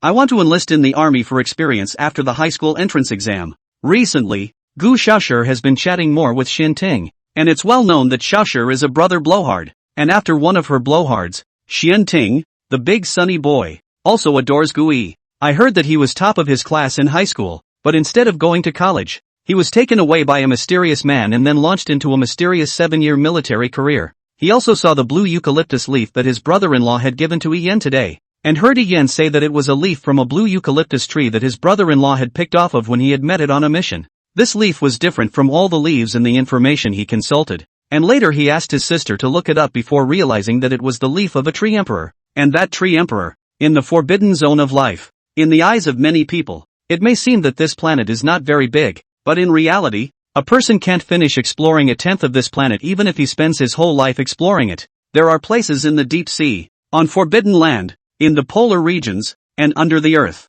that science has so far been unable to explain, and are also known as no-go zones for life. As a result, he was even more convinced of what Xiao said, and from now on, his brother-in-law would be his target. Xian Yu raised an eyebrow. Your sister. I used to be in the special operations team for 3 years. Why don't you ask me? I thought you couldn't beat your brother-in-law. Xian Ting beeped in a small voice. What? Xian Yu shouted lowly, and Xian Ting hurriedly scrunched his neck in. His sister is not able to beat her brother-in-law, but beat him as if he were a 3-year-old child. And the bloodline suppression is not even a problem, but also cannot beat. Then what are you looking for Sister Yining for? This. Xian Ting was a little hesitant. This cannot be said indiscriminately. and cannot let too many people know. Say, I want to tell Sister Ening something. Yen actually got together with her brother-in-law even earlier than she did. Just that her brother-in-law didn't know. I thought about it, but I still feel the need to tell her about it. Shen Ting's speed of speech is thief fast. Not the slightest bit of procrastination. The main fighter from the heart. What? Xian Yu exclaimed loudly, almost thinking he heard wrong. What the hell is this? Yen was with Gui even earlier than Sister Ening. Only Gui didn't know? Or listen to what you're saying. I've seen those who are in love and don't get along. But it's the first time I've seen those who are in love and don't know each other. Xian Ting told Xian Yu the whole story, and Xian Yu listened in wonder. Was this Gui the Chu family's nemesis? It's surprising that there's such a coincidence. It's amazing that my sister and my sister both like someone at the same time. And that someone is a mediocre security guard. I can't say he's mediocre, but all in all, he's rather ordinary. She didn't know about those experiences of Gui's, but Gui's family background was clear. It was just a very, very ordinary family. All of the family's assets combined were less than half of a bracelet given by Sister Ening. Well, you go on back, and I'll pass on your business for you. Oh, okay sis, put in a good word for me in front of my brother-in-law more often. Got it. Get lost. Hey, the big,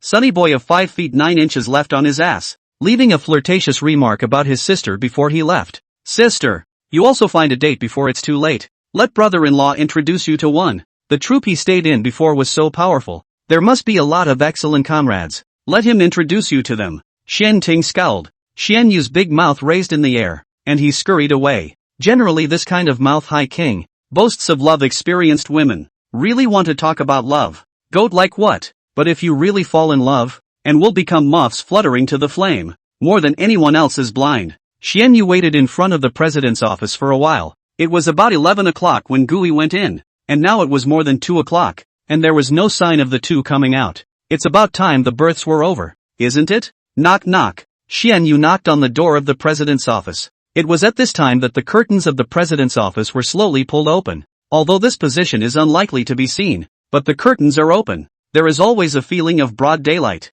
Daytime proclamation. In a person's life, there are really only 2 things. 3 meals a day. Both Gui and Chu Ening were hungry at this moment. The dress that Chu Ening was wearing was broken by Gui. And from the side of the armpit on her chest, a very long gash split open, revealing a piece of white, snowy skin. The curves of a beautiful body materialized at this moment. Chu Ening stood up, the torn open fabric naturally hanging down. Somehow, such Chu Ening instead has a broken beauty, to inspire some kind of beastly longing, to carry that broken, to the end. Gui sat on the sofa and watched without blinking as Chu Ening got up from his arms and, that piece of porcelain white, snowy skin. Only those who have experienced it know how quickly time passes. Players love it, and the theory of spacetime relativity is established. Gui felt that only half an hour had passed, but it turned out to be more than 3 hours already. The smudged black lace-trimmed patterned underwear had become ruffled, leaving behind the coarse marks of someone's. After Chu Ening got up, she first lowered her body to help Gui straighten up his slightly messy shirt and button up the loose button. Her cheeks flashed a scarlet red. She had just undone this button. This niece means a character that doesn't suffer. Just now Gui rubbed her sore. She also wants to return the favor. Only, unless she used a pinch. There was no way it would hurt at all. Men and women had different sensitivities. If she pinched it, she wouldn't be able to give it up. So she'd have to pretend to get the field back. I'm going to go change my clothes. There's a kitchen inside. And there's food in the fridge. Just in time to try your cooking. Chu Ening gently helped Gui straighten out his shirt. Her imperial voice magnetic and gentle. Like a little daughter-in-law. Such a Chu Ening once again gave Gui the feeling of a thumping heart. The little iceberg was just her mask. At heart Ening was a very gentle woman. The pair of glancing, rippling peach blossom eyes crystal flashes, instantly stirring up feelings of pity in a man's heart. Gui got up and held her in his arms. This was the first woman he had skin-to-skin contact with. Although he hadn't broken through the final step, every man would have a special feeling for the first woman he had skin-to-skin contact with. So, the first experience is important.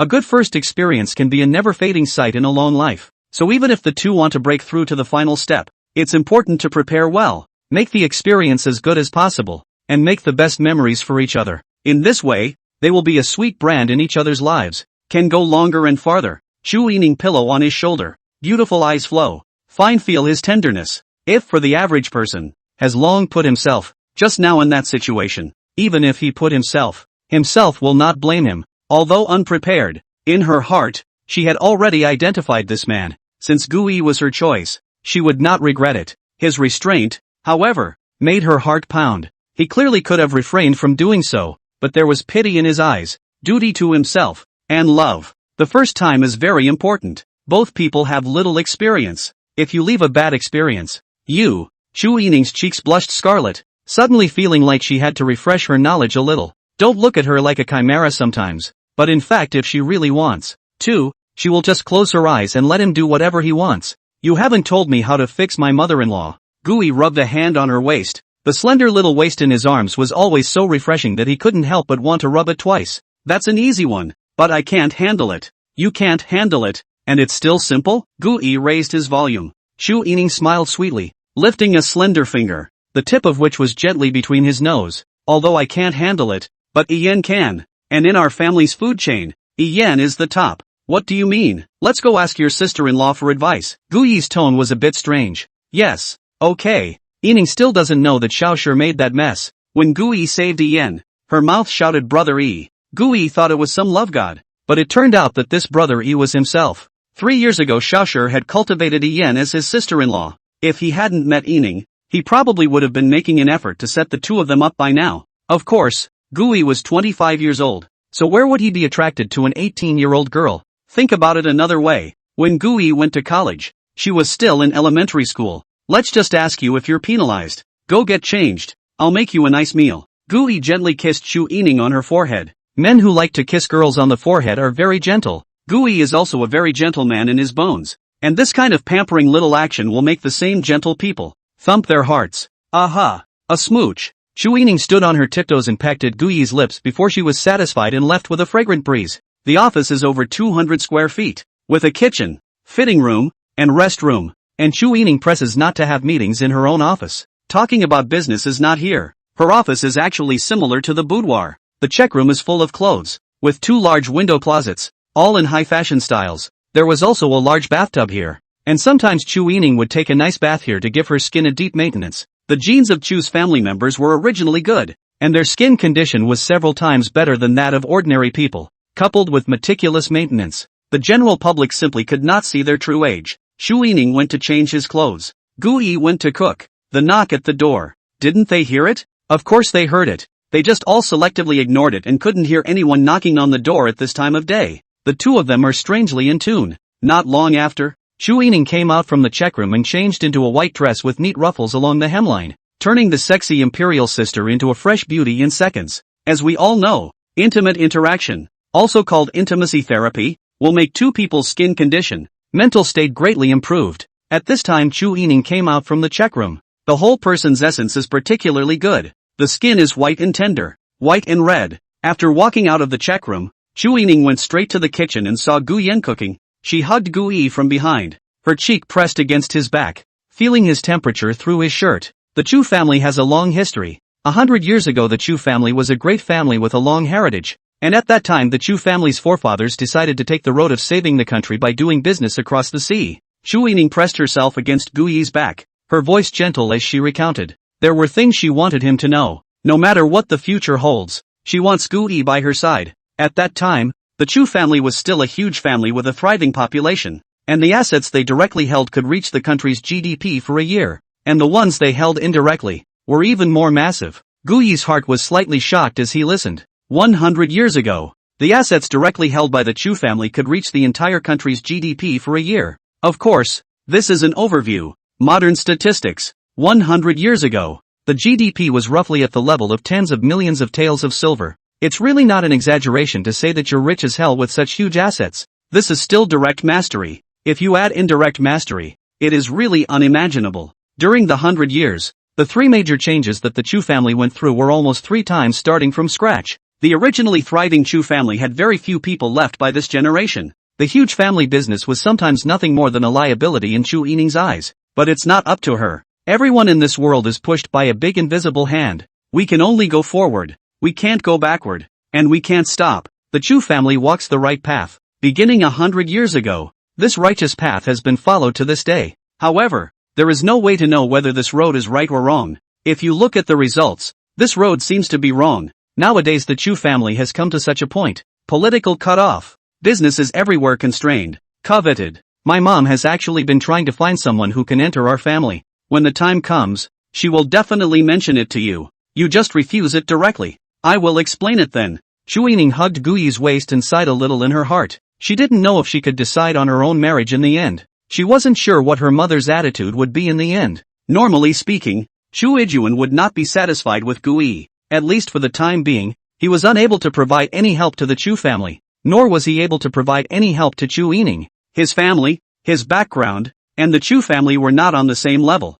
It was abrupt and awkward for two such families to become in-laws. But Chu Yining had a strong attitude, and Chu Yijuan didn't see that he would necessarily force her. Gu Yi served the stir-fried dishes and pinched a piece and handed it to Chu Yining's mouth. Taste it. The little sandalwood mouth opened slightly and sent it into her mouth. Savoring it. Yummy. Chu Yining's small face was pleasantly surprised that what Gu Yi had just fried was a plate of back-to-pot meat. Slices of meat are attractive in color, fat and lean, and the sauce is thick and delicious. The most important thing is the control of precipitation and fire. Gu Yi picked up a piece and put it in his mouth. Tasted it. This back-to-the-pot meat he used his own method to simply marinate it before frying. The meat is 1 point more fresh and fragrant, 1 point less greasy. The taste and texture immediately spread in the mouth. Fat but not greasy. Salty and fresh taste. Aftertaste. Gu Yi has been cooking for many years, and has been able to master the fire for a long time. The understanding of the ingredients is also at the level of a top chef. For example, a slice of back-to-basics pork, when it tastes the best, how to deal with the fat but not greasy, are all very delicate. Next to the steam drawer there is a plate of steamed sea bass. Gu Yi took out, poured his pre-mixed sauce, clamped a piece, and handed it to Chu Yining's mouth. The small rosy mouth opened and the fish was delivered into it. Chu Yining was once again surprised. Wow, yummy. Girls are foodies and they are picky eaters for one reason and one reason only: they don't taste good. The steamed fish made by Gu Yi does not seem to be too different from the market, but the prior treatment of the fish, the extreme control of the fire, coupled with the exclusive material sauce, finally is the tenderness of the tenderness, melt in the mouth. The fresh aroma in the taste buds explode the touch. The fish is so tender that a gentle sip turns it into a delicate fish puree with the sauce. It's the first time I've ever had such delicious fish. How did you manage to make it fresher than sashimi? Gu Yi smiled bashfully, tasted a mouthful, and said, it comes from the ultimate understanding of the ingredients, and the ultimate control of the fire. Is it good? Yummy. Be my wife in the future, and I'll make it for you every day. Gu Yi held Chu Yining in his arms, his forehead lowered, resting against hers. The warmth and breath of each other's noses felt at the same time. Chu Yining hummed lowly, a little bit of a small arrogant look. What are you doing? Confession or proposal? Our contract is not even over yet. I don't know. Just want to marry you. Gu Yi spoke softly, encircling her thin waist. Chu Yining also hugged Gu Yi's thick waist, very hard, her upper body leaning back slightly. The pressure was given to her lower body, sticking very tightly, a force collapsing, making people almost forget to think. Her cheeks flushed slightly, and she knew she was horny for her husband. But, as it turns out, the gods are all over the place, and beauty is the way to go. See, my husband already wants to marry me, and yesterday he wouldn't let me into the family group. Chu Yining's beautiful eyes flashed with smugness. What about your mother-in-law asking you to join the family? I don't know. We'll discuss it when we meet. How do I discuss it? The big deal is to have more children. More children with the Chu family name. With a swish, Chu Yining's cheeks turned red and her fist slammed into Gu Yi's chest. This guy. Thanks for thinking of it. You think it's easy to give birth to a child? It's not like I'm Ian. I'm almost 30 for having a child. Why don't you let Ian give birth for me? I see that niece likes you a lot. Chu Yining's beautiful eyes blinked, and the corners of her mouth curved up, seeming a bit eager to try. There's a saying that fertilizer doesn't flow to outsiders. She would definitely be jealous of other people. But Ian can. This is her own sister. Cough cough. Gu Yi was directly thunderstruck by her anticlimactic remarks and coughed. What's this? You can ask a sister to help her give birth to a child? What kind of outrageous operation is this? That's your own sister, and you're sending her to the wolves like this? Don't be ridiculous. How can that be? Ian is only 18. You can't bear to give her away to an old man? What do you mean? You're only 25 and you're an old man, and I'm still 3 years older than you. So what am I? Chu Yining snorted coldly and directly turned around, her back to Gu Yi, her hands crossed over her chest, outlining a delicate arc, with a face that you can't coax well. You're the wife. Gu Yi hugged her thin waist from behind and placed a kiss on her white and slender neck.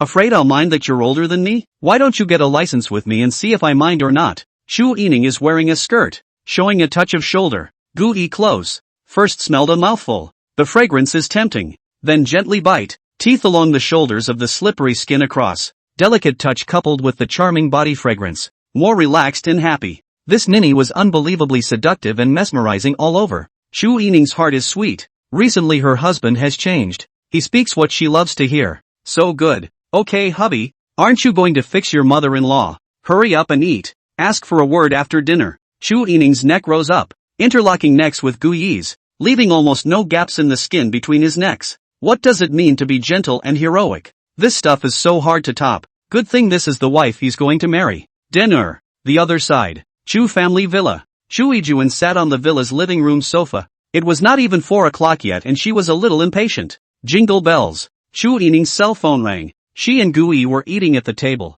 The two of them were sitting on the left and right. Shu Yining ate a couple of bites and then leaned into Gu Yi's arms. Sometimes Gu Yi threw himself at her. Sometimes she threw herself at Gu Yi. Not feeding with chopsticks. Of course, with experience this morning and a few more practice sessions, it's become a breeze. Shu Yining's shell teeth bit down on a piece of meat, and her small mouth sent it over. And Gu Yi was not polite at all, finishing it with a big mouthful, and then feeding it to her as well as he did. Hearing the phone ring, Shu Yining lethargically leaned into Gu Yi's arms before picking up the phone. What's wrong? Mom, what time do you guys get home? I'm picking up Ian today, so I'll be home around 5:30. We'll be there at 6 then. By the way, you don't have to cook, just prepare the ingredients. My boyfriend is a good cook. On the other side of the phone, Chu Yijuan frowned slightly. It's delicious, as good as what I make. MS. Chochikuan. Why don't you listen to what you're saying and who gave you that confidence? I'll give you a chance to reorganize your language. Since you put it that way, come eat at home for all meals from now on.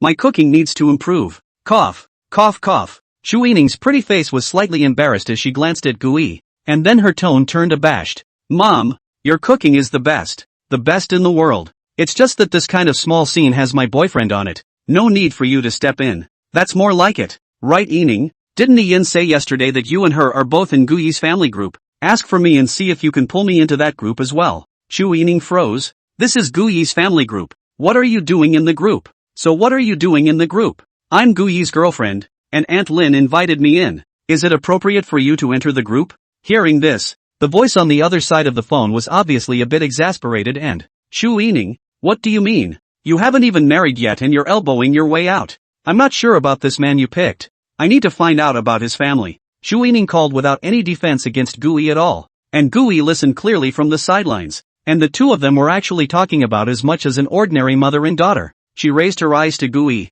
who nodded. It's not easy to get your mother-in-law into the group. Just pull her in and let her mom go through it. Mom will definitely not refuse. This point Gu Yi can be sure. Alright, I'll ask Aunt Lin. Mom, don't talk nonsense in people's family groups. Every word you say represents my image. Shu Yining still cared about her image in the Gu family. Don't look at Chu Yijuan who was now very good at talking and joking around with her. But she was a true superior and had been in the top position for a long time. She was used to controlling everything in her own hands, including her daughter's happiness. When she started to lose her temper, Shu Yining was not able to do anything at all. And what she decided, Shu Yining could not sway at all. She couldn't help but be cautious. The phone side of the angry rubbed up, loudly scolded, Shu Yining. Wings hardened is not it. No. Well, I'm going to go talk to Aunt Lin. Poof. The caller on the other end of the line hung up the phone. Shu Yining looked at Gu Yi for help, and Gu Yi smiled bashfully. I'll go talk to my mom. Thank you, husband. Shu Yining's brows stretched as she once again fed Gu Yi with her small mouth. Gu Yi was happy and oblivious. A meal was sped up and settled, and it was almost 4 o'clock before they finished their noon meal. Dinner can be a little later. Then Gu Yi first sent a message to his mom. Gu Yi at Lin evening autumn. Mom, Yining's mother also wants to join our group. Should I pull her in? Seeing this message, the group chat, which was relatively quiet, instantly caught fire. Wow. The mountains and rivers are unharmed. Grandpa, is there any need to ask? This is the in-law's mother, equivalent to a family. Of course you can be pulled into the group. At Gai. Plum blossoms bloom, Grandma. Xioi. Good performance. It seems that your future mother-in-law has a good impression of you. Keep it up. Keep up the good work. And hurry up to bring your in-laws in. Happiness, Grandma. Fireworks. Fireworks. Fireworks. We're adding a new member to the family fun group. It's great. Lunyan, little aunt at Gui. Invite in. We're all waiting here. Xiao Shirer, Gu Xiao Shir Wow. Brother, today Yi Yan told me that your future mother-in-law is very interested in you. Oh,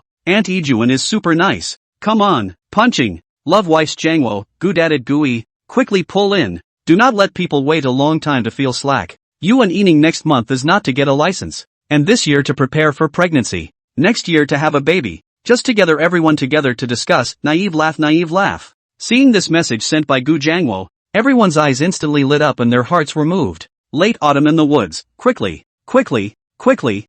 pull my in-laws into the group. Wait online. It's urgent. Honey, you don't have a car yet, do you? Shu Yining suddenly thought that in a few days Gui might have to go to some kind of class reunion, and she was always worried that Gui would lose face. When the attached gold card is given to him, he doesn't want it. Gui's nature is just a bit more bland. There is nothing to climb. Besides, he has seen the big brother. Is a lot of people cannot be exposed to a lifetime? There is really no need to pretend. Misunderstanding, let them misunderstand it. The class group message he also set up a do not disturb. Yesterday the group a lot of people guessed Gui's current value. There are guessing tens of millions. There are guessing hundreds of millions. There are guessing a billion. The most exaggerated one is Liu Xiaogan, who blew a gasket in the group, saying that he earns tens of billions of dollars a year and calls the wind and the rain. Gui was too lazy to explain, and they wouldn't listen if he did. All the cars in my garage are in the company's name. I'm getting you a personal car. What do you like? Shu Yining's current way of coaxing her boyfriend was not very mature, and besides beauty, it was money. To put it bluntly, there's not much experience. The piece of beauty. Shu Yining has been getting better and better, gradually mastering the rhythm, where Gui likes to look, where his hands like to touch, where his mouth likes to kiss, and where his body likes to stick. 2. She has secretly memorized. Based on the performance of his body, Shu Yining's beauty was easy to hold, but the money piece, Shu Yining didn't seem to have taken it yet. After all, she's a very shallow woman, and aside from her beauty, she's all about money. Gui cupped her exquisite and absolutely beautiful little face inside. Yining, you really make me feel a bit unreal. What's not true? Which is not true? Gui held her in his arms. It's hard to imagine that it's only the fourth day the two have known each other and their relationship has already grown to this point. If Chu Yining knew his true identity and had designs on him, Gui instead felt that the current situation was more normal.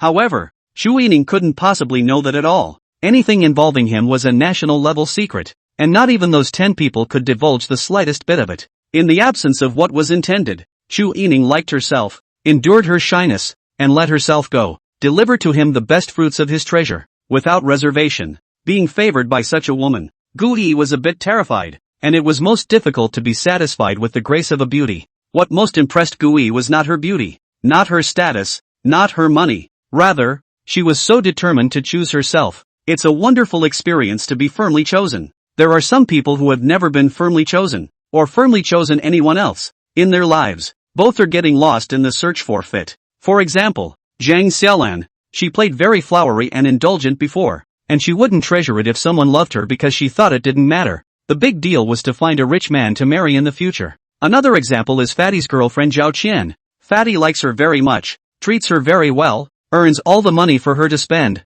do whatever she wants. She is firmly chosen by the people, but she will not cherish. She thought that because she was taking a public examination, she was taking a civil service examination, she thought that her face that looked like PDD would have highflyers fall in love with her. After all, the jitterbugs that she posted after her makeup and beauty could also attract some lickers, and that was her real charm. But Gui was different. He was touched and cherished this firm choice. If you don't leave me, I will live and die with you. This is the love he aspires to. Gui, do you love me? Love. And do you love me? That answer. I'll answer you in 3 days. Chu Yining arched her eyebrows, her pretty face flashing with a touch of cunning, her fingertips gently picking Gui's chin. You haven't answered what kind of car I like, Gui asked. Why do you suddenly want to send me a car? I'll just drive yours. Chu Yining gave him a blank look. My car? You just like to drive that great wall cannon. Yes, wall cannon. Chu Yining suddenly did not want to discuss the car with him. She, a big beautiful woman, sitting on the great wall gun, always feel a little bit of disgrace, but he preferred that one. So many cars are not open, but a great wall gun. Chu Yining felt that he was being led astray, and unconsciously shouted out that sentence in his heart. Great wall cannon. Aren't you guys having a class reunion? And if they know you're working as a security guard at my company, they'll make a joke out of you? Gui shrugged. It doesn't matter. It's better to be laughed at than to be envied. After all, not many people really want you to have a good life. Does that include Lin Jiwei? Gui froze, shook his head, and laughed lightly. She's not that kind of person. Do you understand her background? I always feel that she is not ordinary, Chu Yining suddenly asked. Gui shook his head. I don't understand. It seems to be similar to me. Both are ordinary families. But they should not be ordinary. What were her previous grades? No one beat her on the test but me. But the questions in high school are easier and not very informative. Chu Yining thought he was in Versailles, but people seemed to be telling the truth.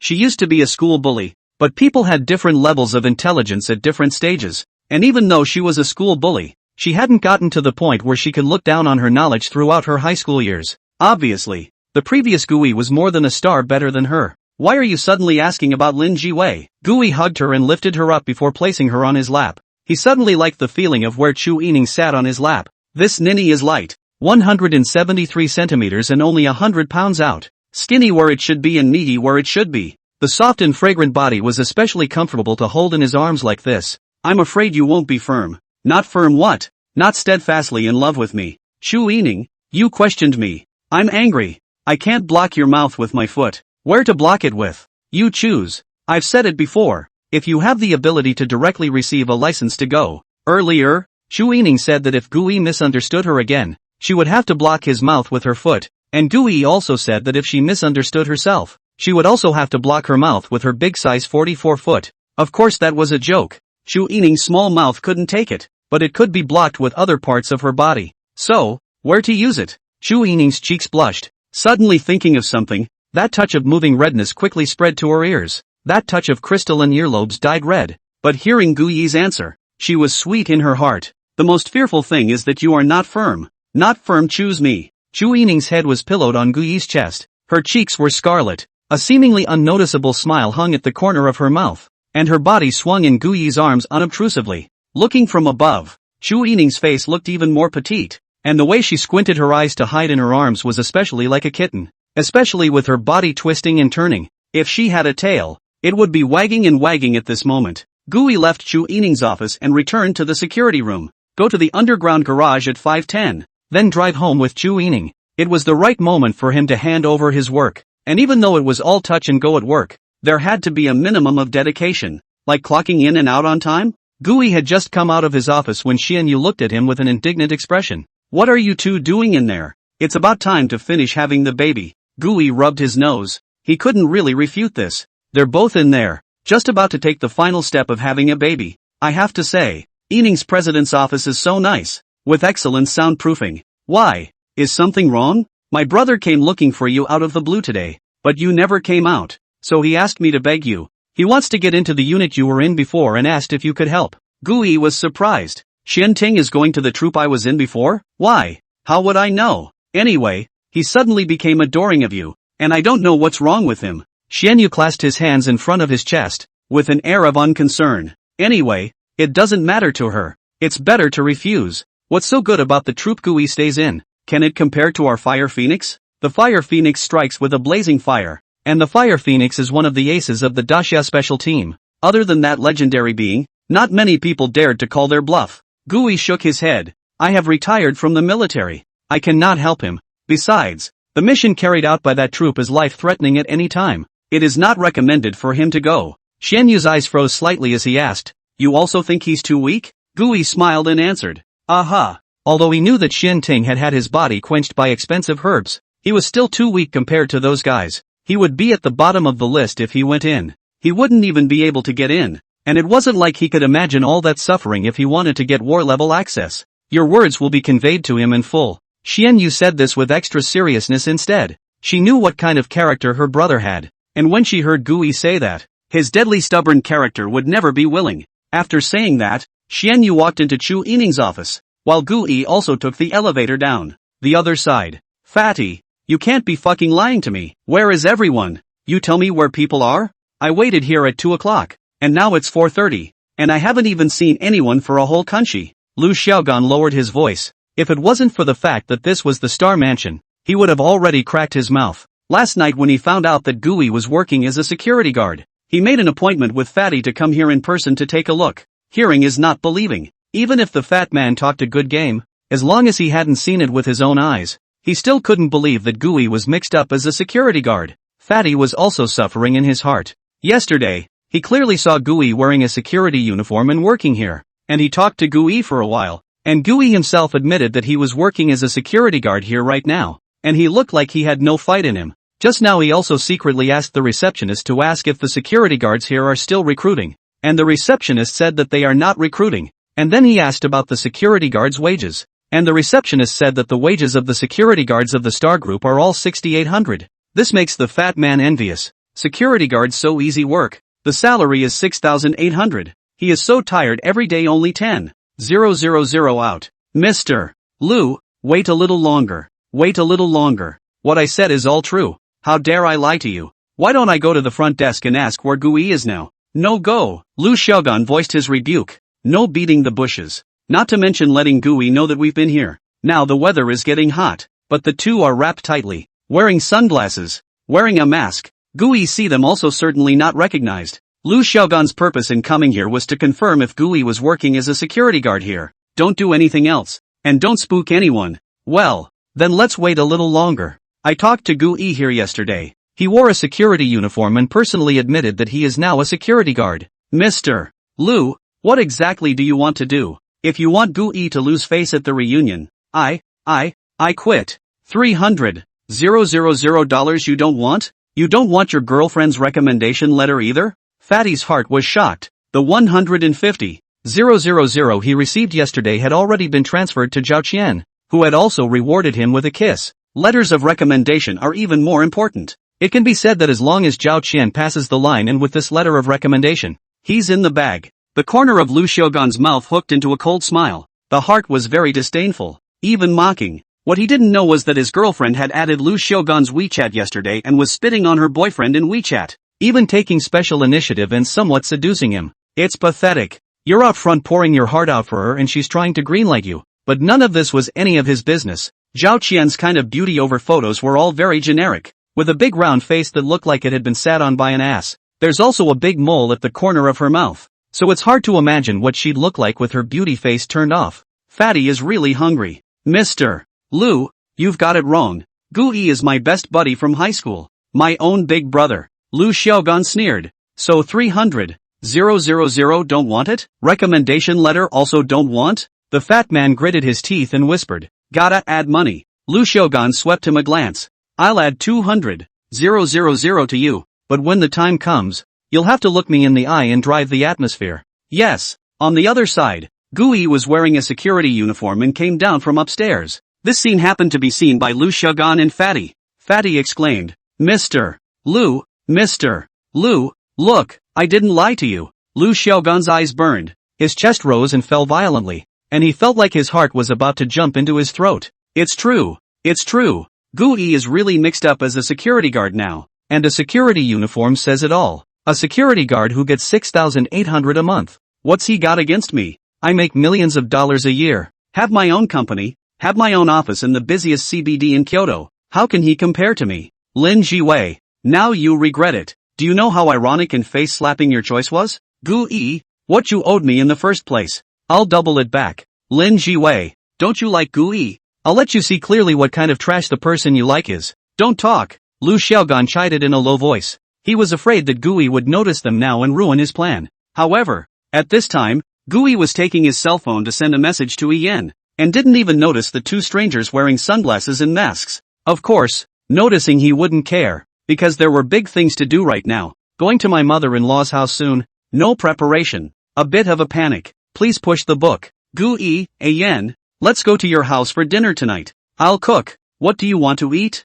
Chu replied back in seconds. Ian, really brother-in-law. Today Xiaoshi told me about your best dishes again. Gui laughed. Xiaoshi was simply a brother blow maniac, showing off her brother to anyone. Today Xianting suddenly came to him to get into the same troop he was in, and it was probably blown out of proportion by Xiaoshi. I have to go back and educate this sister. It's okay to blow up. Don't blow up for real. Many of those things Gui experienced were even more exaggerated than those written in novels. Nowadays, we are gradually entering the post-scientific era, the age of science, and the line will be iterated. So-called science is not a truth. It's just a model for organizing a larger amount of information compared to theology. There are many previously unexplained existences that science has given clear answers to, but science is by no means the truth. It's just as well that Xiao bragged. but I'm afraid that a blowjob will bring out the truth. The general public would certainly not take it seriously, but if it fell on the ears of certain organizations, they were afraid that it would cause trouble. Gooey, of course it's true.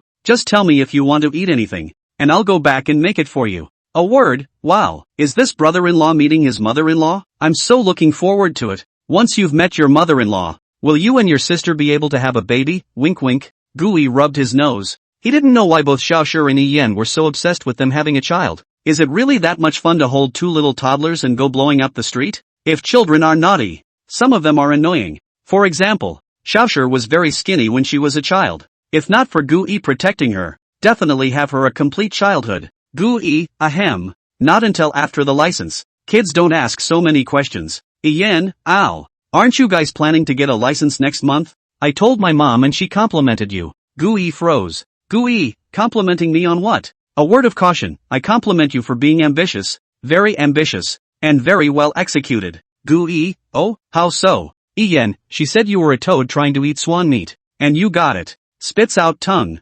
Gooey, that's a nice compliment. Next time, don't. Gooey, ahem. Yen, your mother doesn't seem to think very highly of me. What do you think I should do? Yen, oh, you want to ask me how to fix my mother-in-law, don't you? It's not good for Nin to be too smart. Gooey, ha, yes. After seeing Gu Yizhen working as a security guard, Lu Shogun and Fatty left, walking a bit furtively. The two of them came for a long time, stayed there and did nothing, and left after seeing Gooey, and had to sneak around, which made Xian Yu notice the two of them and tell Chu Yining the news. Lu Shogun and Fatty thought they were well disguised, but in reality they had nothing to hide as long as they were in the star group. The appearance and stature were also analyzed by the intelligence system. The top floor of the Star Mansion, President's office. Sister Yining, Xianting came to see you today, but you were busy. What's it to me? About the one word. What's wrong? Xianting has a crush on Yen? The corner of Chu Yining's mouth lifted. Xianting is the same age as Yen and goes to the same high school,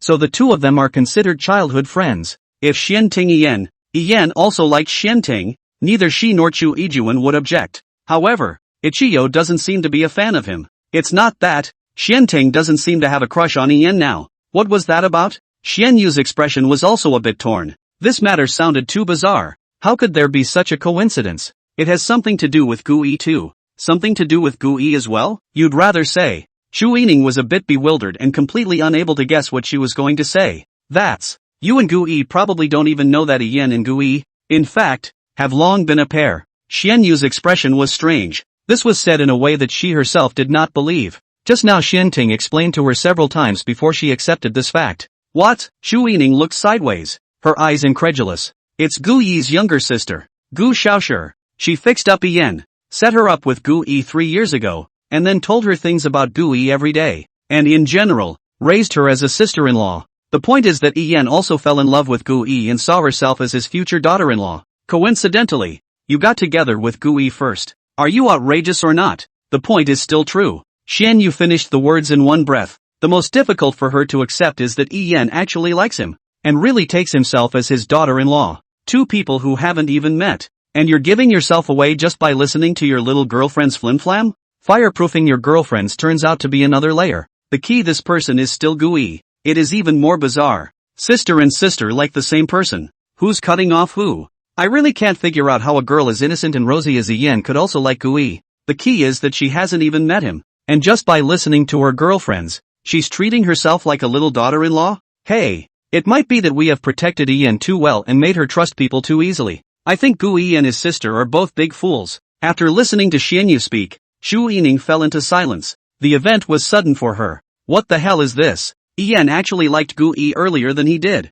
and it was still the kind of heartfelt love. Is he stealing his sister's man? Last time when Gooey saved Yen, I realized that Yen seemed to like him a little bit. I didn't think much about it then, but it turns out that Yen has been in love with him for a long time. Xian Yu retorted. Yen is only 18. How old was she when she liked Gooey? How would a girl that young know anything about love? Chu Yining shook his head. His voice was very low. It happens to be the first person who likes. The person who likes at the age of love. This kind of liking is engraved in the heart and soul, and will not be forgotten for the rest of his life. You say it's not love? On the contrary, it's the purest love, the cleanest love. So much so that she wants nothing but his good with all her heart, without reservation. And that's why she's trying so hard to make us whole. She also likes Gooey. Gu-yi is also the first person she likes. She knows that feeling. Seeing Gu-yi and Lin Jiwei sitting together, even if it was just old classmates catching up like that, she couldn't help but be jealous and had to get the scene back and declare her sovereignty. Because really care. How could she not have expected that Ian would fall in love with Gu-yi long ago in such a way?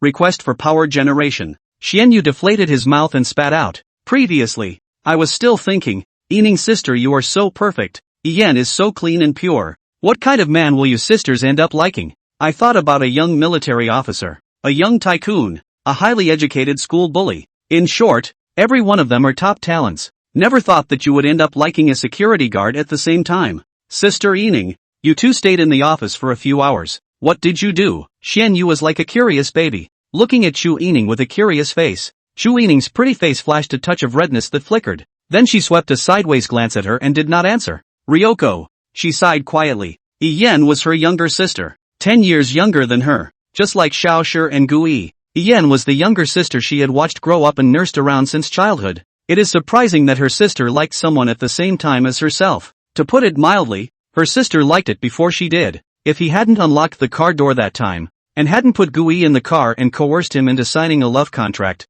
he might have fallen in love with Ian by now. As Ichiyo's older sister, she was well aware of Ichiyo's charms and, in terms of beauty, Ian is not inferior to this sister of his. In terms of money, how much do you want, mess? Chu Ijuan will give directly. She chased Gu-yi backwards. Do not see that Gu-yi will not be moved. At this moment, Chu Yining made a decision. She intends to play fair with her sister and tell her about the contract. In the end, whatever the outcome, it didn't affect their sisterly bond. That is, a word, for others to come. Chu Yining not to mention fair play. Minutes to run to declare sovereignty. At least, Ian can also like him openly and honestly, and chase him openly and honestly. If the person Gu-yi likes in the end is Ian, then bless them. Husband to brother-in-law? Chu Yining shook his head. She walked to the safe, entered the code, face recognition, and the safe opened automatically. The safe was filled with her most important things. However, it wasn't money or any gold or silver jewelry. The innermost compartment opened,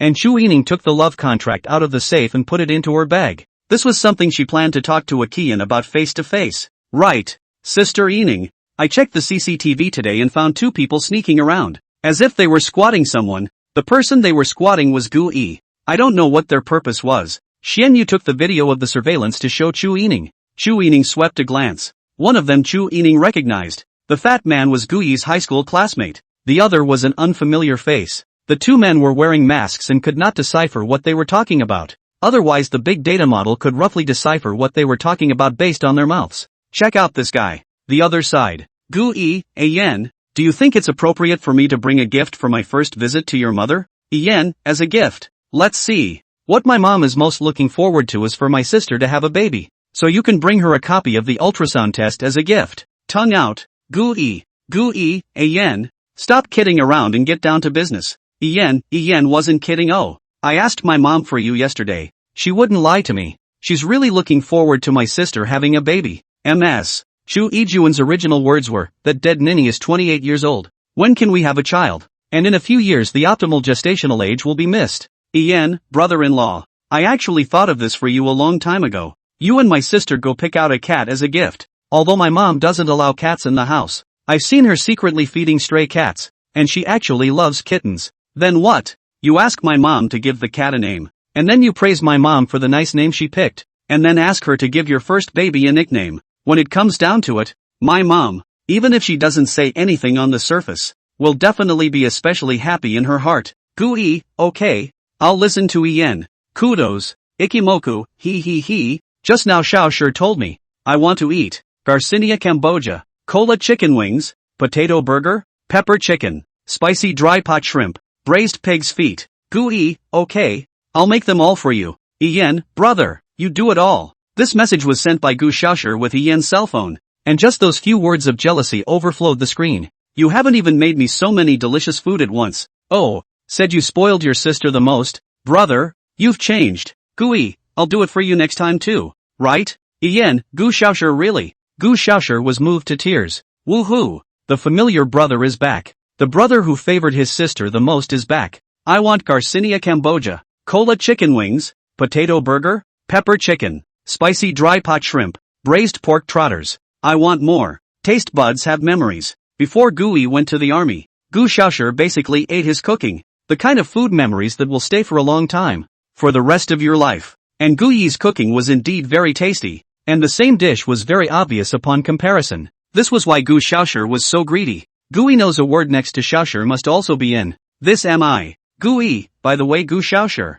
Don't brag to people in the future. Bragging about your brother like he's nothing. You're just an ordinary person. Understand? Gu Xiaoshi, I'm not bragging I'm all based on some clues and reasoning to come to a conclusion. Skimming. Gui, in short. If you want to eat delicious food, don't talk nonsense outside. Ian was just fooled by you. Ian, brother-in-law. Xiaoshi didn't fool me, seriously. Ian, Gu Xiaoshi brother. Do you hear me? Xiaoshi has been guaranteed admission to Beijing University. Is it that easy to be fooled? The corners of Gui's mouth twitched slightly. You haven't been fooled. Can you like a man who is 7 years older and you haven't even met him yet? Your little best friend is a big flake, trying to make you her sister-in-law while you don't know any better. Gui, in a nutshell, you shouldn't listen to Xiaoshi's nonsense. She knows nothing about me. And what she told you are all her guesses. Anyway, I'm sure I'm not as good as she said. It's only because I'm her brother that she said that. Ian, no brother-in-law is really good. Ian and Xiaoshi have the same opinion about it, wink wink. Gui. Well, it's been snubbed lame. Can't even break it up. It is not Gui narcissism. Plus the last time he saved her. A word really may have special feelings for himself. Maybe mixed with the kind of feelings between men and women. Only that she hides it in her heart and does not say it. Now Ian is a sister-in-law. Just kinda sick. Ian, brother-in-law. My mom has already come to pick me up. Have you guys left yet? Gui looked at the time. It was almost time. Gui, leave now. 5:30 in the afternoon. Gui came to the underground garage. And before coming to the garage, Chu Yining took Gui to change into new clothes. An expensive suit. Suit shaping. Suits are like black silk in the eyes of men. In the eyes of women, men wear a suit is a little more sexy. After Gui changed into his suit, Chu Yining personally helped him tie his tie, like a little daughter-in-law, every bit extra careful. Chu Yining took a few steps back and looked up and down. At this moment, Gui was like a work of art in her eyes. Every woman, when she genuinely likes the man,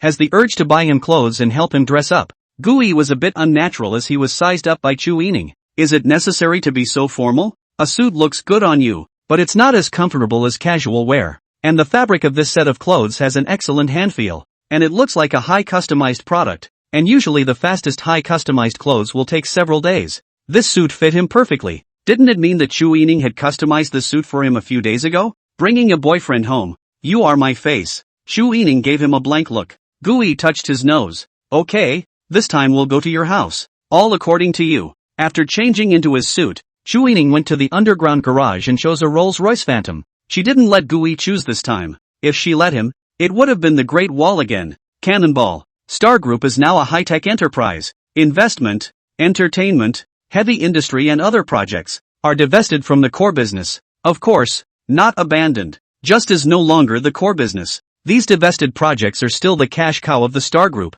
bringing in a lot of cash flow as well as benefits. But these are not the future of the Star Group. In the car, Chu Yining talked to Gui about the meeting this morning. Gui, the company held a general meeting today. The R&D department has made a milestone breakthrough. A brand new material is about to be born. With this material, the future of the trolley's battery charging time can be used for more than a year. Cell phones almost do not need to be charged. The range of this cell phone to the end of the problem, these are still only civilian areas. This material is used in photolithography, can be used to improve the accuracy of the precision enhanced to 0.1 nanometer level. The future performance of the chip can be exponentially increased. In short, the Star Group will usher in a historic change this time. The last time the Federal Killer Organization wanted to target the Chu family, the purpose was also this. Gui asked rhetorically, "You've developed a memorized material? How did you know?" Chu Yining's tone was clearly surprised, looking at Gui somewhat incredulously. This was the company's top secret, and the words memorable material were known to no one except the head of the R&D department, and the two core executives, as well as himself. Even the Federal Killer Organization only knew that they were developing a very powerful material, and didn't know exactly what it was. How did Gui know? Can you superconduct at room temperature? How can that be? If we could have room temperature superconductivity, we'd be a state-owned enterprise by now. This is what she said is not wrong at all. Memory material at the same time to be able to room temperature superconductivity. That can simply subvert a country. Has this kind of material country? I'm afraid that the military power has to be more than 10 times the increase. That is what level? How is it possible to let a small business take control? Although not superconducting, the resistance of this material drops to about 1/10 that of conventional materials. Gu-yi continued. How about heat resistance? At temperatures of 3,000 degrees Celsius, the memory of the material fails. Gu-yi nodded. Compared to what was on the market, this material was already very impressive. But the country must not be able to see it now because 7 years ago, Gu-yi had already developed the superconducting memory material that was resistant to 20 keV, or 200 million degrees. This technology is currently limited to the military industry and has not yet been popularized for civilian use. In other words, it is not ready for civilian use as yet. Chu Yining's company developed this thing. Civilian use is just right, equivalent to a buffer zone. If all those things Gu-yi had researched were to be published, I'm afraid that the whole of Daxia would enter a whole new era. A time for the stars. Gu-yi smiled and asked, "This is a company secret, isn't it? Why are you suddenly telling me this? Soon the technology will begin to be applied. It's not really a secret, even if it is a secret. What's the harm in telling you?" Chu Yining asked rhetorically, her pretty eyes looking at him, the corners of her mouth carrying a smirk. Gu-yi stretched out a hand, and Chu Yining naturally put his hand on her leg. Chu Yining today changed into a set of white pleated short skirt. The hemline is less than the knee position. The beautiful legs are bare. Not wearing stockings, Gu-yi's hand was placed on her leg, and a delicate and smooth touch hit her. Chu Yining's legs were together, sideways toward Gu-yi's side, and in the process, she clamped his hand between her legs. When the side movement, Gu-yi can clearly feel the back of the hand and the palm of the hand are tender and smooth legs fine rubbing. That kind of feeling, 1,000 gold. Let a person thumping heartbeat ah. Chu Yining's legs porcelain white and slippery, the light of the car, white and tender almost able to reflect. The hand was clamped in the middle. Gu-yi tentative pumping, found that Chu Yining clamped very tight. Pumping cannot come out, he also gave up. No harm, no harm, we are our own people. Gu-yi rubbed his nose to hide the embarrassment of his hand being held by her legs and unable to pull it out. Of course, can't draw the truth of such things, only he knows. Honey, why don't you stop being a security guard and come help me? Chu Yining's voice was thin, low and magnetic, with an irresistible sensuality. This nymphet's imperial voice was already good to listen to, and with her tone so intentionally seductive, it was hard to top it as it made one's chi and blood rise. I'm a high school graduate. What can I do? Just don't add to your mess. Gu-yi excused himself. How tiring it is to go to work. Doesn't it smell good to be a security guard who touches fish every day? The company has such great benefits and the people next to me talk so well. Super love being a security guard. Husband, you can't bear to see me busy alone. Busy so hard? Chu Yining blinked her eyes low, a kind of choo-choo poor look. Speaking at the same time, legs follow the swing. Gu-yi's palms the back of the hand and her legs between the rubbing. Cough cough cough. Gu-yi's throat rolled. That delicate and smooth touch came, and Gu-yi couldn't help but feel his mouth go dry. This niece, all she knows how to do all day long is to pin him down with her beauty. First he was feeding me with his little mouth. Now this, and by the way, he's trying to hold me with money. That is, when he realizes that money doesn't work as well as beauty, he goes crazy with beauty. This ninny, overdo it. What do you want me to do? Honey, you promise? Of course not. Go ahead. I'll think about it.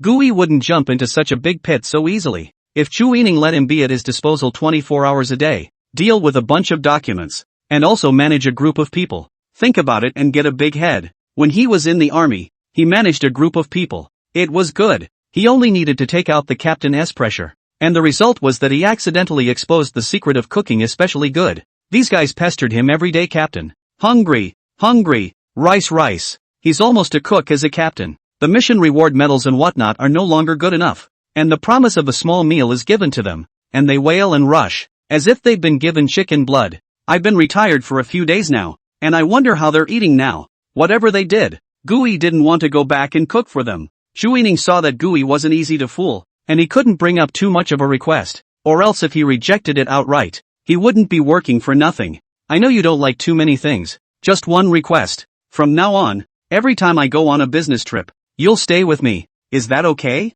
Well, it's fine. Hearing just this condition, Gu-yi decisively agreed. If Yining went out alone, Gu-yi would be worried, and since that was the case, it was best to be by her side. The corner of Chu Yining's mouth hooked up an arc. The latter words she didn't say. What to do on a business trip? It's still all up to her free play? Thank you, husband. Thanks aren't necessary. Can you let go of my hand first? I need to drive. Shu Yining legs swung, fine rubbing at the same time. The hem of the skirt hit Gu Yi's arm. To see Gu Yi face unnatural expression, Shu Yining heart cannot help but sneer. In fact, it is very good to pinch it. In the future, husband, if your hands are cold, I'll warm them for you like this, okay? Shu Yining's flirtatious and sexy imperial voice sounded. Gobble. Gu Yi's throat rolled again. A leprechaun. An abrasive leprechaun. It's just so wonderful to warm your hands like this. Right, Yining? Ian asked me to buy a kitten as a meet and greet gift. Why don't we go to the cat market and pick one? Already got it.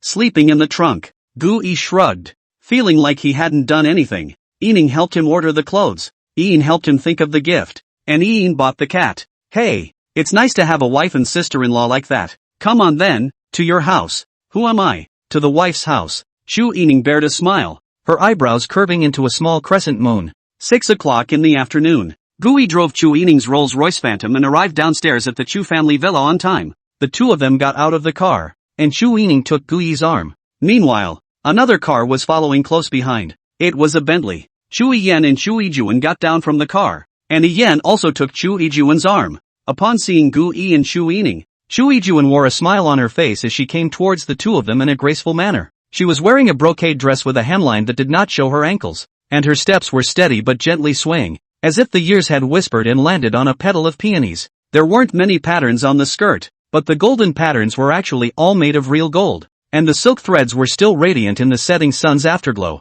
When he saw her, Gu Yi felt as if he had seen Chu Yining 20 years later, who resembled Chu Yijuan, inheriting her peach blossom eyes and high nose. Age hadn't left many traces on her. Her face was still delicate. Her skin was as white as jade, with a light rosy color. A pair of peach blossom eyes looking at the light. After the precipitation of the years, her eyes and as if hiding a starry sea, deep and charming. The nose is high and straight, and the lips have a natural lip color and are as red as cherries. The slightly upturned corners of his mouth were filled with a bit of confidence and elegance. Long hair pulled up, combed into a high bun, neck long and fair, between the bun hanging down a string of pearl tassels. Without too much gorgeous jewelry, she raised her hands and feet will reveal a kind of innate nobility, as well as that kind of calmness that has long been in a position of power. She walked towards Gu Yi and Chu Yining, holding Chu Yijuan's arm as soon as she spoke and winking madly at the two. Brother-in-law, in particular, stood frozen, making no movement whatsoever. Idiot, you're the son-in-law.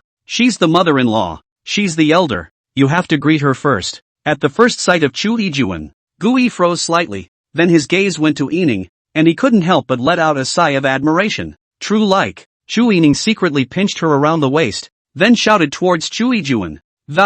Mom! The distance between them was only 2 or 3 meters, and Gu Yi hadn't taken the initiative to greet them, which was really stupid. Chu Yijuan's gait was elegant and calm, taking each step with ease. The pearl fringe in her hair bun would make a nice faint crunch as she stepped. Hello, auntie. Gu Yi scratched his neck in slight embarrassment. If Yining hadn't reminded me, I would have thought that she had a real sister. I told you that my mom looks especially young. Now do you believe me? Chu Yining sang with Gu Yi. I've also complimented mom in front of my brother-in-law that you're young. Chu Yiyan set a POS beside Chu Yijuan and said with a smile. Brother-in-law, do I look like a sister when I stand beside my mom? Chu Yijuan and Chu Yiyan can still see the age gap. After all, Yiyan is tender enough to drip water. Only 18 years old. But Gu Yi is not so low in emotional intelligence. Of course it's like that. Both are young and beautiful. Gu Yi smiled brightly, revealing a mouthful of neat white teeth. There's no intentional flattery, but you must be sweet-talking when appropriate. Chu Yijuan sized up Gu Yi as he walked.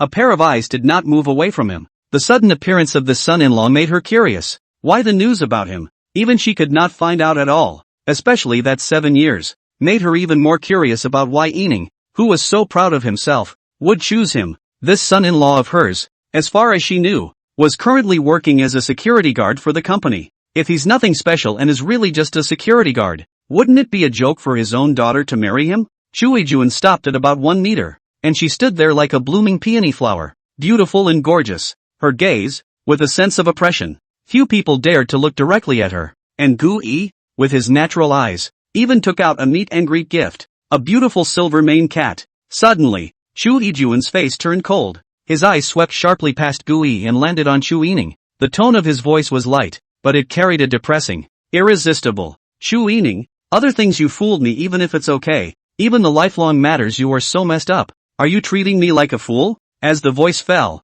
a powerful aura swept out from Chu Yijun and landed on Gu Yi and Chu Yining. The pressure was inexplicably suffocating. Chu Yining's eyes sank. Actually not the slightest wimp. Directly hard just back. The voice is very light, but also to restore her previous iceberg goddess kind of aura. Mom, what do you mean? What do you mean? Oh, are you really lovers? Chu Yining's eyes were clear and cold, not retreating in the slightest, and meeting Chu Yijun's gaze, she spoke faintly. Mom, he's Gu Yi, the man I chose. The atmosphere inexplicably became tense, and Gu Yi secretly sighed and spoke out. Auntie, I'm Yining's boyfriend. What's wrong with that? Did Chu Yijun know that they were a contractual couple? That's unlikely. She probably guessed that Chu Yining couldn't possibly choose herself and just pulled a random man to fool him. To summarize, he couldn't get into her eyes, even if it had been expected. Gu Yi's heart still cannot help but secretly sigh. Stereotypes in the hearts of people is like a big mountain. He has always felt that the basis of the relationship is the feelings.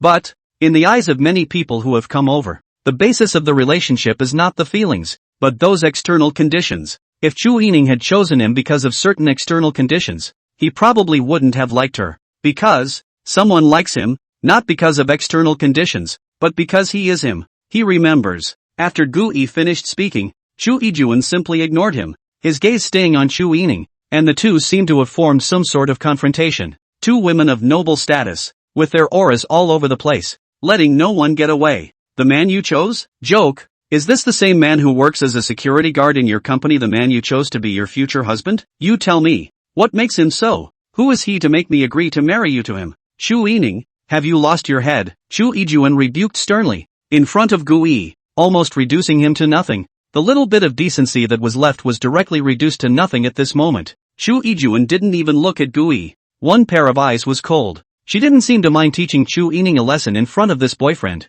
showing him what a thing he really was. It is this abject ignorance that is the greatest contempt. However, she was the real controller behind the Star Group, the contemporary head of the Chu family, a security guard. Who was she to make her look at her squarely? In a word, not enough, just because he's my man. A cool, low voice rang out. Chu Yining stood in front of Gu Yi, blocking all the pressure for him. At this moment her heart strangled. The woman in front of her is her mother. The man behind her is the love of her life. But it was the last thing she wanted to see happen. She had had many visions before. Chu Yijun only had two daughters, Chu Yining and Chu Yian, and the Chu family's direct line was down to the three of them. It wasn't that her mother didn't love her, on the contrary, only she knew that she loved her no less than a word. It's just that she's on a different path than Ichiyo. She thought that her mother would make things difficult for Gu Yi, that she would make harsh conditions, and even that she would oppose. But at least, she would look at herself and not tear her face off. It was the first time she'd ever brought a man home. It was not only her face,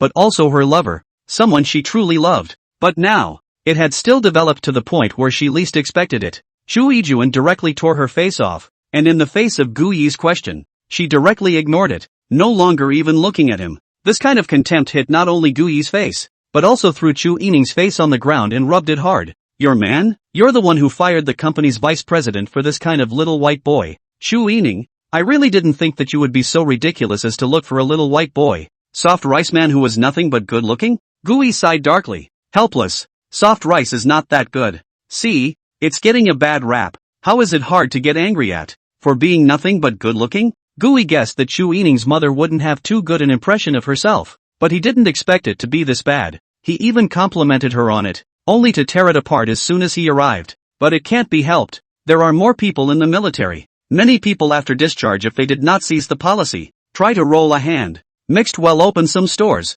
such as veteran barbecue, veteran spicy hot, veteran roasted whole goat. A bad mix is about as good as hitting a screw. Having dedicated their best years to their country, they have missed the best opportunity to choose a career and have no advantage in entering the imploding job market. It was not uncommon to see people like Gu Yi who had retired from the military and could only work as security guards. Therefore, it was only normal that Chu Yijun couldn't see him. Otherwise Gu Yi would have suspected that the organization's secrets had been exposed. But with Chu Yijun's status, he could at least see some clues. Gu Yi laughed bitterly in his heart. It was useless to be able to see the end. He had retired now, giving up all his privileges and opportunities. He's just a regular guy now, taking the measure of family, status, and money. He really didn't deserve Chu Yining.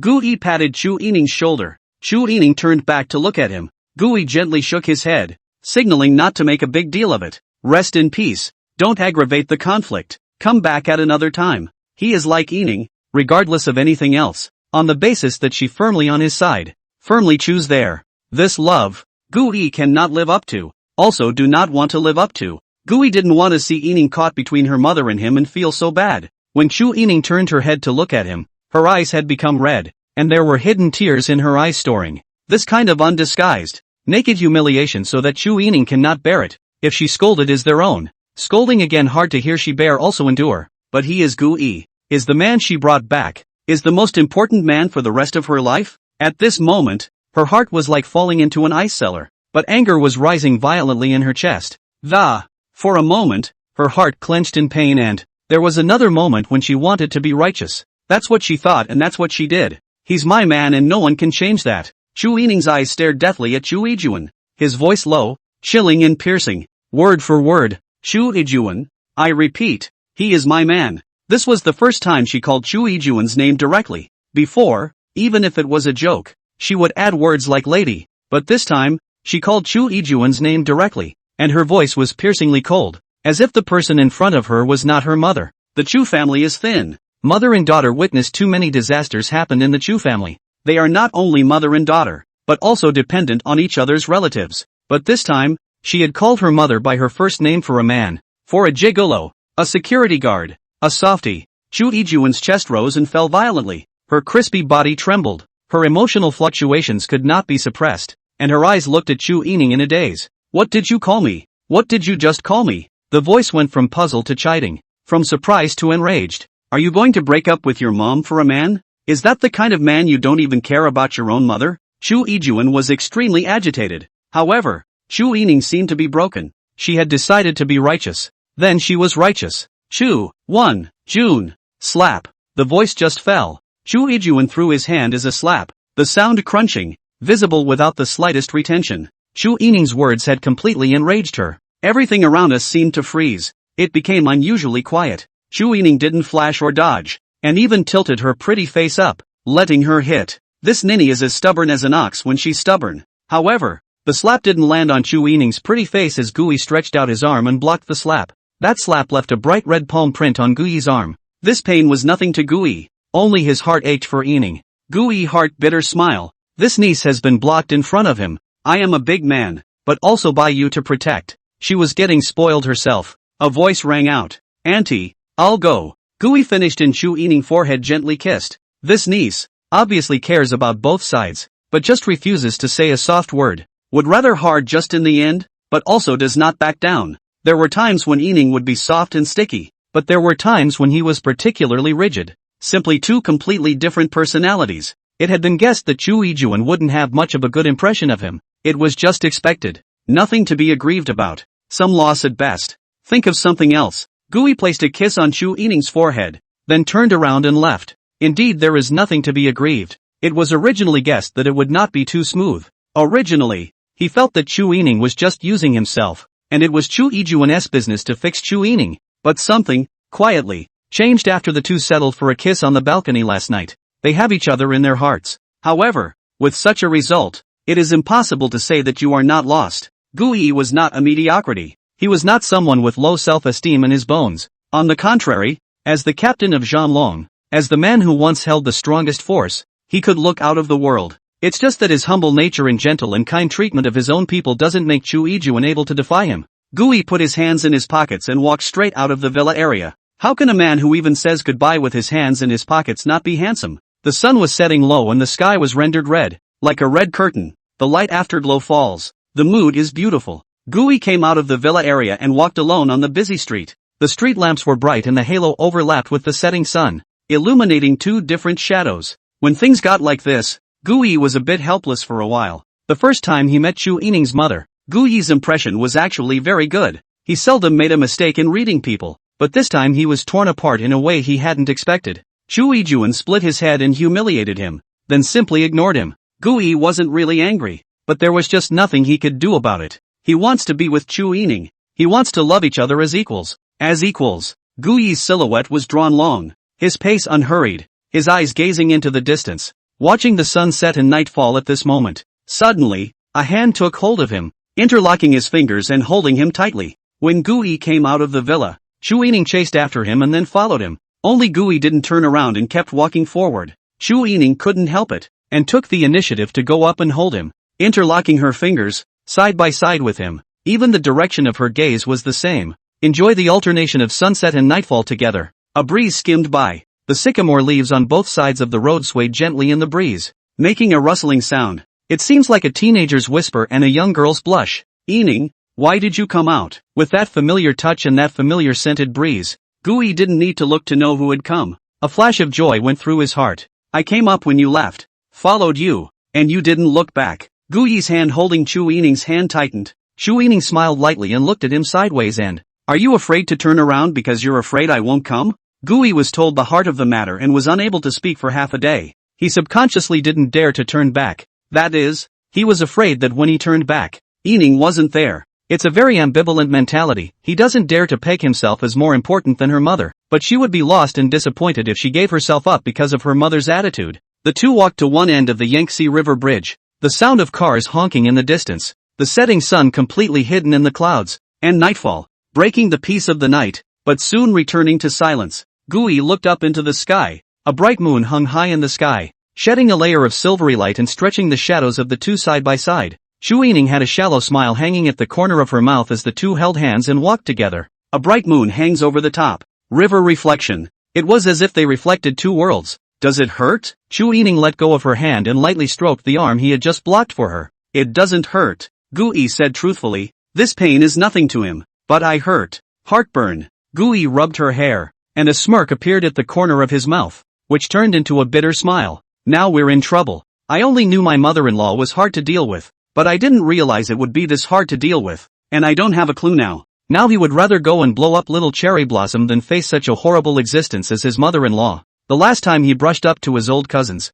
he realized that they were so capable of suffering, and he heard that their mother-in-law would return them 3 quilts, and that they couldn't be heard from outside when they hid under the quilts and cried. The moonlight sprinkled down. The river reflected. Chu Yining was wearing a long white dress, and the two people walked to the position in the center of the bridge. Chu Yining suddenly stopped. With this level of beauty in sight, many passers-by couldn't help but stop, and those who missed it would turn back to admire it again. With a breeze, Chu Yining was dressed in a pure white dress, the hem of which swayed with the wind, as beautiful as fairy dust. Gui asked, why don't you leave? Chu Yining raised her arm, her slender hand caressing Gui's cheek, her eyes unblinking as she looked at him. The lotus root arms were slender and white as jade, reflecting the white dress. Those beautiful peach blossom eyes gazed at Gui, blinking gently, their slender eyelashes having a fluttering sense of sight in the moonlight. Her eyes were clear and clean, and when she smiled she revealed a mouthful of neat white teeth, which were also pure and sweet. However, in an extremely sexy, flirtatious and low royal voice, she spoke slowly, and the rosy crystal mouth opened and closed, spitting out words with a chimera fragrant musk. Honey, let me help you have a baby. Request for power generation. Chu Yining looked at Gui, smiled sweetly, like the brightest star in the night sky, flashing with a clear and clean but incomparably seductive light. It's hard to imagine a woman who can combine two very different personalities at the same time and yet blend them perfectly. Gui was a bit confused. Have a baby? Is she serious? Having a child is not as simple as a kitten or a puppy. Once you have your own child, it is a lifelong bond, and the child is a lifelong bond between two people. The rogue's chi, hold cloth trade silk, bandit to trade silk, come that I seek, send the sun to wade through the chi, to the duanxio. I do not have a good matchmaker, will not be angry sun, the fall to the period. The mulberry has not yet fallen, and its leaves are fertile. In contempt of the turtle dove, there are no mulberries to eat. A woman in contempt will not be able to hold on with a scholar. The scholar's delay is still talkable.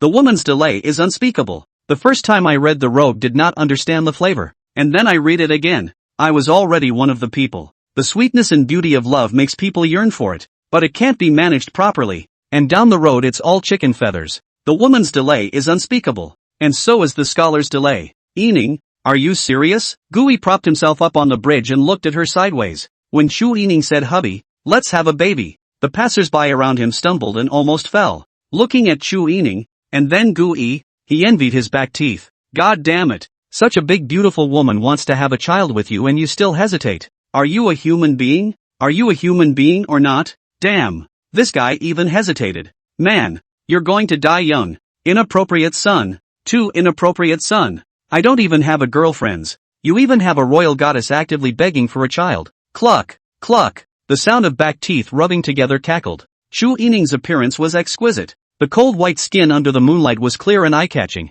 Her nose was high and straight. Her red and crystalline lips were lightly opened, revealing a touch of a quiet and uncontrived smile. A scene that anyone who saw it would not be able to help but sigh. As a result, the words that this imperial goddess opened her mouth were actually husband. Let's have a baby. Damn it. You kid not born, please get out of the way and let me do it. You hesitate with a goddess like this, so please get lost. Thank you. Blanche, so hard to heart once. Just want to go up to ask for WeChat. The result is that she wants to have a baby with someone. Oh, a few of the difficult ones came together and spat darkly to one side. Of course, even if Gui wasn't there, they didn't dare to go up and ask for a smile. That kind of uninviting temperament on Chu Yining's body, the average person simply didn't have the courage to approach. Anyone with a little bit of knowledge knew that any piece of jewelry on her body was over 6 figures, and the average person simply couldn't afford to keep it. This kid is a rich kid, right? This beauty's aura looks extraordinary as well. You simply can't raise this kind of aura on ordinary women. Chu Yining's body was long and slender.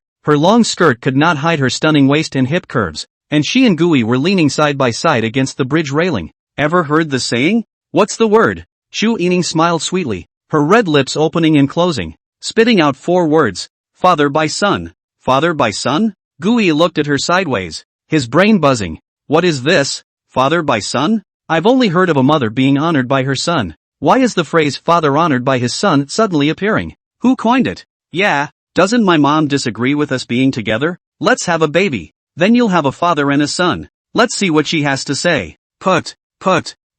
When the passers-by who were hiding and eating melon heard the word father by son, the people were dumbfounded and spat a mouthful of saliva on each other's faces. Crap, what did I hear? Did I hear it right? This dude was disliked by his mother-in-law, and then the goddess gave him a handful of father by son? Crap, please give me a dozen of such imperial goddesses. F***ck. I thought this dude was a rich second generation, but it turns out that TM is a soft food eater, or being fed by soft food chasing after him. On what grounds? My mind is broken. Ooh, I have a friend. He is now very difficult. I really broke the defense. Goddess in order to chase and feed her soft rice. Even want to give him a child. There is no heavenly reason. There is no humanity. This is a fake world. I want to reopen. Roadrunner said he was going to jump from the bridge. Damn. Not live. No fun. Originally thought he was just an NPC in this world. The result is cattle and horses. Originally thought he was cattle and horses. The result is cattle and horses can rest when they are tired. And there are people to see them when they are sick. He drinks coffee when he is tired. Or he pays out of his own pocket. And he sees himself when he is sick. Or he pays out of his own pocket. Blanche, reopen. I want to reopen. I also want to be like that buddy by the imperial goddess chasing to feed soft rice. Roadrunner was stopped by other roadrunners just as he rushed to the bridge. Dude, think about your parents. They are the most caring people in the world. My parents are gone. Dude, think about your wife. She's the one you're stuck with for life. My wife ran off with someone. It's pretty bad. Dude, think about your brothers. You still have brothers as close as brothers. They need you. My wife is the one who ran off with my brother. It's fucking miserable. Dude, don't think about it. Think about your kid. You're everything to him. He needs you. The baby isn't mine either. Break it up. Break it up. Don't stop him. Gui was a bit speechless from the shock of Chu Yining's idea. However, the slight rolling of his throat betrayed some of his thoughts, and Chu Yining naturally captured it, and a touch of joy rose in her heart. She didn't know why she was happy. She just had a small happiness in her heart. In the entire Great Summer Country, we are not the only family power with a legacy like the Chu family. Looking at the entire Great Summer Country, there are a total of 5 families that can reach the top family power. The Chu family is one of them, and there are 2 such big families in the capital. Chi Chu. Although my mom never forced me to marry anyone, the Chi family, which is also a top-tier power, is the best choice for the Chu family. This union is tantamount to a marriage of pearls. The eldest son of the Chi family, Chi Chu, is 30 years old, 2 years older than Chu Yining, and is still single. The so-called big families are not simply rich, but behind them, they are all powerful and noble, including Chu Yijuan. She had multiple identities. The chairman of the Star Group, however, was only one of her identities. She also had some other identities, such as the current president of the National Chamber of Commerce, the current Daxia trade agent, and so on. The general family inheritance is only a few generations. and the accumulated wealth is lost after a few generations. So it would be ridiculous to compare this kind of family with families like the Chu family and the Qi family. It has been passed down from generation to generation for thousands of years. There were only 5 such families in the entire Great Xia. Qi Chu is 2 of them, and both are in the capital. In modern times, the ancestors of the Qi family made their fortunes almost at the same time as the ancestors of the Chu family. But at that time, the ancestors of the Chu family took the route of transnational trade, whereas the Qi family fought bloodily, with several generations in the military and politics. And the contemporary leading figure of the Qi family is Qi Chu, and the man my mother wanted me to marry the most. If the Qi and Chu families were to combine, the power of the entire family would move to a new level.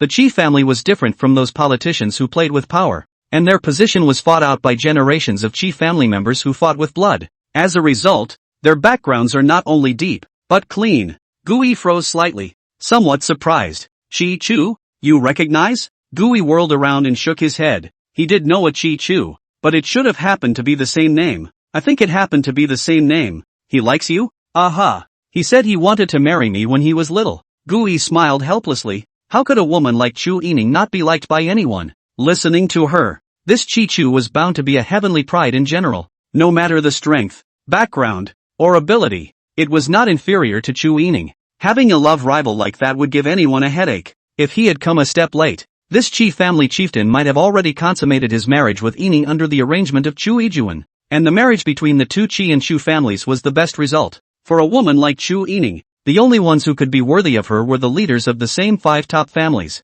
Jealous? Chu Yining smiled sweetly, her eyes looking at him playfully. A childhood friend. Can you not be jealous? Gui asked rhetorically, his tone rather helpless and with a sour feeling. When you meet your first favorite girl, you have a regret in your heart why you didn't meet her earlier. I'm too late for your past, but I'm here for your future. It's a very pure liking, a very pure caring. Chu Yining pursed her lips and raised her head, gazing out toward the moonlight on the riverbank, but her eyebrows inadvertently curved into the shape of a crescent moon, and the corners of her mouth curved up in an arc. Apparently, hearing Gui say that she was jealous, this niece was a little happy to look at. The breeze, Chu Yining's long hair danced with the wind, falling on Gui's shoulder, emitting a faint fragrance. Intertwined with the night breeze, the moonlight sprinkled a layer of silver light. That vivid and quiet side face, Gui can never forget after one look. What about jealousy? I'm jealous. Gui put his hand on her shoulder, his large hand gently rubbing the hair that fell around her ear on the other side of her face. A white dress of Chu Yining,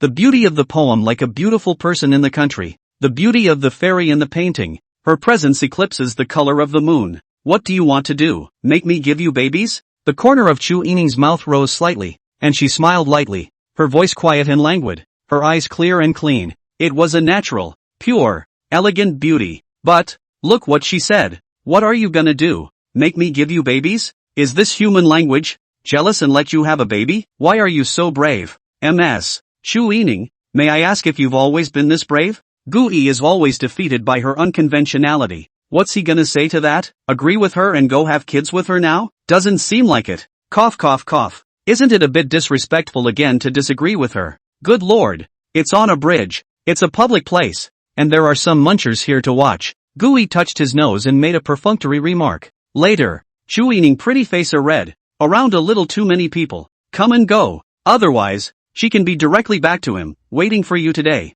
She's already getting good at seducing her husband. And she's familiar with it. Of course she'll tease her own husband herself. Or else wait for another woman to do it? Anyway, it's your own husband. Don't be too shy. As soon as we have a child, the love rivals and all that won't exist. You can also marry me fair and square with your father and son. So that my mom can't say anything even if she has something to say. How's that for a heartbeat? Chu Yining manipulated her low, magnetic, imperial sister voice, compellingly teasing Gui. Look at you. Was it hard?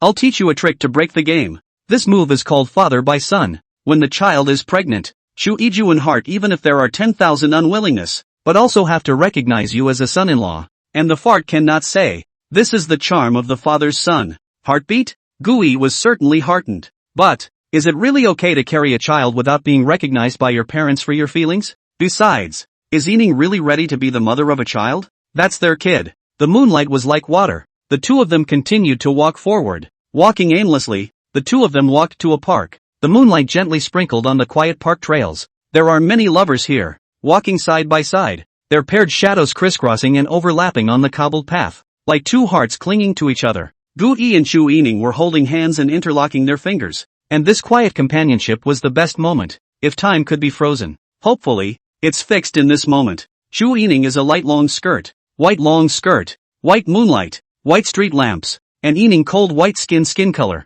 reflecting each other, the hem of the skirt gently trailing, as if the fairy landed in the mortal world. Gu Yi is dressed in a high fashion suit, his posture is long and straight, and it is hard to hide the calmness and handsomeness of a random action. A nice lilting tune was playing in the park. A scribbled name tugs at the strings of the story. Your figure from this moment on never left my sight again. The song is called Until I Met You. I Only Liked You. The beginning of the story is always full of fantasy. His name is Gu Yi. Her name is Chu Yining. He saved her. She counterlocked the car door, locking the throat with stockings, forcing him to be her girlfriend. However, only she knew that when she was picked up by him and saw that rainbow in the sky, her heart really moved. The heartbeat was just a momentary thing, except she didn't expect it to turn into the man she'd loved her whole life either. From that point on, he never left her sight, and the first thing she did after work was to see what he was doing. I'm the only one who can make you angry. Look at you freaking out. I can't let anyone else talk to you, because I love you.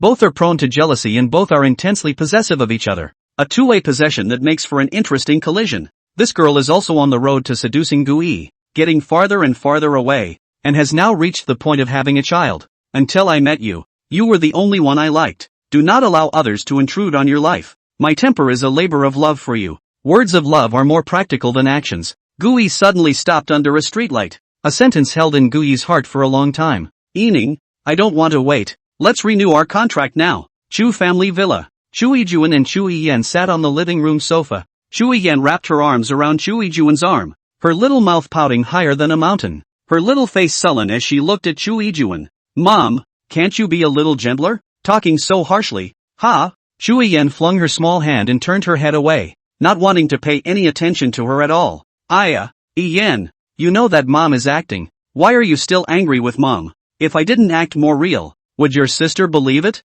If I don't act a little more real, how long will it be before I can see them have a baby? Seeing that Yiyan turned her head away and didn't want to pay attention to her, Chu Yijuan rushed up to coax. All said, in the Chu family, a word is the top of the food chain. Pinching mom this kind of thing, she took it in minutes. The cat that Gu Yi had given her was still cradled in Yian's arms, but when she thought that her brother-in-law's arm had been reddened by her mother just now, she was smothered in anger. I really can't figure it out. Yining likes that Gu Yi so much even if it's okay. How come you little nymphs are so good to him too? Are you heartbroken? Chu Yian's pretty face slightly reddened, and she playfully retorted. He's my brother-in-law. What is the magic in this son-in-law of mine? Chu Yijuan's eyebrows were puzzled. Just now she had personally experienced that her daughter was almost about to flip out with her. It's even flipped. Just for this man. The Chu family is thinly populated, and the mother and daughter depend on each other with a strong bond. This was why she had never forced her to marry anyone she had to. If not for that, the Chi family's Chi Chu would definitely be the perfect candidate in Chu Yijuan's heart.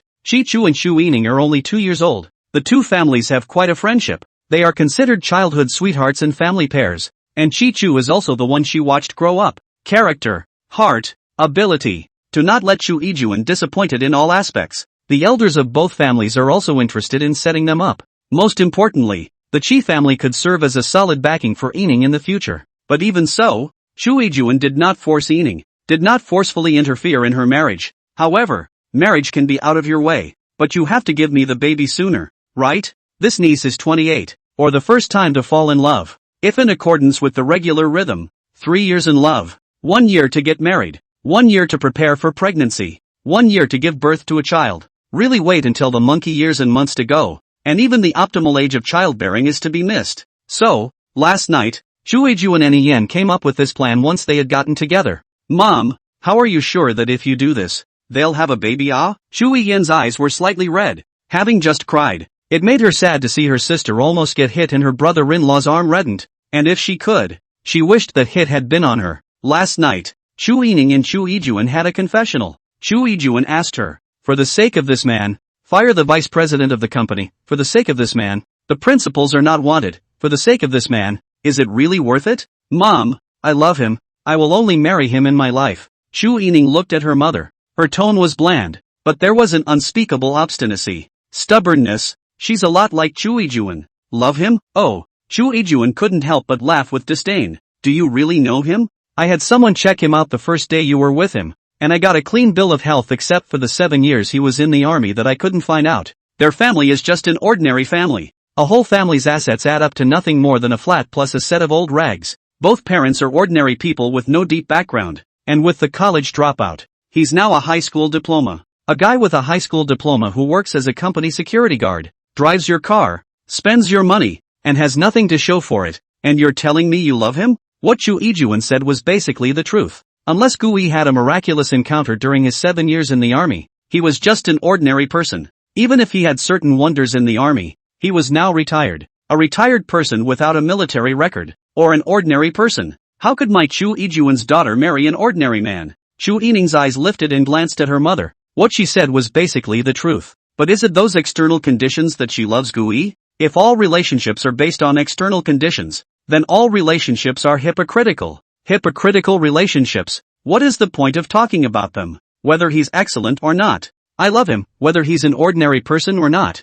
I love him. I don't need so many conditions to love him. I only know that he's the man I, Chu Yining, chose. So what if Gui doesn't get ahead? So what if Gui has no money? So what if Gui has no background? She never cared about any of that. All she knew was that he was the man she chose. And because you are my choice, it is my choice whether you are good or bad. Your strengths, they are mine. Your weaknesses, they are mine. And I will never regret them. These days, pure feelings are rarer than pandas. Especially in the world of adults. The world of adults is only about interests, not feelings. Feelings are just a false front. We are all cheating the world. But hope and be treated sincerely by the world. This man you've chosen, I can't see anywhere that he can be compared to Chi Chu. And, do you really know him? Chu Yining shook his head. I don't understand, but I trust my intuition, and I've already identified him. Chu Ijuan raised an eyebrow, and when Chu Yining spoke those words, she knew there was no room for maneuver. Her own daughter she knows very well. This niece decided things. The same 10 cows cannot pull back. Even if it meant crashing through the south wall, she was going to go for it. Intuition. Oh, lifelong matters rely on intuition. Do you not believe in your mom's ability? According to my investigation, he's just an ordinary person. You don't need to put any hope in it. Chu Ijuan coldly reminded. As the future head of the Chu family, finding a more ordinary man as a husband would make people laugh when they said it. I see he's only 25 and quite handsome. You're not going to be mesmerized by a white boy, are you? This is something Chu Ijuan actually do not believe himself. Chu Yining, how excellent, how focused. Why she is 28 years old have not been in love. Is that she focuses all her energy on the cause? Nothing can distract her. With her experience, what good men hadn't she seen before? Moreover, there is a Chi Chu, who has liked her since she was a child, and her looks, body, family, and temperament are all superior. Can this Gui be more charming than Chi Chu? Chu Yining suddenly answered. Aha! What? Chu Ijuan almost thought he heard wrong. What did you say? I was indeed mesmerized by him. Chu Yining raised her eyes and admitted without hiding it. In her eyes, her husband is the most attractive. No one can compare. Gui had also told her that he was now retired from the military and was just an ordinary person. Because of this he had also suspected that he had chosen him because of certain external conditions. None of them actually. She just had her heart set on him as a person. Unbelievable. Letting the Chi family's Chi Chu go and wanting a security guard who graduated from high school. Chu Yining, you're unbelievable. Chu Yining smiled blandly. Wasn't it the same for you back then? Only allowing the state officials to set fires and not allowing the people to light the lamps? Chu Yining, I advise you to watch what you say. Oh, humph. The two didn't talk for long, and it turned out to be uneventful. That night, she called out to Achio to her room and discussed the ploy. Why did she need to find Iyen to discuss it? Fearing that Iyen would cry at that time and disrupt her plans. This son-in-law of hers not only made her eldest daughter fall in love, but also saved her youngest daughter's life. So is she really against the two being together? Not really. If she was really against it, she would have done something about it the first day they were together, instead of letting them develop, and letting Yining go to his house to meet his parents. If she was really against it, she wouldn't have needed to be in the family fun group. Why bother when it's all torn up? So, what she's really up to, is hyping up The corner of Chu Ijuan's mouth hooked up into an arc, his gaze looking towards Iyen as he leisurely said, Iyen, what do you think of your sister and your brother-in-law's relationship? Good Sister like brother-in-law. Brother-in-law also like sister, sometimes like enemies, obviously care about each other, and pretend not to care about the appearance, each other's every preference. Want to understand. Sister usually so cold and ice-cold a person. To the brother-in-law's home. Completely changed a person. Become very gentle and virtuous appearance. Chu Yen broke his fingers and said one by one as if he were counting his family's favorites. Brother-in-law chatted with her. All about the sisterate. Oh, and about how to fix the mother-in-law. The idea or I came up with the result. Chu Yen quite lost. This kind of result although she knew yesterday. But see that scene? She was really scared it's true. My brother-in-law is such a nice guy. Why wouldn't mom like it? What does their good relationship have to do with having a baby? Chu Ijun sipped a mouthful of clear tea. Her movements were sensible and elegant. And her side face was positioned in such a way as to reveal a graceful jawline as well as a white and slender neck. Since their relationship is so good, do you think your sister will give up on your brother-in-law just because I'm against it? No way. Chu Yen hurriedly shook his head shaking like a rattle drum. Definitely not. But, Mom, it's true that my sister won't give up on her brother-in-law so easily, but your place in her heart is also very important. So what if she does just give up? Just give up. Chu Ijun put down his teacup. If it's so easy to give up so easily, then this relationship don't want it. What your sister needs is someone who can be with her for the rest of her life. Not a fast food relationship. If it's so easy to give up, it means that their feelings are not in place. It's not some kind of love. Chu Yen listened to seem to understand. She also has not been in love, but the reasoning she still understands. If the change is her, brother E is her husband. She said nothing will not give up. She will also be like a sister to protect him. So, but still, this has nothing to do with having a baby. Chu Ijun asked with a confident smile. Your sister doesn't want to give up your brother-in-law nor fall out with me. So guess what she'll do? How do you do that? Have a baby? Yay! Chu Yen's pair of large Kazairan eyes suddenly opened wide. Blinking, her long eyelashes fluttering, buring. The smile at the corner of Chu Ijun's mouth became even more triumphant. Once they have a child. I have to agree even if I don't. Our family is already small. Once there is a child. Is your brother-in-law a father's son? The raw rice is cooked, and the child is already there. Is it hard for me to go and be the villain? Right, it's called raw rice. Get on the bus first and buy the ticket later.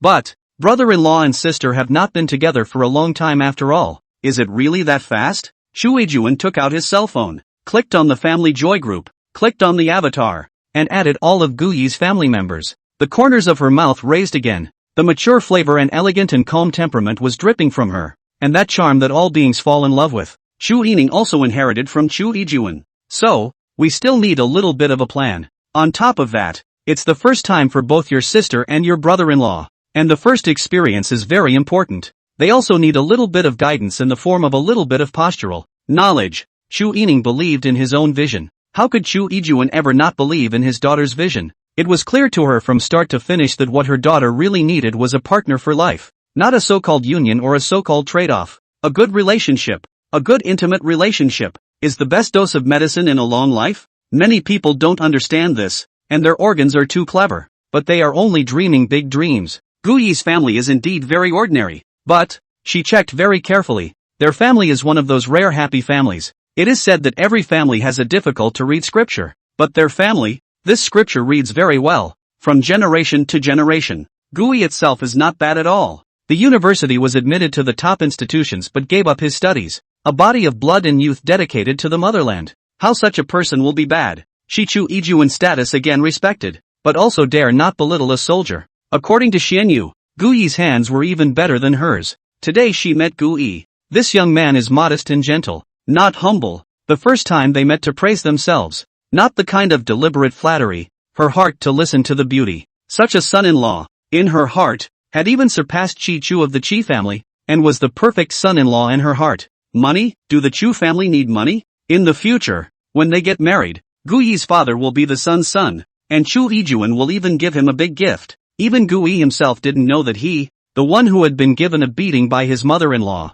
had actually been given a big game of chess by her. The goal was to get Yining pregnant sooner, and he was a son-in-law that his mother-in-law not only didn't dislike, but especially liked. The other side, the family fun group. Chu Ijun sent a message in the group. When she first entered the group, she simply greeted everyone. For the moment, her plan was going to take a second step. Chu Ijun, Yining's childhood photos. So nostalgic. Still cute as a child. Obedient. Also know how to do things. Can't control it when he grows up.